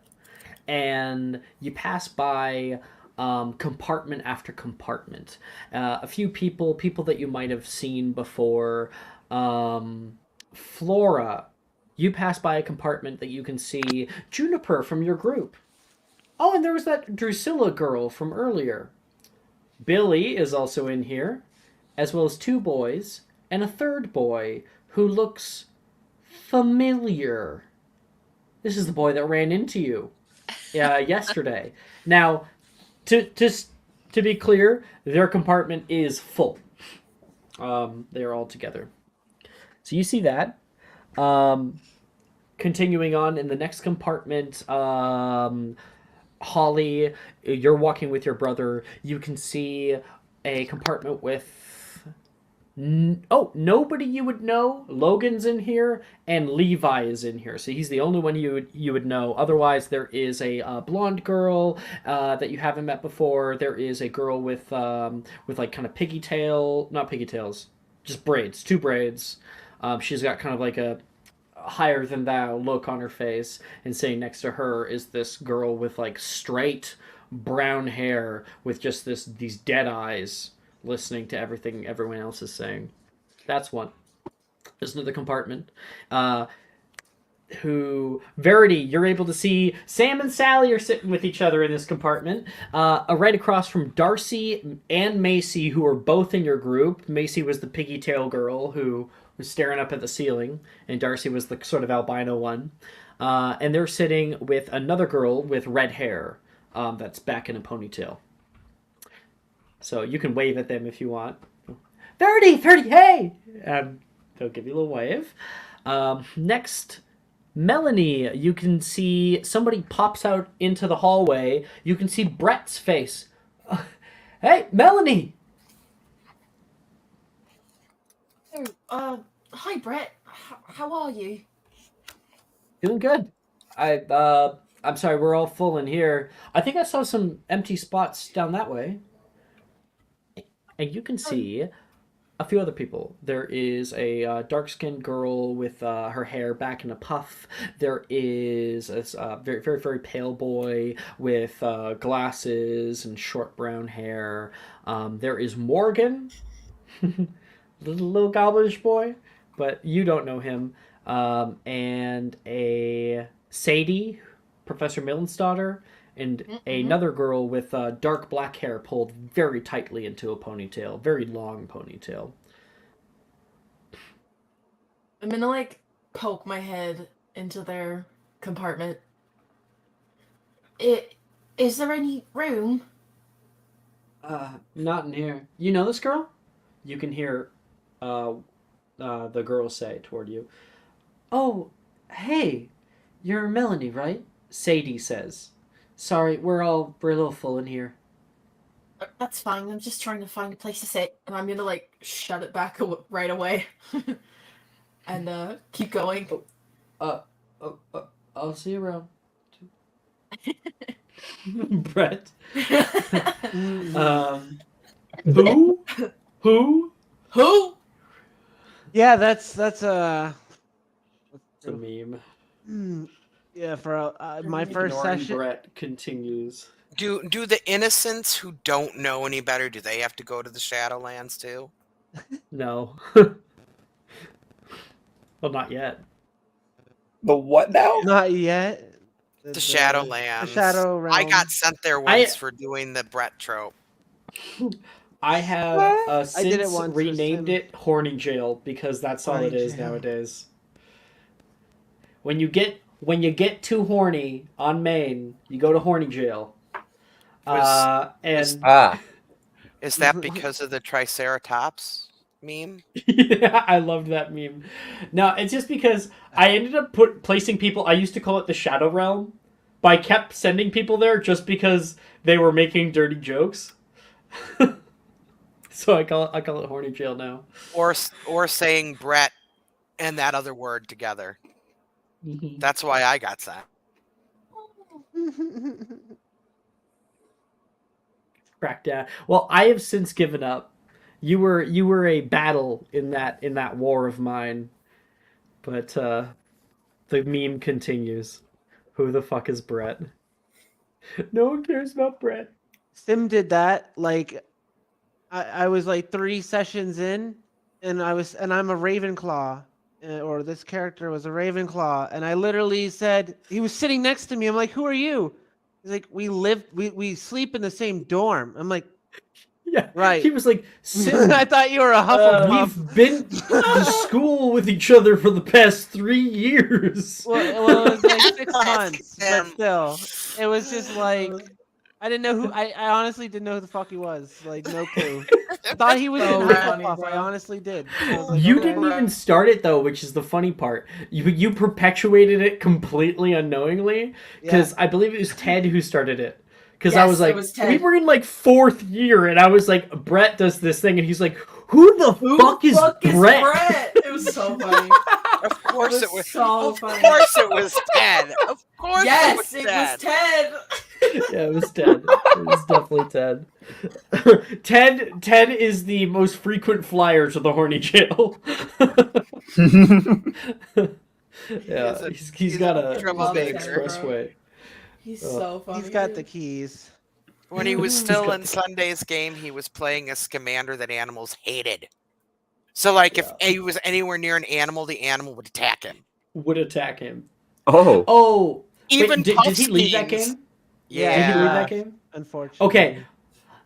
That's very unfortunate. Okay, He was but I do cursed. get to tell you one thing about his character. If you recall, his boggart was a action. It was it was the Fuck.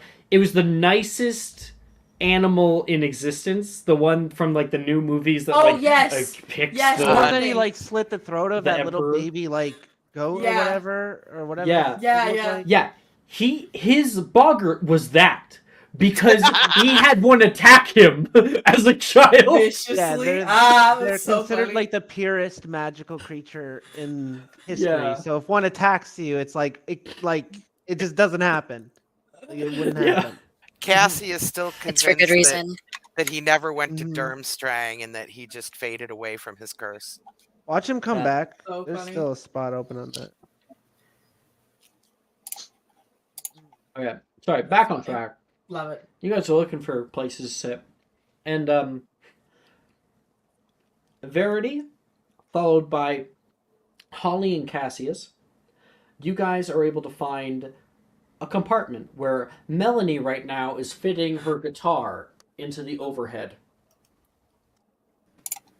Hey, do you need a hand with that? And like, Verity just kind of already comes over and just puts a hand to kind of help lift it up into the compartment. You're able to I'm gonna get that sit last here, little- Oh, keep be nice, going. thank you. It's kind of heavy, especially Oh. on my head. I'm not. Stupid thing. No worries. We're just watching this. We're just standing there. Yeah, we're not helping Just at like all. watching. Just like judging, watching, like Yeah. Yeah. A little to the exactly. left. yeah. Hey, my name's Verity. What's your name? I know we've been kind of walking in a group together. Melanie. Mel. Belby. Nice to meet you, Mel. And like Verity holds a hand out. Shake it back. It was cool what happened with your wand, where you started playing some notes. Oh, thanks. I thought it was kind of cool. Yeah. Cool if I sit next to you? Yeah, you can sit wherever you want. Right. Coming in Okay, from behind you, Cassius and Holly, coming in from behind you guys, people like you haven't been able to really enter yet because they're like right in the front, and people are like waiting behind you. Augustus and Venla are beginning to push forward, and you guys move out of their way, and they will enter with you into the compartment. I will take a window seat, please. Oh, And she just I'm gonna- sits down without waiting for anyone to. give her permission. You just say it out loud, Cassie though. didn't just take it. Yeah. I sit right next to Holly. Augustus, Venla, you guys have your luggage, and it's so heavy. Oh. This I is too will. much stuff. Oh my god, it's so much stuff. Never had this much stuff in school normally. Venla is like trying to pull it into the room. Not going so well. She So, has like- a 7 strength. Put his foot behind it and push it into the room. Smart. Leverage. Thank you. Flora, further down, back down the hallway, you can just see a bag trying to be pulled into a room, and then you can see Augustus get out and put his like foot on the wall, push it in, and then walk into the room. Thanks, Caesar. I appreciate you. Of course. Yeah, Cassius I need only to- has his robe. He doesn't have anything else. I need to invent something like a little mechanical porter that will carry my bags for me. Get a dolly. Why don't you just get a dolly? Yeah. Be a little- What? It needs to be a little more sophisticated than that, though. That's fair. I find the most simplest things are the best. Agreed. Welcome, Razor. And she wants to sit down. She doesn't want to be in a middle seat. So Venla will sit down at either, I don't know if there's another window seat. There's no more window seats. Okay, so she'll go by the compartment wall. I thought Melanie, I thought you were sitting by the window. Am I No, I'm wrong? sitting by the door. Okay. Okay, So she'll there take is the a window window seat. then. And then she'll immediately pull out like this little packet that has all these little fine, delicate tools in them. And then she's going to bring out her other little thing that she got in the junk shop. She's going to be, okay, boo-boo, let's see if I can figure some of this out. Flora, you enter into the room here, just looking around. You can see Venla starting to pull out some of her stuff. You can see Verity playing with a ring on her finger. And it's a really nice ring. Holly. Holly has a ring, right? Not me. Oh, did I get it wrong? Damn it. Yeah.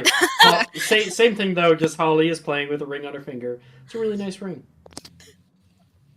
I kind of peer into the cabin and make note of what a nice ring it is.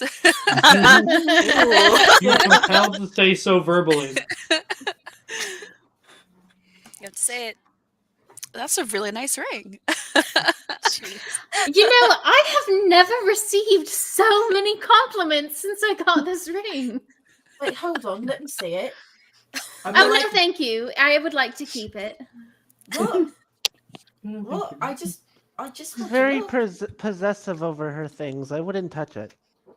I'm not asking to touch it. I just wanted to see it. Like, Well, it is a nice ring. see it. I know, it's a very nice ring. That's why I would Beautiful like to ring. keep it. Well, Just I would stuck call in it the nice if I could see it, but apparently I'm not allowed. She will hold it up so you can see it, but if you try to like grab it, she'll like move her hand away quickly. I'm not trying to grab it. She just wanted to That's see nice. it. She's just like, huh, it's over here, it's over there. Yeah. What has it got in its pockets is...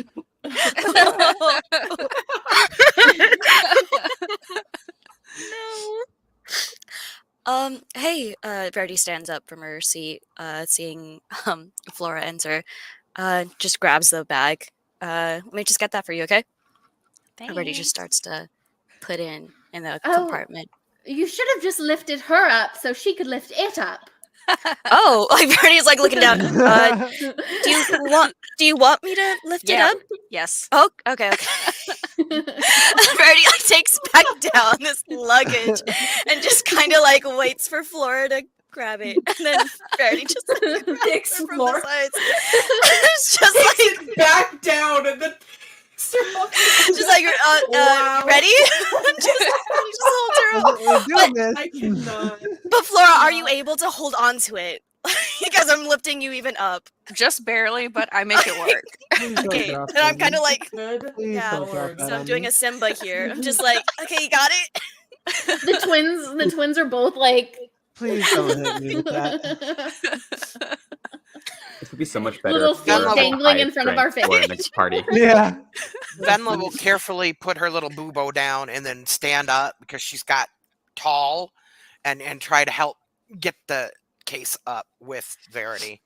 Yeah, Holly, you hear? Maybe we picked the wrong compartment. I don't think there's any of the free ones. We're at the back of the train. Okay. You got it? Okay. Yep. It's got. Put me down. Put me down. And then Verity instead just like puts Flora on the seat, like on a seat, like next to Venla. I need a booster seat. Yeah. She'll In the middle. quickly snatch up her boobo before Boobo gets that on. Okay. I think Wow. Wait, Verity who will the just. fuck is this Boobo? Wait a second. Okay, I'm glad it wasn't just Wait, me that wait was a second. confused. All right, that was Wait. let me that was the explain. shits that she got at the junk shop. It's the owl. Oh, the Boobo is owl? the owl, and Oh. the name Boobo is a reference to the original, like 1980s Clash of the Titans. Athena sent this mechanized owl to help Wow. Perseus, and it was named Wow. Boobo. So I- it's a reference to the to Boobo the character in Clash of the Titans. I know of the owl that you're talking about because we were talking about it. I didn't know his name was Boobo. So it came up and I was like, and then it came up again and I was like, wait, what? What are you very talking about, specific, Liz? Yeah. Verity will just take a seat next to Cassius. It's cool that I sit next to you. Just sit down. Not a problem at all. I guess she just takes a middle seat. You can hear the whistling of a train. And coming That was really in. good. Thank you. I'm glad it came out on. That was microphone. really good. That was incredible. Yeah, honestly. Oh my god. Wow. So, the train kind of lurches forward,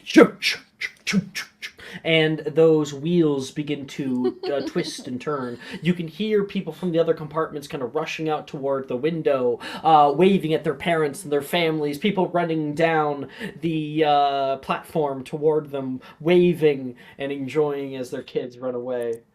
Our parents would Anyone not runs be there. over? Not? So the No, we were twins left there don't do alone. shit. Yeah, Verity? I think so. Yeah.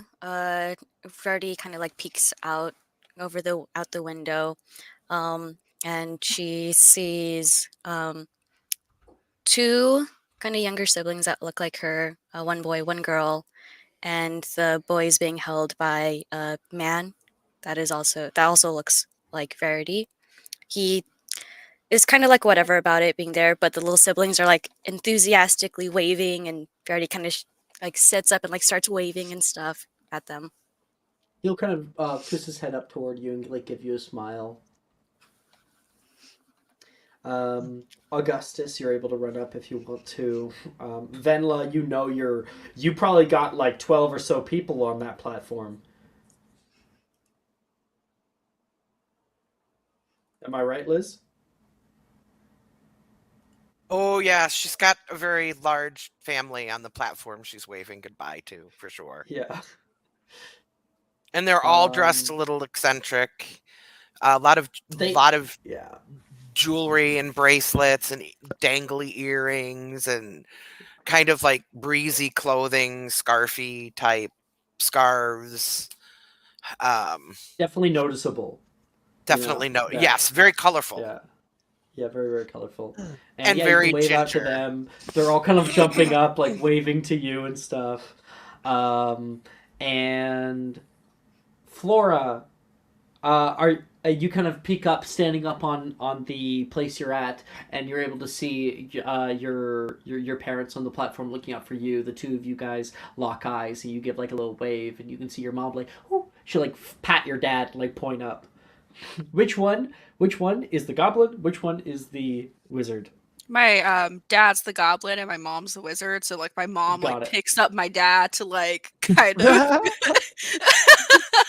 He's like, put me down. She's like, come on, you can see him. You can see her now. Yeah. And Verity just like looks over at like sees this and looks over at Flora and just like that. She's just like, I did that.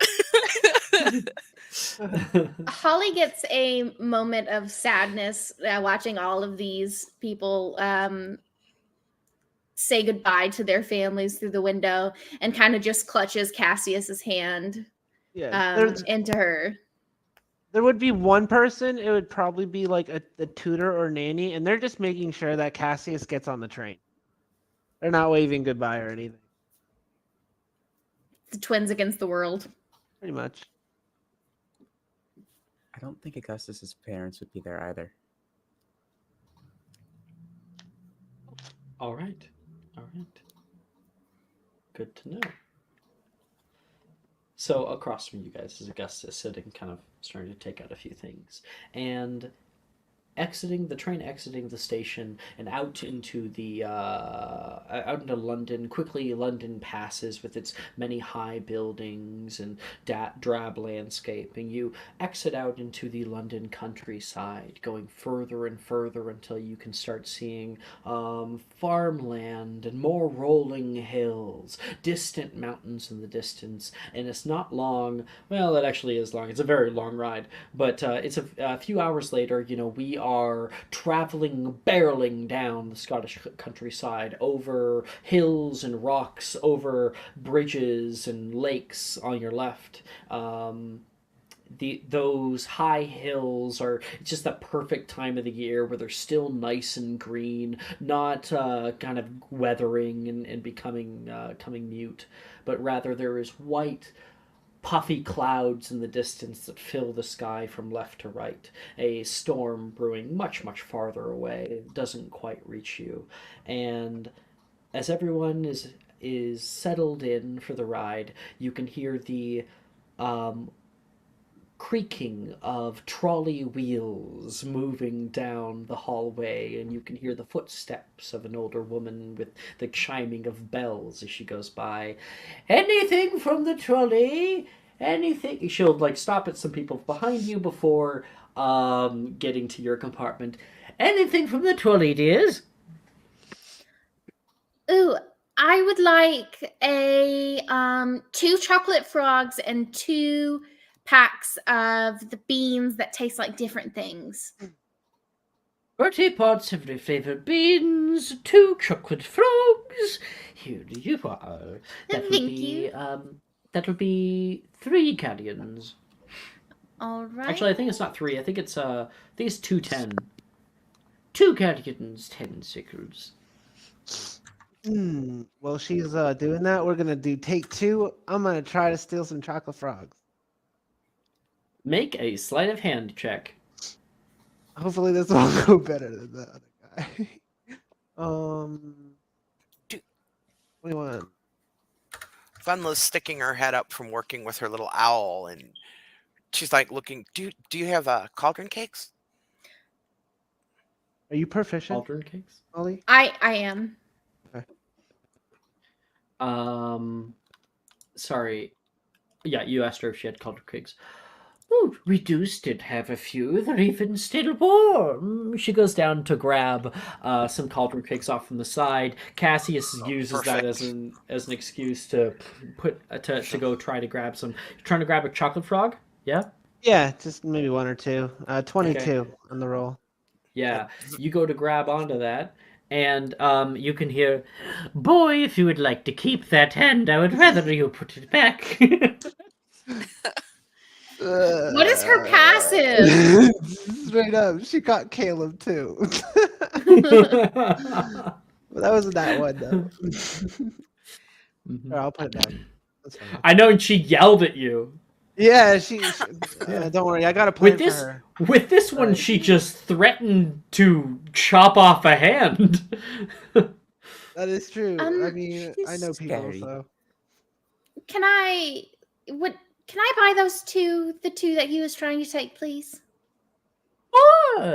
Of course. She'll come back up. gosh. You know, Cassius, I do kind of want to add a detail that really I think is going to mark it for you. So, like, she's like down, right?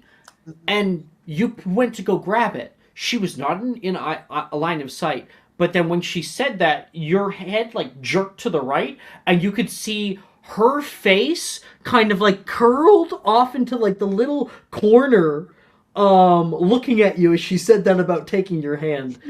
Fucking terrifying. New nightmare. That's yeah, great. legit though.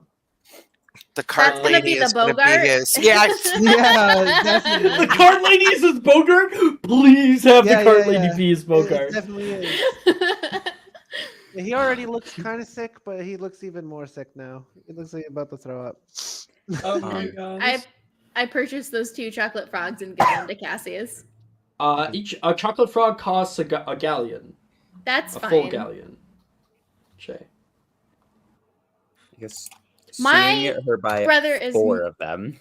I guess this will My buy a brother chocolate is bar. not gonna get like not gonna want for anything. Not my casting hand. Please.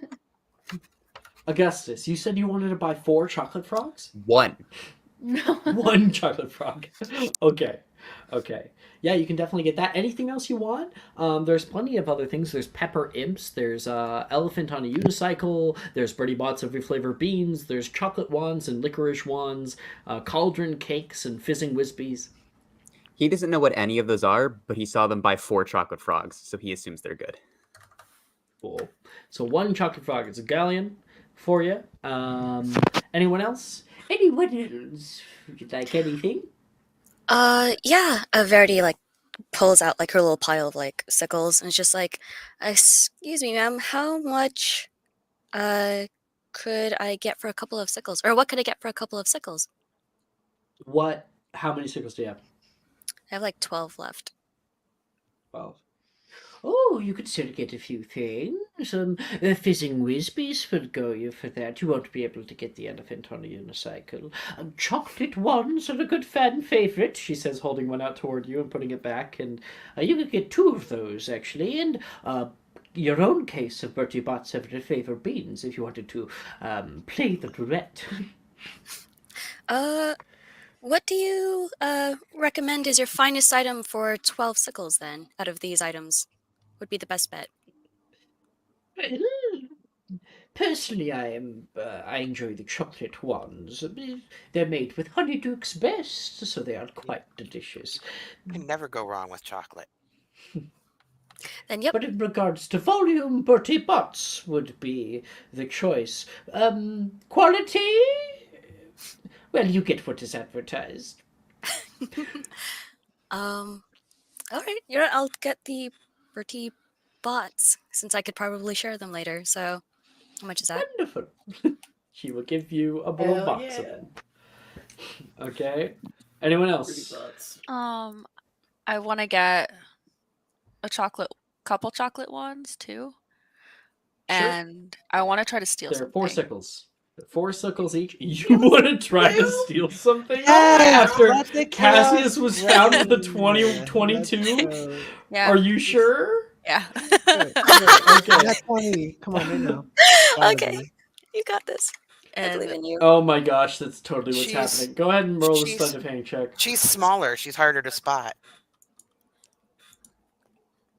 I'm gonna give my first subscribers advantage. Well, I have Oh, 2 no. more because Sunday's Dude, nights got Ah! canceled. Dude, you're gonna have to roll insanely high. I'm giving a 'cause natural You're gonna have to 20. get like a That's what nat I'm 20. hoping for. Okay. So you get another roll. So here's something you might not know. People who are subscribed to my Twitch can give advantage to other people depending on what tier they're at. 1, you have one advantage per week. 2, you have 2 advantages, and so on. So Julian's at tier 3. He's given one of your advantages to Flora to roll again. I put advantage when I click it. Roll it again. No. Because you already had rolled, you're Oh. just going to roll again. Normal. Oh, okay, cool. Oh Nice. no. Nailed it. Nailed it. Nailed it. Let's go. So, yeah, you like pay for some of those, and she seems to be looking at Melanie. Would you like honey? And while she's doing that, you can see just something sticking out, and you're like, "Oh, this is perfect time." You go to grab this little wrapper, and kind of trying to look away, trying to be nonchalant as you do it. You grab onto something that like is squishy, and you look at your hand, and you can see a long tentacle that is currently wrapping around your fingers. You go, "No!" And it pulls into the curtain of the underside of the trolley. That's awful. No. No, no, no, no, I don't know what that was. Boggarts for everyone. Can I lift that curtain? Sure! You go down there and go, and it's just candy. Looking for something, dear? There's just, no tentacle to be found. Jeez. Just some pumpkin pasties. It will just be a secret sickle. Cool. Actually, how much were the birdie box that I got? How much was that? Birdie Bots is 10. Yeah. Okay, cool. Thanks. 10 sickles for Birdie Bots. Cool. So out of character, canonically, the trolley lady is an eldritch abomination. Yeah. That works for the train. If you've seen the Broadway, you'd know. Yeah, she's apparently in the. And normally, none of that shit is like we don't like any of the cursed child. Fuck the cursed child. But I do love that as an idea. It's so funny. Of her being an eldritch. I know. I enjoyed the Cursed Child when I watched it. I hated it. I tried not to like Time place travel, man. any like significance on it, but if you just I don't kind like of the canon watch of it it. for the watch, it was nice. I don't know if I can. I'm too steeped in it, man. Yeah, the canon of it just made me angry. I didn't like Well, it. that's why I ignored the canon of it entirely. I How just do took you- it as this is a side adventure that isn't canon. I don't think I could do It's that. like really poorly written fan fiction. Yeah. It's really bad. There's a lot of like Wow. really good fan fiction out there that I appreciate, and that's not one of them. I feel that. I think I also focused more on the special effects that they pulled off than anything else. The amazing special effects I hear. They're amazing. incredible. Yeah. I believe you. Melanie, you buying anything? No, she's not buying anything. Alrighty, so starting out with our things. Our Or candy? chocolate frogs. Chocolate frogs. That's what I'm looking for here. You guys are going to tell me what numbers you get. So you're going to roll D101. So if you got one card, you roll 1D101. If somebody got 4 cards, then they're going to roll 4 D101s. So 2 for each of us. Well, you got 2. I got 2. Augustus got 1. I gave Cassius 2. That's what I meant. I'm sorry. Oh, okay. 63. 63 is Herman Wintringham. A wizard and lutenist are the popular band The Weird Sisters. Now, while this card is a bronze card, it is a part of a set, because there's the set of The Weird Sisters. There's like 6 cards that are all Weird Sisters. So, take that. I put it into discussion. What's Collect them all. That was your 1 card? Yeah, my 1 card. Cool. So you have it right there. Verity, you got 2? You mean Holly? Oh yeah, you didn't get any. Holly, you gave both 80 yours to your brother? So I bought 4. Got ya. I gave 2 to Cassius. What's the first number? 87. 87. Oh, try that again. you got a silver card. Thaddeus Thurkle. I've never rolled this card. A wizard who fathered 7 sons who were all squibs. He transfigured them into hedgehogs out of disgust. That's That's terrible. What a awful. guy. This is terrible. That's horrible. Horrible. Oh my god. You What a see him in the awful picture holding father. all of his 7 sons as hedgehogs. You know what it's giving? It's giving what's his name? Ableism. No, it's giving what's his fucking name? Fuck. It's very much Joseph and ableism. Joseph and his Oh! amazing Technicolor Dreamcoat dad. That guy. What's his name? Israel. Israel, literally. Thank you. That Jacob. guy. Yeah, Yes, Jacob. thank you. That's the name I'm thinking of. Changed his name to Israel, yeah. It's giving Jacob. It's giving Jacob. Jacob! And Look at the 52. sons. 52? Yep. 52. Oh, bother. We got Felix Summerby, another silver card. A wizard who invented the cheering charm. You got 2 silver cards. That's a profit, my friend. Nice. You probably just made profit if you were to sell them. Okay. Cassius. 2D100s. Yeah, I rolled 4 times because I'm stupid, but 74 and 90. What's the first 2? Yeah. Julian, I 74 love and you. 90. I thought it didn't 74 work. is so a I rolled gold 4 card. again. Nice. Let's Hey. go. You got Montague Knightley, a professional wizard chess player. During his career, he eventually became the Wizard Chess Grand Champion. Nice. That's cool. Yeah, me and Holly are going to start a collection. And your next Hell one? yeah. And 90. You definitely just made your money back. Ooh, that one's a silver. 90. Saccharissa Tugwood, a famous potioneer and the first witch to use beauty potions, having developed quite a few of them herself.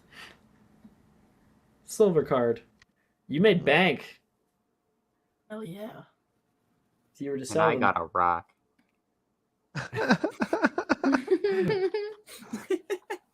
Do we have any more chocolate frogs that were purchased?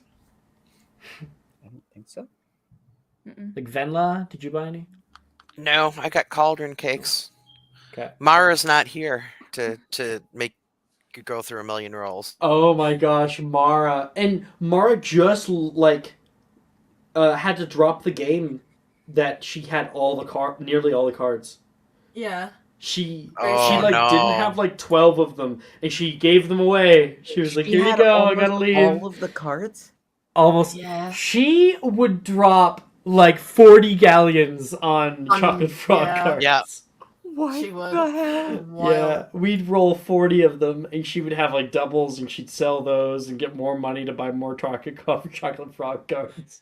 She was running like an operation. Yeah. Yeah. Oh. Oh. Liz disconnected. Hi, Liz. She'll be back. It keeps popping up and then going away. So I can't get them because it says device is not connected. As a Magic the Gathering chip player, I can relate.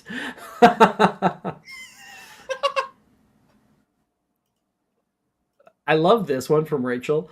Professor, what you got there? Holly with a fuck ton of puff skeins in her cloak. A smoothie? Okay. And then, everybody kind of digs in as we go over the Scottish countryside here. There is the sweet scent of Bertie Bott's flavored beans wafting up. And of course, Venla, who's now here, There we go. is currently eating into sort of a chocolate lava cake. It's a cauldron Yes. cake. And there's a hot fudge from within. Never go wrong with chocolate. Anyone want to roll the dice with their Bertie Bots? Does anyone want some of this? No thanks. I don't like playing flavor roulette. Yes. Kind of confused why if the Augustus will accept one. Okay. Offers it to Melanie, Cassius, Holly. I will take a Melanie? handful.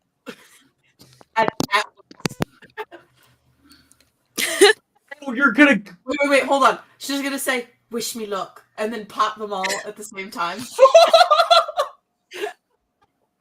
Melanie, roll me Yeah. 6d48s.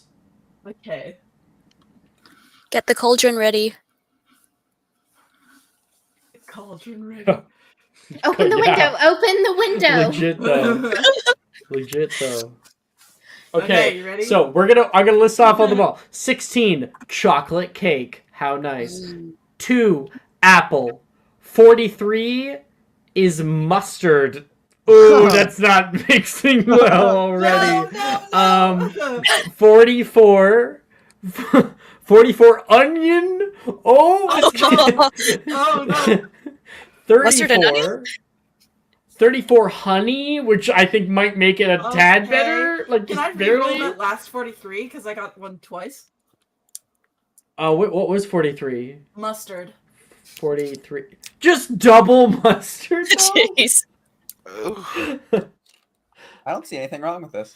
That's like she'll be chewing it and say, "It's actually not half bad.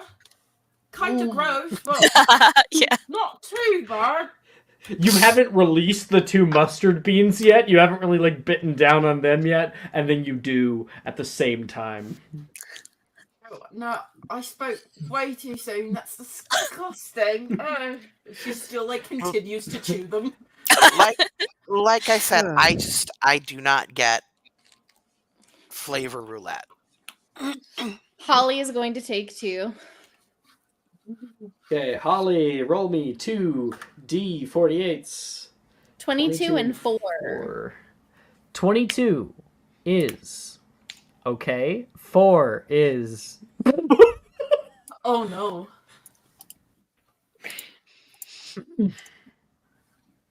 dog food belly button lint. Oh God! Oh, horrible. Make a con save. Oh, don't Wow. do this to me. If you hurl on me, so help me. You're not near me. It's going on my brother. Cassius, make a con save. I gotta roll myself. Oh God. Oh no. 13. Okay. You're like, just like take that out of your mouth, right? You're like, but you don't throw up. Meanwhile, Cassius, I got a 14. for shits and giggles, I'm giving you disadvantage. Oh, then I'll just take the lower one then, because I rolled that advantage. Oh shit! Oh, you rolled at advantage. Why did you? So I got a nat Oh one. right, Because yeah. That's a natural one. So Holly's like, Oh, no. gross. And then beside her, Cassius. You rush over toward the window and like throw that thing open. And He's going to puke Venla on the side is- of the train. Lord. Venla is desperately trying to protect Bubo as this is She's like, happening. "Don't puke on my owl." Twins, guys. Why did I Yeah. throw up? You're the one who wanted me to try them. Now, I didn't know I Cassius, would get you sick. could taste it. That's terrible. Why can I taste that? I don't know. Do you want to try any? No. No. I guess this is No. gonna put the one he took in his mouth. Okay. I guess Venla's gonna so. kind of 1d48. 5. Venla's gonna kind of mouth to the others. Oh, they're those kind of twins. Which Holly would not be able to. It wouldn't show up on the thing. Oh. You wouldn't know what she's saying. Empathetic? I kind of get the same way too when I see my little brother or sister eat something that they're not supposed to. August, you get blackberry. Nice. How nice. You cough up a blackberry. No, Yeah, there you go. No, joking. No, it's like, Yeah, oh, this is blackberry. nice. These ones are nice. Nope. Did anyone else take any? Like Verdi's like asking like any last offers? No? Yeah, I guess let's take a second one. Okay. Do it up. He's like, I want to get the. He's the masochist, the one who wants to get the bad one. He wants the bad ones. He wants the experience. 48. Onion. 44. Onion. Onion? Because,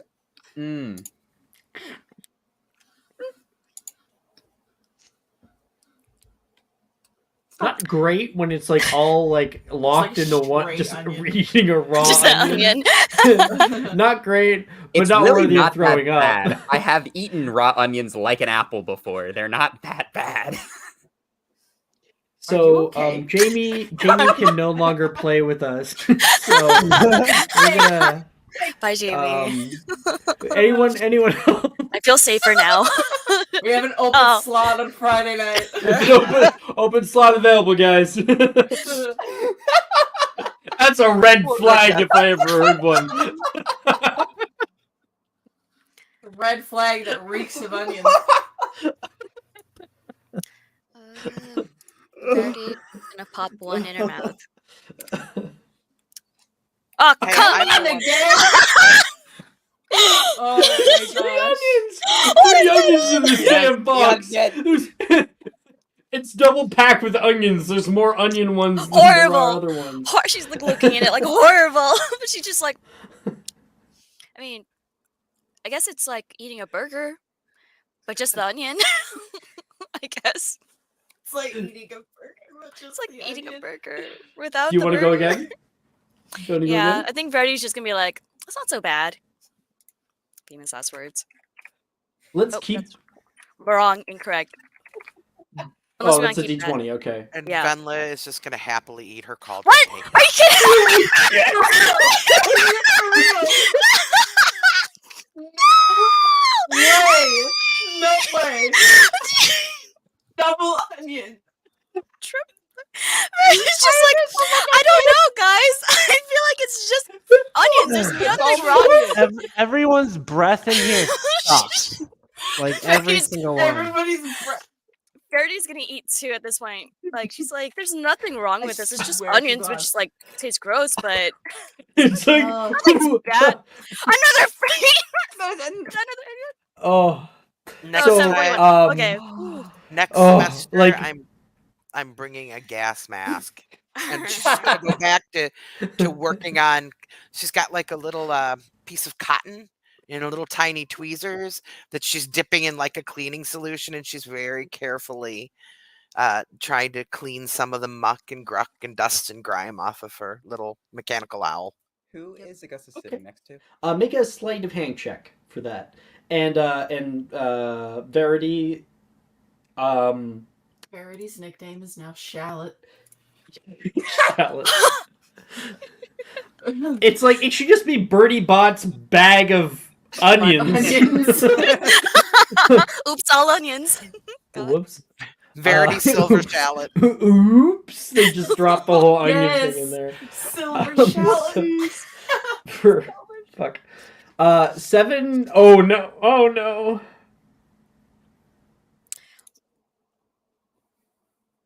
Was it like Bulgur mashed potatoes. Nice. Nice. I think we cut to outside the train. Verity's hand coming out of the window, just dropping all of the beans onto the ground. Just be Or- free. Yeah. Those are the words. You are gonna make some very sick birds, I must say. Oh. Flora, did you have any? Yeah. Did we already roll yours, No. Flora? How many did you grab? I just grabbed one. Okay, go ahead, roll for it. Right. Let's see if you're like the one really nice one. It's a 44. Onion. Oh yeah, you have to do 48. 1d48. Yeah, 40, 1d48. 1d48. Yeah. 44. Come on. I don't Do even it remember again. what the first one I got was. All I remember is the onion one. You Oh, got I got that. apple pie. Nice. Oh, nice. Boo. Boo. I don't know what everyone's complaining about. This is great. Boo. And the bad ones are more fun. If you want to have taken another one, you can. If you really want to. Sure, you want why to get not? the bad one. Oh, there you go. Yeah. Get another nice one. Onion, onion, onion, onion, onion. Onion. Damn. Oh, close. Lobster.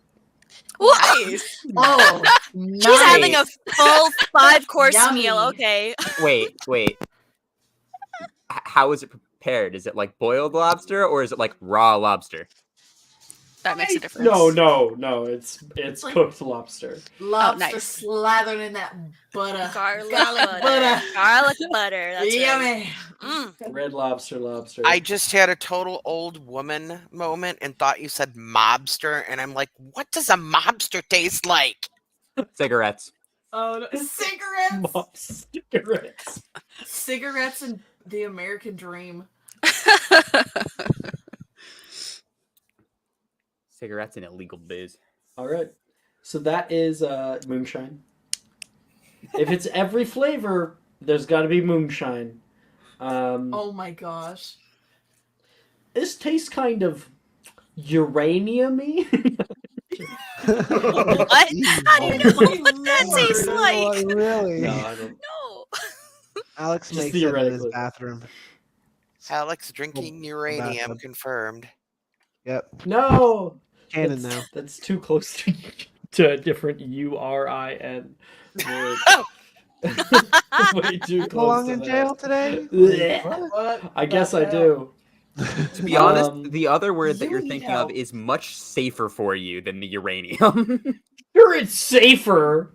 I would rather like eating uranium is badass for about 3 seconds.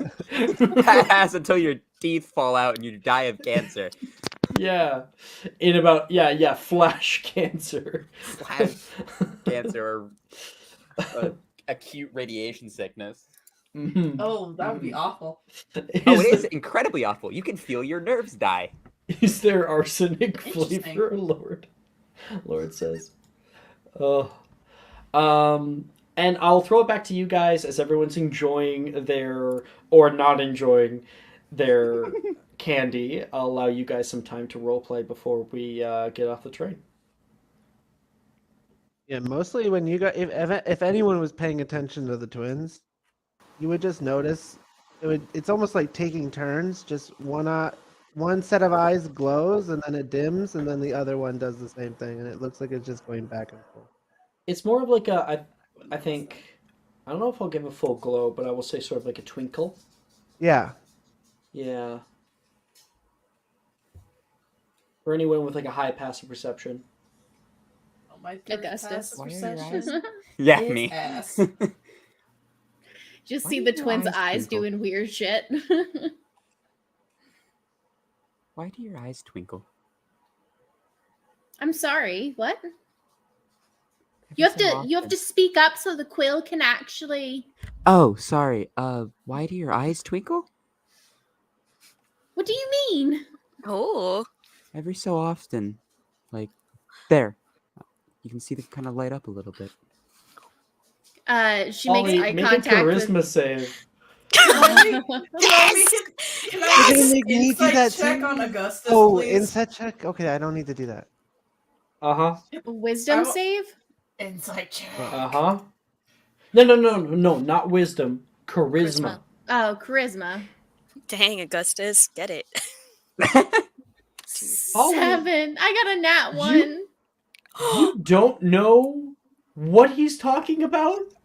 And she's getting like closer, like there, and he gets like really close to your face. And Holly's face goes beet red. You smell like onions. Oh, sorry. And I pulled back. Yes! Yes! By the way, Oh, I like onions.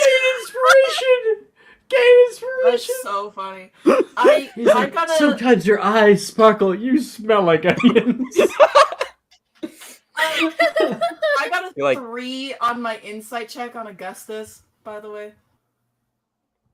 Okay. I just decide Yeah, what I if you- think. Yeah, completely.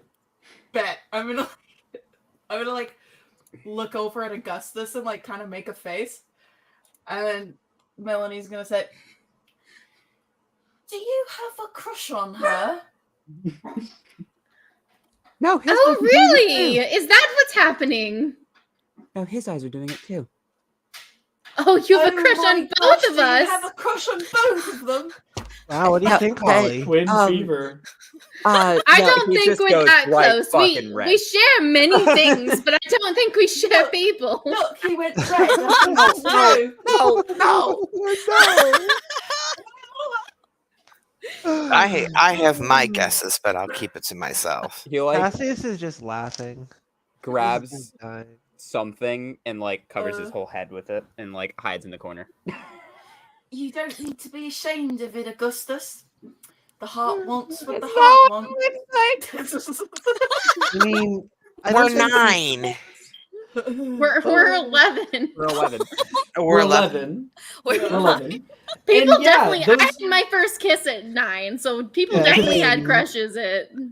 Oh yeah, no. Nothing here has actually been inappropriate. Even sharing people, we know that it's not. It's Yeah. not that.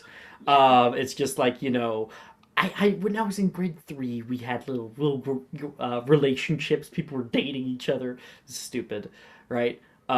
So yeah, these kinds of interactions are just fine. Little crushes and stuff. That's exactly. No. Really embarrassing. That was Venla saying that in character. That wasn't me. Oh, I Yeah. legit thought it was you out of No. character. Okay. Venla's like, You're we're 9 11. years old. No, apparently You're kind of it's young. 11. Apparently it's 11, and for some reason I thought we were 9. We're 11.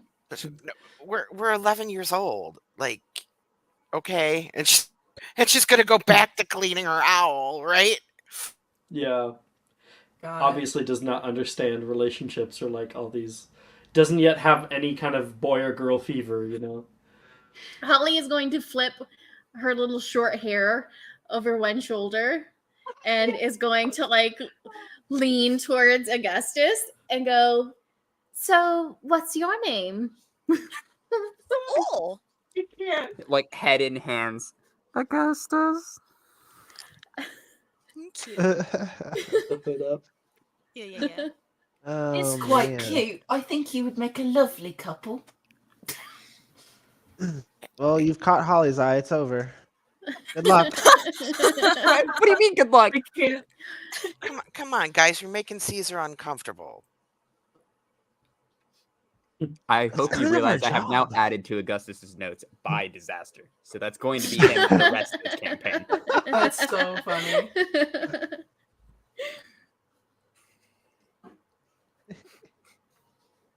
I think overall inspiration to Augustus for allowing us to put him through the ringer here.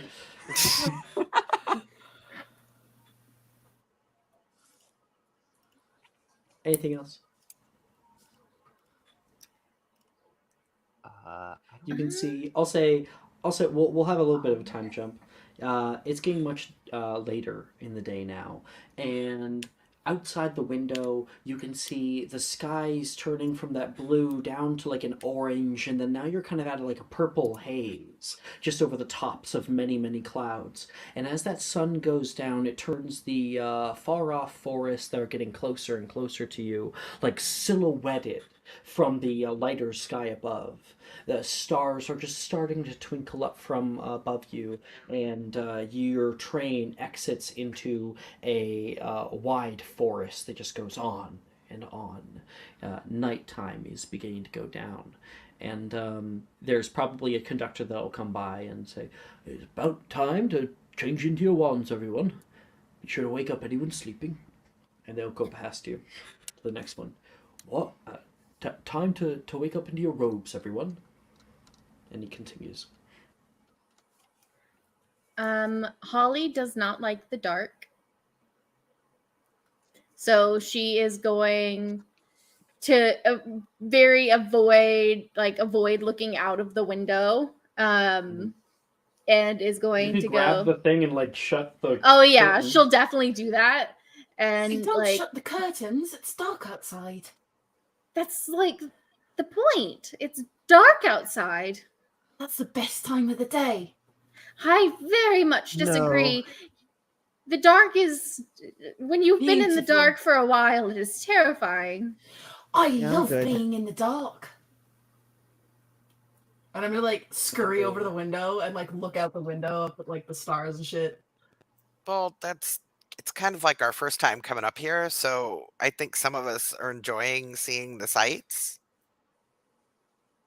Ollie probably takes a deep breath. Oh, okay, I just won't look out there. Because the interior of the train is lit, right? So, but it's just like that, just ever going out darkness into the abyss. It is a lot. Just stare into the abyss. Does it stare back? It has once You'll find before. Oh. Yeah, I mean Cassius, he saw the trolley lady looking at him. So Oh yeah. Oh no, that's true. Yeah, we're The not going to tentacle speak monster to- getting Flora. This is true. you want to keep that hand?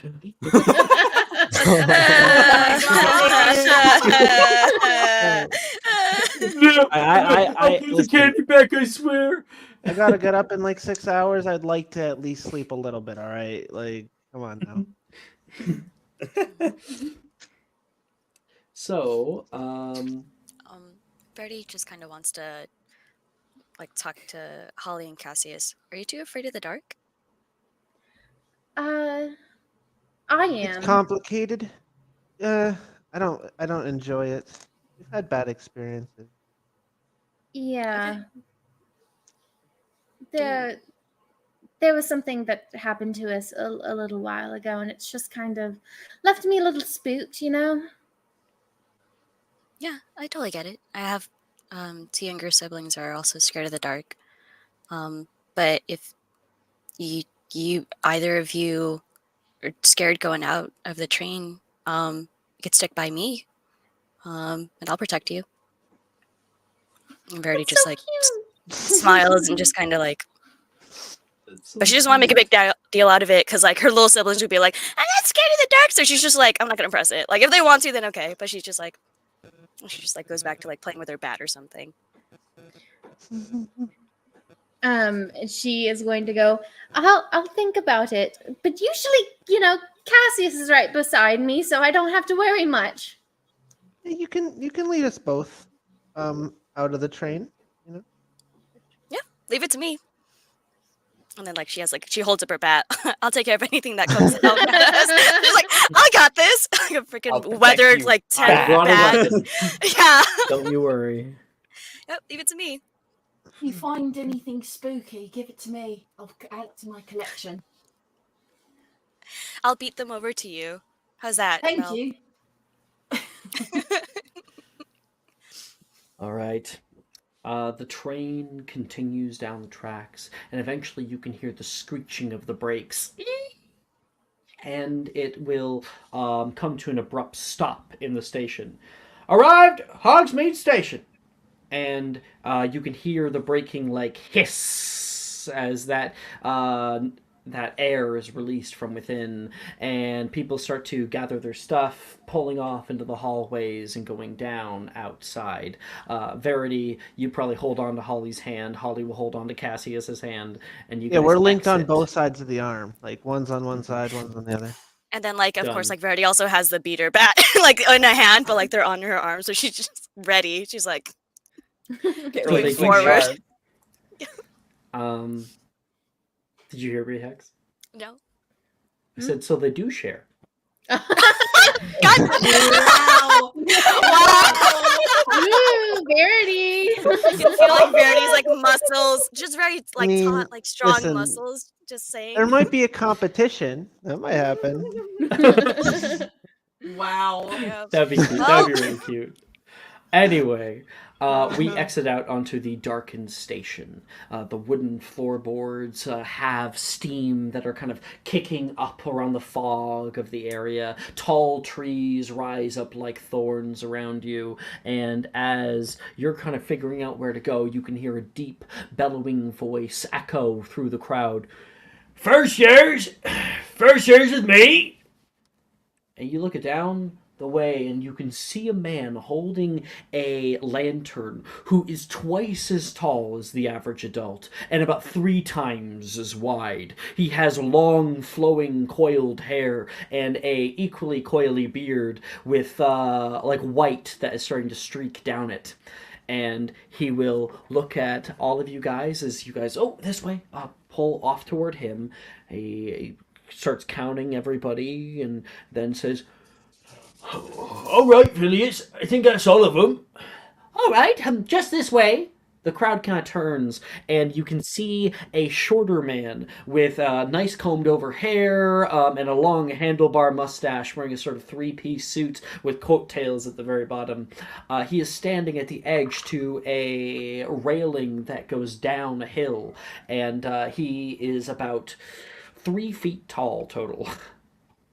He is going to wave out toward everybody to follow him, and this is Professor Flitwick.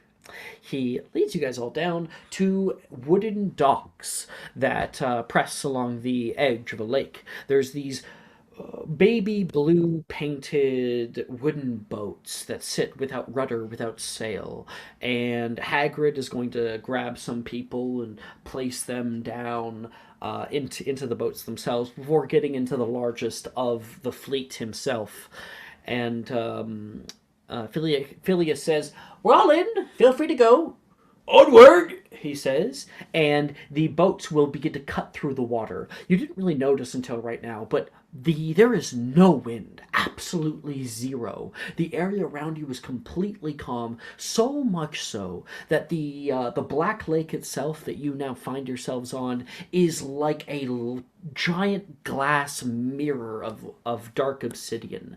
It reflects the stars and the clouds above you in the night sky, and as you cut through it, you create these sort of ripples that arc behind each of your boats. You travel for a while. Some people put their hand out, touching the face of the lake, and around the very edge of the lake here, something comes into view. Something high up on a gnarled, dark stone cliff. A tower, a castle of unpreceded proportions, a beautiful structure that rises up with its spires and towers high up into the sky, the little twinkling lights of its windows mimicking the stars above. Your boats come forward and knock against the boathouse's bows. You are all taken out, and Flitwick says, "It's just up here, bit of a climb. And there's a switchback concrete stairs that exit into a high off viaduct courtyard. It overlooks the front of the school. There's huge doors in front of you, but you are offered off to the left through a small set of doors. There is a circular platform within with black and white tiled floors, and it is open. This is the chamber of reception. There is graduating class photos of all the years of Hogwarts, eventually just getting into like portraits of people trying to look hoity-toity with their noses held high. And Flitwick says, "I'm just going to check if they're ready for us. One moment, everyone. I'll be right back." And he exits through a different door. Hagrid's in here looking around, has to like put his head down to get into the main portion, the main middle where the ceiling is highest, and people all buzz around looking at these old photos. Anyone looking in particular? Good. Interested in graduating class photos? I'll look at the type of people that are there. Oh, I'm Yeah. I'm looking for my my brother.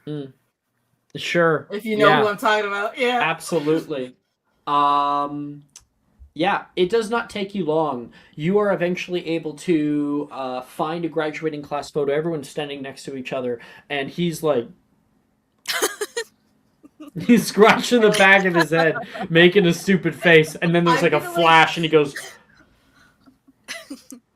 I'm gonna like take out my quill from my bag and draw a mustache on his picture. Okay. It's just an animation, so it's not bewitched. He doesn't have any kind of like he can't react to you, so it's perfect. Yeah, I just like sketched like a mustache on it. Yep. And a second later, wait, we had Augustus just looking. Just in kind of general? looking. Okay. Make a perception check. See if you see anybody that you're like, whoa.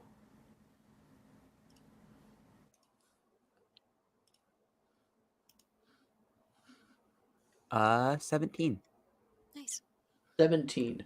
You are able to find a young boy who is set up. He is, I say young boy, he's 17, so he's a young adult. He has very, very short, curled hair that has been like cut nicely on the sides as sort of a fade.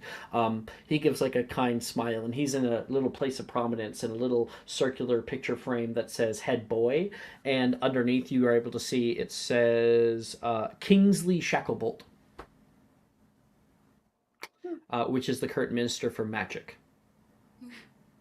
Right. Just kind of makes a note to himself in his head. The door will open again that Flitwick went through. All right, they're just about ready. Everybody, this way. Single file, please. Single file. Sorting time, yes.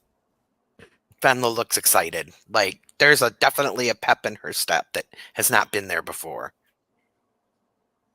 You are all led into the entrance hall, where there is tall fired braziers, and on the right there are stairs that lead higher up into where the moving staircase, but you can just barely kind of see that in the corner in the distance. Meanwhile, Flitwick turns to the left, where there is a high brass metal door with like striations and markings done along it, and he stands in front of it, kind of like fixes his bow tie. Come in.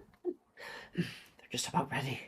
He stands in front of it, and then you can hear a click. The doors begin to open inward, and there is a sliver of bright light that hits Flitwick's face. He offers a big smile and takes a step forward, gesturing for everyone else to do the same. And in front of you, unfurled, is the Great Hall of Hogwarts, truly named because it is great. This huge room with tall vaulted ceilings.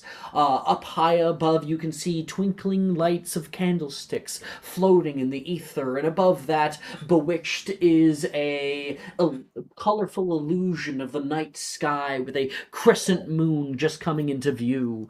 On the right hand side, there is a large fireplace that breathes warm life into the space, and on your left are tall windows of colored glass that take a little bit of color down upon Slytherin table. Surely you can see the 4 long tables of Hogwarts, all the students sitting along them. On the far left is the emerald greens of Slytherin House. High up above that, there is a a banner of a coiling snake, a sort of crest where the snake coils its head back, rearing to strike. Next to that, on the left in the middle, is the golden yellows of Hufflepuff House. They put the nicest people next to Slytherin. That's how they worked it out. And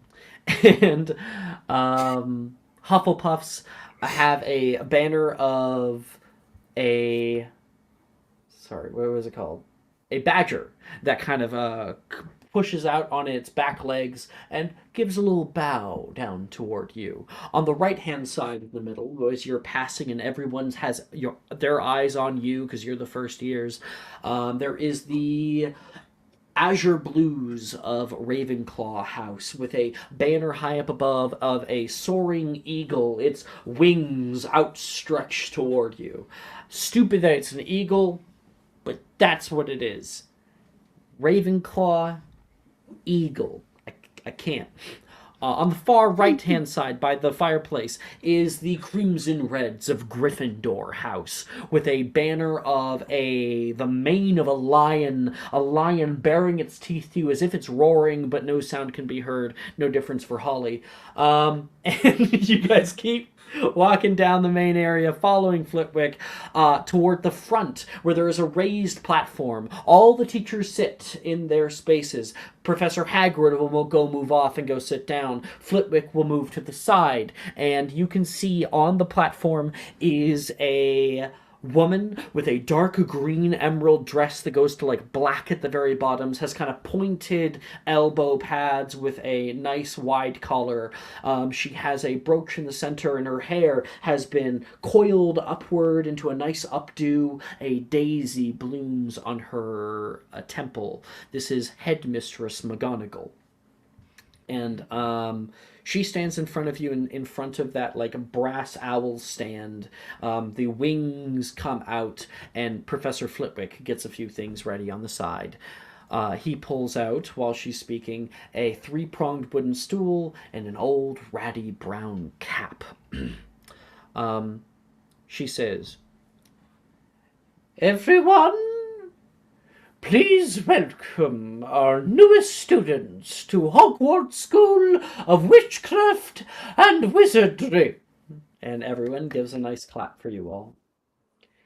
As you all take your first steps into these walls, reflect on what your legacy will be here, at this Academy of Knowledge. I've lost my place. At this Academy of Knowledge, you will have opportunities unlike what you will find in the world beyond. These short 7 years are crucial to your future. So I ask that all of you, as your name is called up to be sorted, I ask that you ponder, who will you be? What shall you be known for? And what will you accomplish here? Will you be knowledgeable as Rowena Ravenclaw was? Will you show cunning and loyalty as Salazar Slytherin did to gain his renown? Perhaps you will lead through empathy and community, as so many who go through Helga Hufflepuff's house do. Or press forward with action and courage as Godric Gryffindor to see a new future shine in the distance. I shall call each of your names in alphabetical order by surname. When I do, I ask that you come forward and sit yourself on the stool in front of you, at which point the sorting hat will place you in your new house, which you'll be bound to for the remainder of your schooling here. To begin,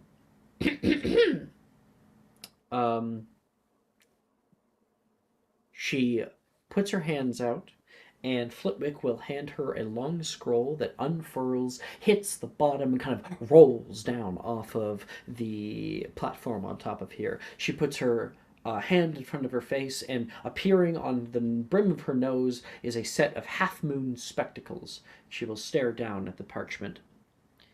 To begin, Delilah Aiken. And as the first names are called, and our new players are about to be sorted into their houses and about to become suffused into their various friends, soon-to-be enemies, rivals, that is where we are going to end tonight's episode. I knew you were going to say that. Congratulations, Liz. Gain Hooray! Wait, what? No, I'm Liz, just it's joking. like it's like you've played it before. Gasp. So, thank you guys for playing. Thank you guys at home for watching. You guys finally got to experience my McGonagall impression. It's was pretty great. good. Yeah. It's pretty good. This is awesome. very good, McGonagall. It was so good. It's Very like, much but so. it's still not as good as your train, though. The woo woo was like crazy. I legit thought you played a Apparently it was soundbite, good. and I looked back and I had to see if it was coming from your mouth. Like I was like, what? Yeah. Oof. Normally, when I do some of my special effects, it doesn't show up on my microphone. He has very So good sound effects. Always try to honestly, be descriptive when it comes to sound effects. he's way too descriptive with the sound effects. Let me tell There's you. a reason some of us are very addicted. I think I'm probably the most addicted. I married this bitch. Like, come on. Not just mention Mysterium, me. And Yeah, all in the we're broadcast great. there. So goodbye, stream. Goodbye, stream.